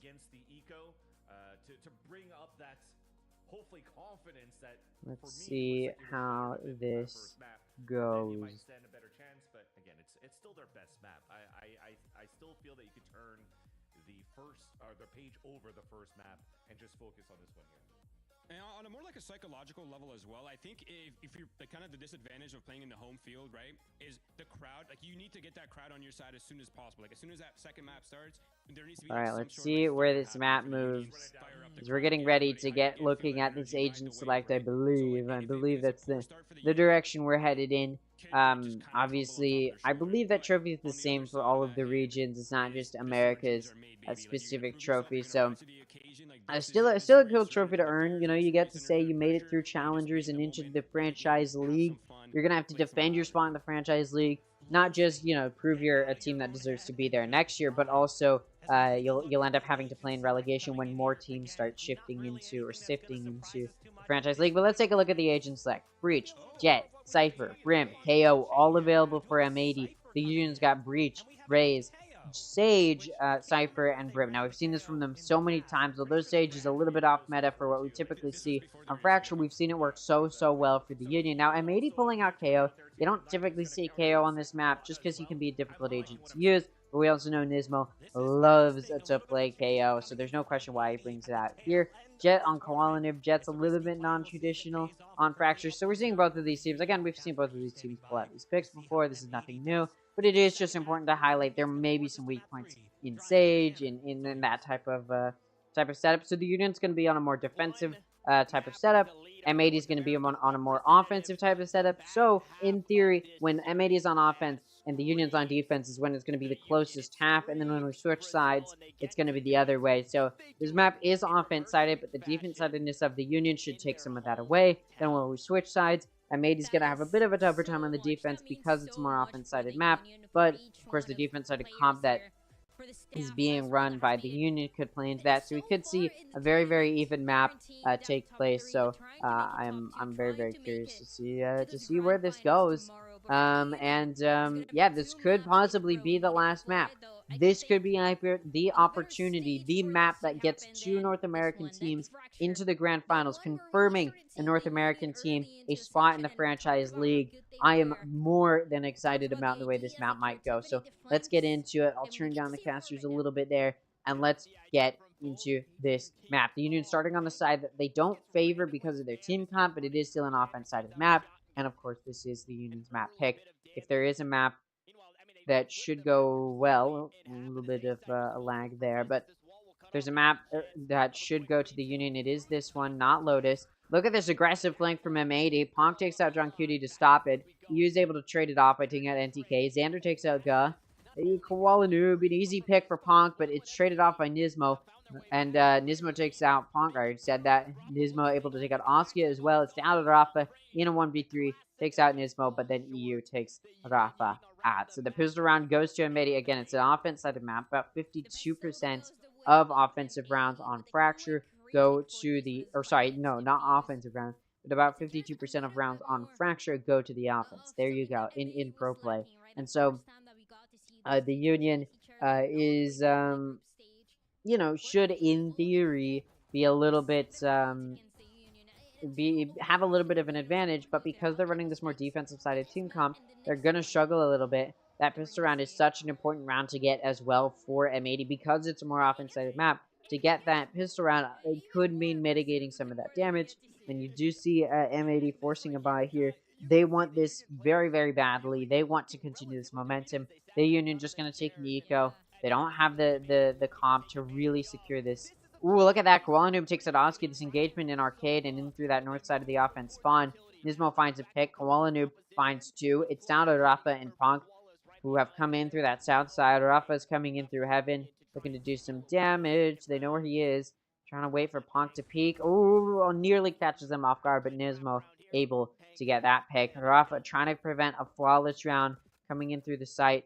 Getting ready to go through that south side. Question is, does he go in through tunnel? Where does he go through? Trying to make sure nobody's flanking. Nobody is, though. He's just going to grab orb and get ready to swing tunnel. Nobody's there. And he's... Where is he going? It looks like he's thinking about taking rope? No. He's going to go over towards A. He doesn't have the spike. The spike is in the hands of M80 in that north side. Now, oh, he's just going to grab the orb. Alright, smart choice there. Just try and collect those orbs as best as you can. Just put you in a good spot here. Whoop. They know where Rafa's going. They know he's just playing for these orbs. You can see the orb and satellite's been taken, so Rafa can't even grab that.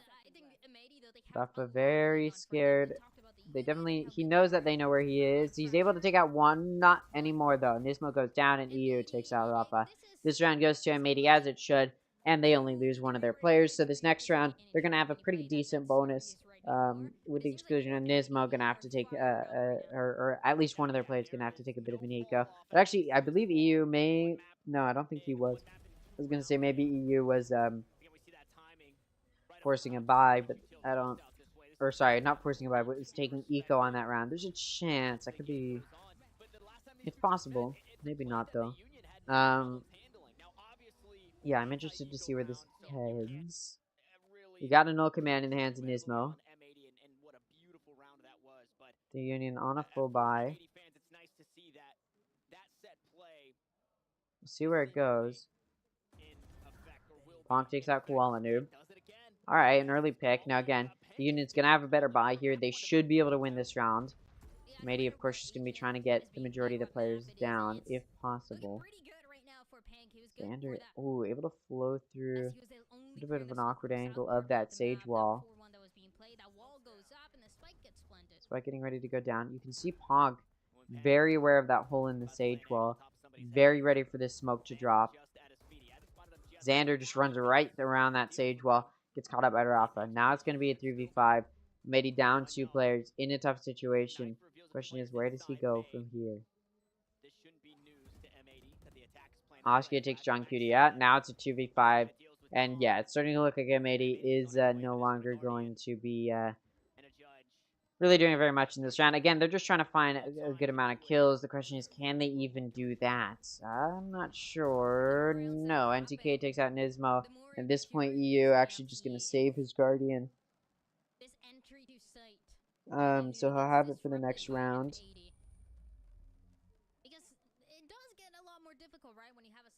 And yeah, it's looking like the Union going to be able to take that round. It's a flawless round as well, so they get to keep all of their guns from that round.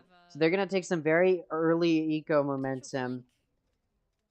And M80 going to be able to get the rest of their players' guns at the exclusion of EU, who just pulled onto the gun from the previous round. So it's going to be the first buy from both sides. If M80 wins it, the Union will be able to buy again next round. But it would also mean M80 continues to take a decent lead. Null command is available for Nismo. It looks like Rafa pushed up, trying to do some damage in B main, but gets caught out. Doesn't die. Is able to heal back to full, but that does alert the Union to the heavy position in B main. So they start to push into A, but it's heavily defended. Xander finds 2. John Cutie finds 2. Leaves Rafa as the sole offender, defensive player. Down to 36 HP, trying to grab that old orb. Oh, and he grabs it and finds a pick. John Cutie shuts him down. 3 kills for John Cutie in the round. It's now going to be 3-1 the score. So M80 does take the first buy from both sides, and they only lose one of their players. So that does make it pretty dominant. And it looks like, I mean, the Union not going to take a timeout yet. They're going to be able to get another buy going, like I said. But if they do lose this round, if they do lose this next round, then they will have to probably take a timeout, and they'll be having to clamber to these rounds. Again, they don't want to get decimated on Fracture, and because of how equal this side should be for these teams, in theory, the Union should be able to keep it even moving into the next half. It shouldn't be super dominant in favor of M80, considering it's an offense-sided map, but it doesn't seem like that matters very much, as this aggressive play from M80 is kind of being rewarded here. Look at this, identical plays. The concussions both come through, then the aftershocks both come through, and EU actually takes out NTK. Nismo able to swing and take out Ga. Rafa still in that north side of offense spawn. Ooh, Nismo jump peeks out. Ooh, Ponk comes through the rope to peek that north side, gets taken out by Nismo, and then Rafa gets taken out by Koala Noob's operator. So to follow the buy round win from M80, they get another buy round win, and not only is it another buy round win, it's a flawless buy round win. It actually looks like the Union isn't going to be taking a timeout off of that loss. They're just going to take eco and hope that they can pull through.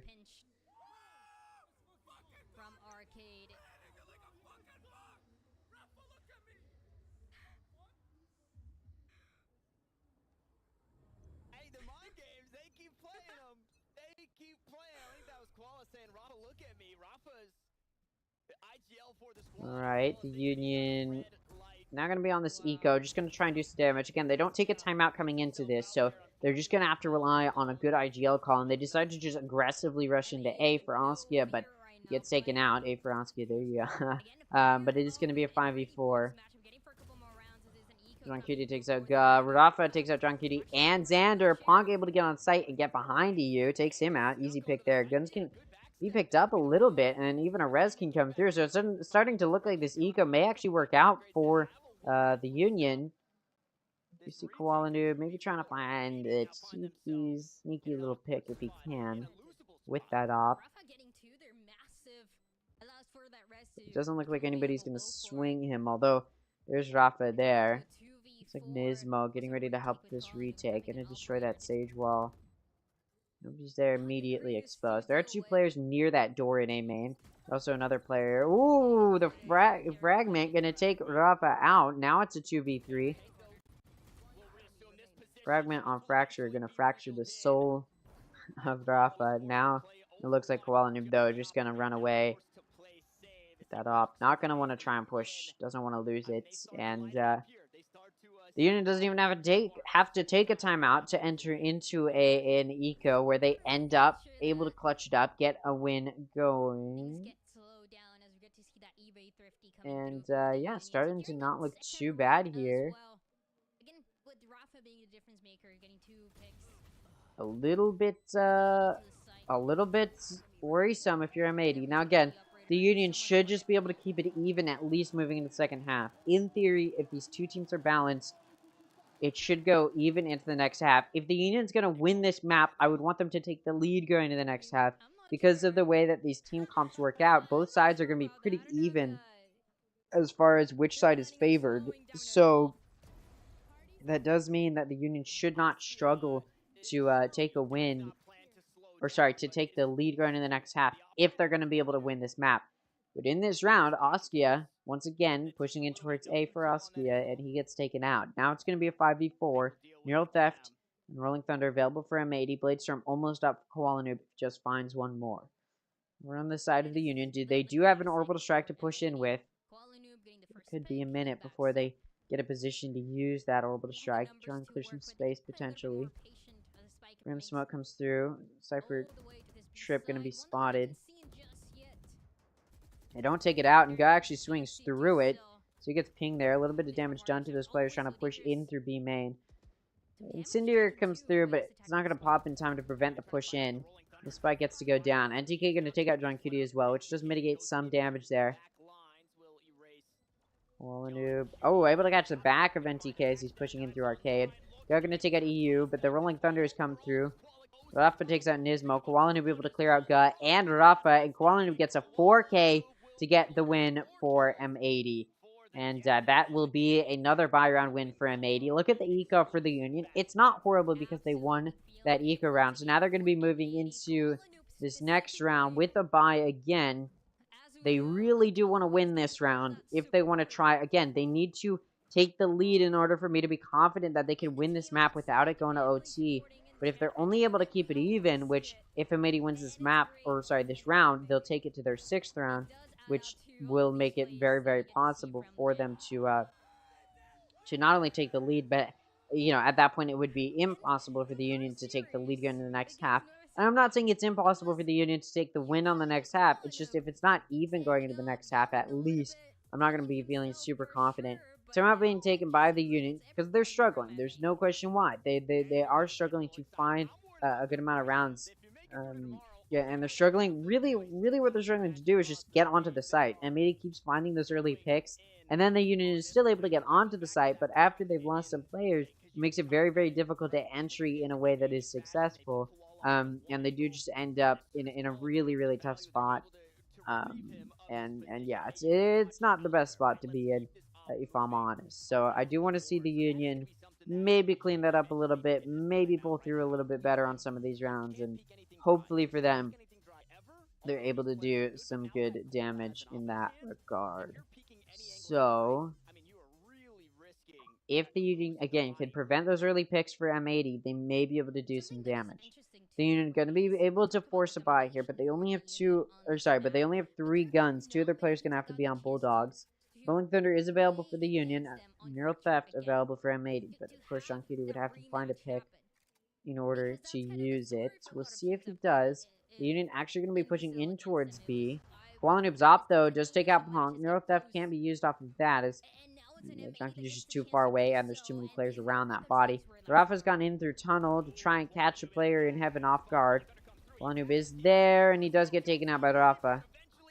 Showstopper comes out to clear into CT. Doesn't do a great job, but it does push those players in M80 back a little bit. Meanwhile, Nismo able to take out Rafa, who is in that arcade coming in through tunnel. Ga does take out Drunk Cutie, but Xander takes out Ga. Nismo has used a null command, and NTK able to take him out. Xander, Incendiary, gonna finish NTK off, and then he swings to the heaven, and Oskia goes down. So, easy, not easy, but a pretty decent round for M80.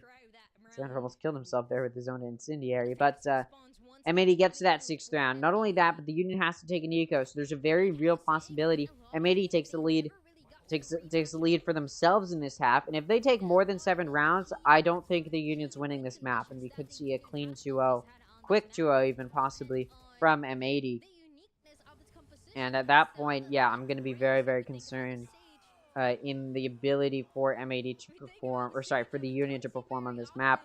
And obviously, if they don't win this map, it's over. And for sure, we're seeing another NA team in the franchise league, which of course I'm happy about. Koala Noob gonna take out Pog. It's now gonna be a 5v4.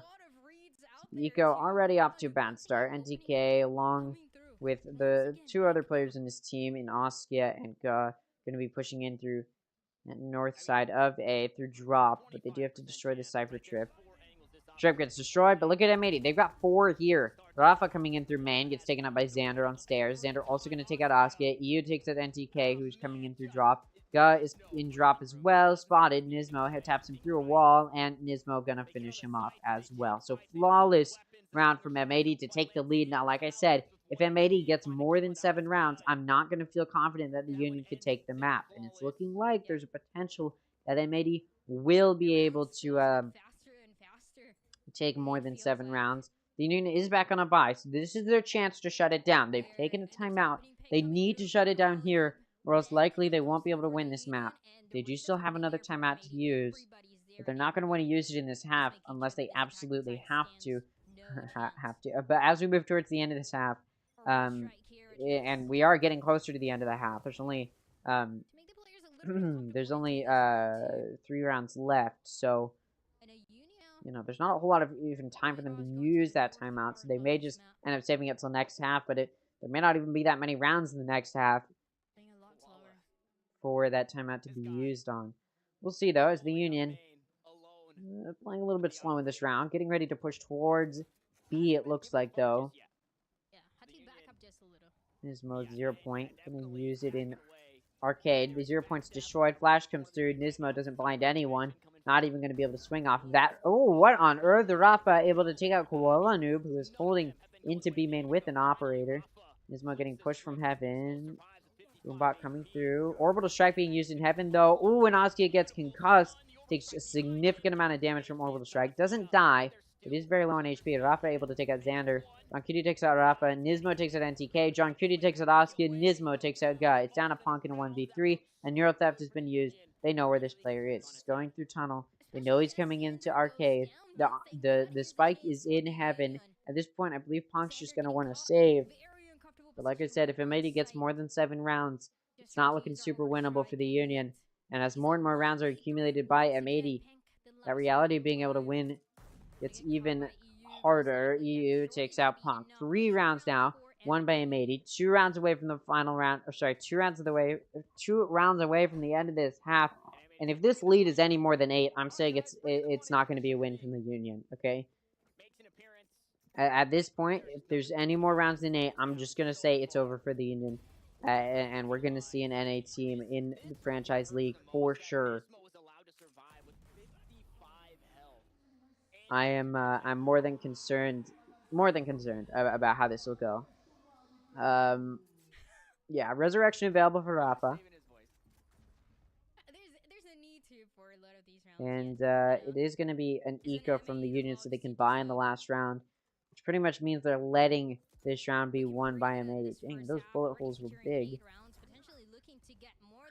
Gushin comes through to stop a push in through a main or in through door. Punk is coming through satellite and into drop. Didn't catch anybody out. Nearly does, but Does not get that pick. Look at Qualinoob with the op. Ooh, too many players. Overwhelmed. Doesn't find a pick. The Union now going to be able to take and push onto site. Sage wall goes up. It is destroyed. Oh, John Cutie goes through door into a main and gets taken out. Loses the encounter. Rafa able to find a pick as well. Does leave it in a 2v5 for M80. And I did say if any more rounds are won than 8, I don't think the Union will win this map, or there's no chance for them to win the map. If they win this eco, it's a good way, and it's looking like that's what they're going to do, is the M80 players are just going to save. So yeah, it's looking like the Union will be able to stop M80 from getting more than 8, at least for now. We're going to be moving into buy from both sides. I want to highlight, though, the Union really has only won eco rounds. I don't think they've won. I think they've won when they had an eco advantage, and then since then it's only been eco rounds that they've won, which is very strange. Very, very strange.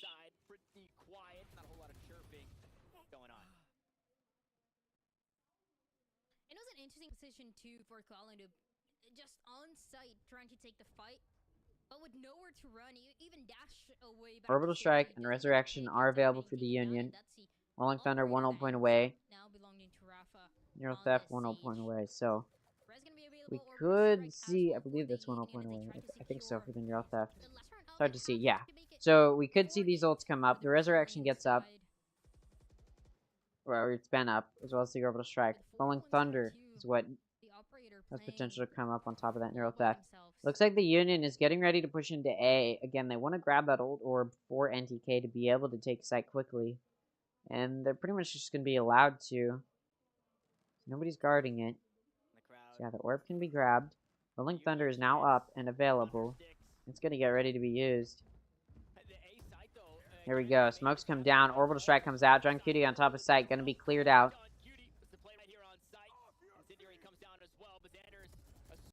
The one way, not going to be completely played here. Askia going to try and push into site. Doesn't need to, as Rafa with the operator takes out Xander. It's going to be a 3v5 for the remaining M80 players. We'll see what they can do here. 0 point is available. There you go. Qualinoob's op going to take out Rafa. Now going to be a 3v4. Sage wall broken. Site can start to be cleared out. Fragment going to clear out the corner, and off of that, Askia is pushed right into M80's hands. So it's now going to be a 3v3. NDK's low, but so is Qualinoob, and he's taken out. Want to find that kill. Now it's going to be a 2v3. EU takes out Ponk. Still NDK, who is low. One of the players remaining. Nismo takes out Guh. NDK is one shot, and he does go down in one shot. The final round of the half goes to M80. They're going to take a 9-3. Now, I know what you're thinking. 9-3 first? Probably not. It's an offense-sided map. The Union started on the offense. They didn't win on the offense. And on top of that, they're running a and on top of that, M80 is an offense-sided team. Now, however, the Union is running a defense-sided team comp. They've got double Sentinel. They've only got one Initiator, although it isn't Recon, which does mean it was sort of leaning more towards that offensive side. But still, point being, the Union has a chance here. However, it is still an offense-sided map. So, again, I said if M80 got more than 8 rounds, it wasn't looking winnable for the Union. I'm going to stand by that. I don't think the Union's going to win this map at this point. Again, all that M80 really needs is this pistol, and then they'll likely be looking at a win. If the Union gets this pistol, there's potential for them to make a comeback. It's just not. There's potential if they get this pistol. Still a chance to make that 9-3 possible, but they need this pistol so badly in order to achieve that. Rafa going to use the Sage Wall and grab Orb. Able to get away. Re-swings. Realizes people are there. Alright, I'm just going to back up. Qualinoob able to jump on top of the wall. Starting to push in. M80 getting ready to push in through that south side. They've also got 2 players coming in through the north side of Arcade, but the Union's got 2 players flanking. So M80 will need to entry quickly, or else those players in Arcade may get caught out. Nismo takes out Rafa, and DK takes out Nismo. The flank has started to come through. John Cutie, though, able to take out Ponk. John Cutie going to take out NTK. He gets taken out by Guh, but player advantage in the hands of M80. Xander takes out Askia, who's coming in through Arcade. It's down to Guh in a 1v3 to try and make something happen. In a 1v1 with Xander, but EU swings from the side. And Guh does go down. Spike goes down as well. So the pistol round not won by the Union.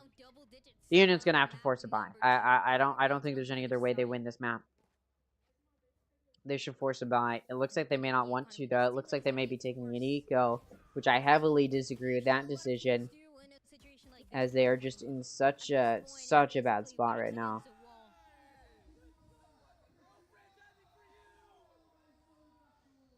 And yeah, looks like they're going to take an eco, so I disagree with that decision, because you're pretty much allowing M80 to get to that 11th round, and at that point, I just don't think the Union's going to be able to win this map. So at this point, pretty much a death sentence to say goodbye to the Union, and it looks like, I'm gonna say it, we're gonna get an NA team in the franchise league. Let's go. We're getting another one on top of the other ones, which there are already so many. Xander swung by Ponk, gets taken out. The rest of the Union actually going to be swinging in through Satellite as well, trying to chase down these players. M80 just going to be running. Looks like they want to take these fights, though. Xander takes out Rafa. Oscar takes it to you. Koalanub takes it Oscar. NTK takes it Xander. Koalanub takes it NTK. Down to go. Who's in CT? 1v3. Does a head tap onto John Cutie. Okay, he's now down to 5 HP. Fragment not going to allow Gut to push onto site. M80, very, very aware of where this player is. Just going to start rotating. Pick up some guns as well. It looks like Gut's very aware of this rotate. Moving towards A. Getting ready to defend it. He just wants to kill the majority here. He doesn't have to get a win, although... John Cutie shuts him down. Although a win would have been helpful. Not going to get it, and this round does go to M80. So M80 one round away from securing at least an overtime, 2 rounds away from a win. At this point, it is looking like it's going to be a very humiliating defeat, very humiliating loss for yeah, it's starting to look like this will be a very humiliating loss for the Union, as again, although the Union may be able to win their bye just because they're going to be at an eco advantage, it's starting to look like M80 is going to be taking this map in a pretty dominant fashion. The only hope for the Union is that M80 plays a little bit too sloppily, a little bit too many mistakes potentially, but I don't think M80 is going to be making them. See M80 getting ready to push into B. Ponk on site to lock it down, gets taken out by Xander. Got able to take out Xander, but traded off by Nismo, and then Koalanub takes out NTK. Oscar takes out Koalanub. It's a 3v2. The Union going to be humiliated on their eco advantage. May not be, although John Cutie coming in for the flank through CT. Now possible pinch coming through. Although a spike is down and not in the hands of these M80 players. John Cutie's still in CT. The Union's so aware of that. Oh, and John Cutie takes out Rafa. Oscar takes out EU. It's now a 1v1 between Oscar and John Cutie. Oscar's one shot to the Sheriff. Unless it's through a wall, it doesn't matter. Head tap comes through. And the eco, the bonus round, turns into a win for M80. The Union just humiliated in their home field. The Union needs to win 9 in a row, or else it's going to be another dominant map loss in Brazil. We're going to see a Brazilian team take a loss in the lower final. They get knocked out of that upper bracket in the upper final to the Guard. And now M80 is facing the Union in the lower final, and it's looking like the Union's going to be humiliated in Brazil. The grand final is going to be between 2 North American teams. It's looking like M80 so happy to win a bonus round, as now they're going to be on a bye. Now, although the force has to come through from the Union, they're going to have a very... Whoa. They're going to have a very, very low bye. A checkpoint... A take pause. A take pause has been called. Sorry. A take pause has been called. I actually think it's been called by M80. I think Nismo stood up and broke his. There's a chance he broke his headphones or something. At this point, I mean, you see these Brazilian fans clearing out. They're losing hope. The Union's losing hope. They're going to be humiliated in front of their home field. I mean, what can you do?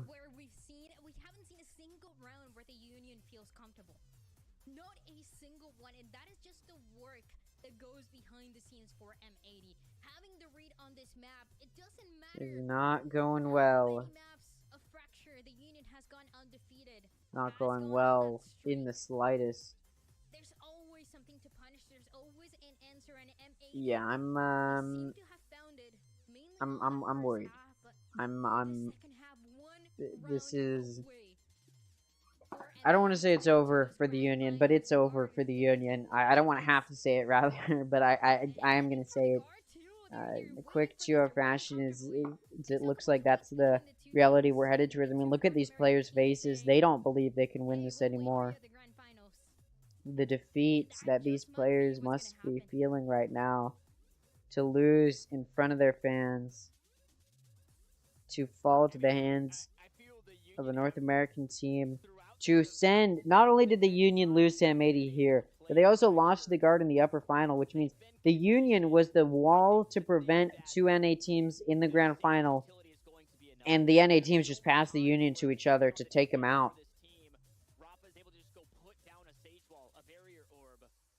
I mean, what on earth? To end it off here like this is so unexpected. Yeah, I'm happy to end stream. I'm tired. I'm just kidding. I don't know. I was expecting... I said it coming into the series. I was expecting multiple overtimes. But it just seems like the Union came into this defeated. Came into this series defeated. And just can't do anything. Lotus was too big of a mental blow. And now they're on their map and it doesn't matter. The Union just can't find anything. The mechanical difference too big for the Union to bear. The mental is starting to lose its grip on this match. I hate to say it, but it might be time to say goodbye to any of these South American teams. Especially when it comes to getting a comeback going on like this one. So many rounds in a row. So many perfect rounds, perfect picks that you're going to need. Gotta say goodbye to the Union. Gotta say goodbye to any South American team's hope of having another South American team in the franchise league, as it looks like M80 gonna be the team to make it there for North America. Again, this isn't the grand finals, this is the lower finals. But because the Guard is already in the grand finals, whichever team wins this joins them there. So if the Union loses this, it's both North American teams. There were only two coming into Ascension, and it seems that both of them have made it to the grand final, or are likely making it to the grand final. We've got a couple more minutes as we work through this tech pause, trying to fix our bit of gear. Man, I just can't help but think. What do you even do? To sit in this sadness, this defeat for so long for the Union. It might be a good mental reset opportunity. But at the same time, it gives you such a big opportunity to look at your fans and see their numbers starting to dwindle. See them starting to leave their positions and their seats. And not to stand up and applaud, but to leave early to beat the traffic. How do you sit here and watch that happen?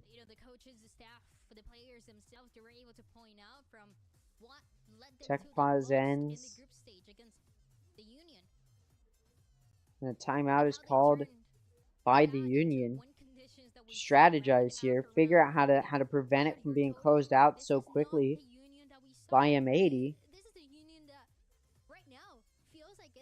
The Union needs to fight through something. They need to reset this mental. They need to believe in a comeback. But I just don't think they can.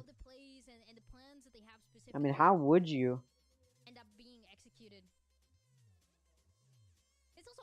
It's such a surreal feeling to be in a LAN event, to have an audience there, but to realize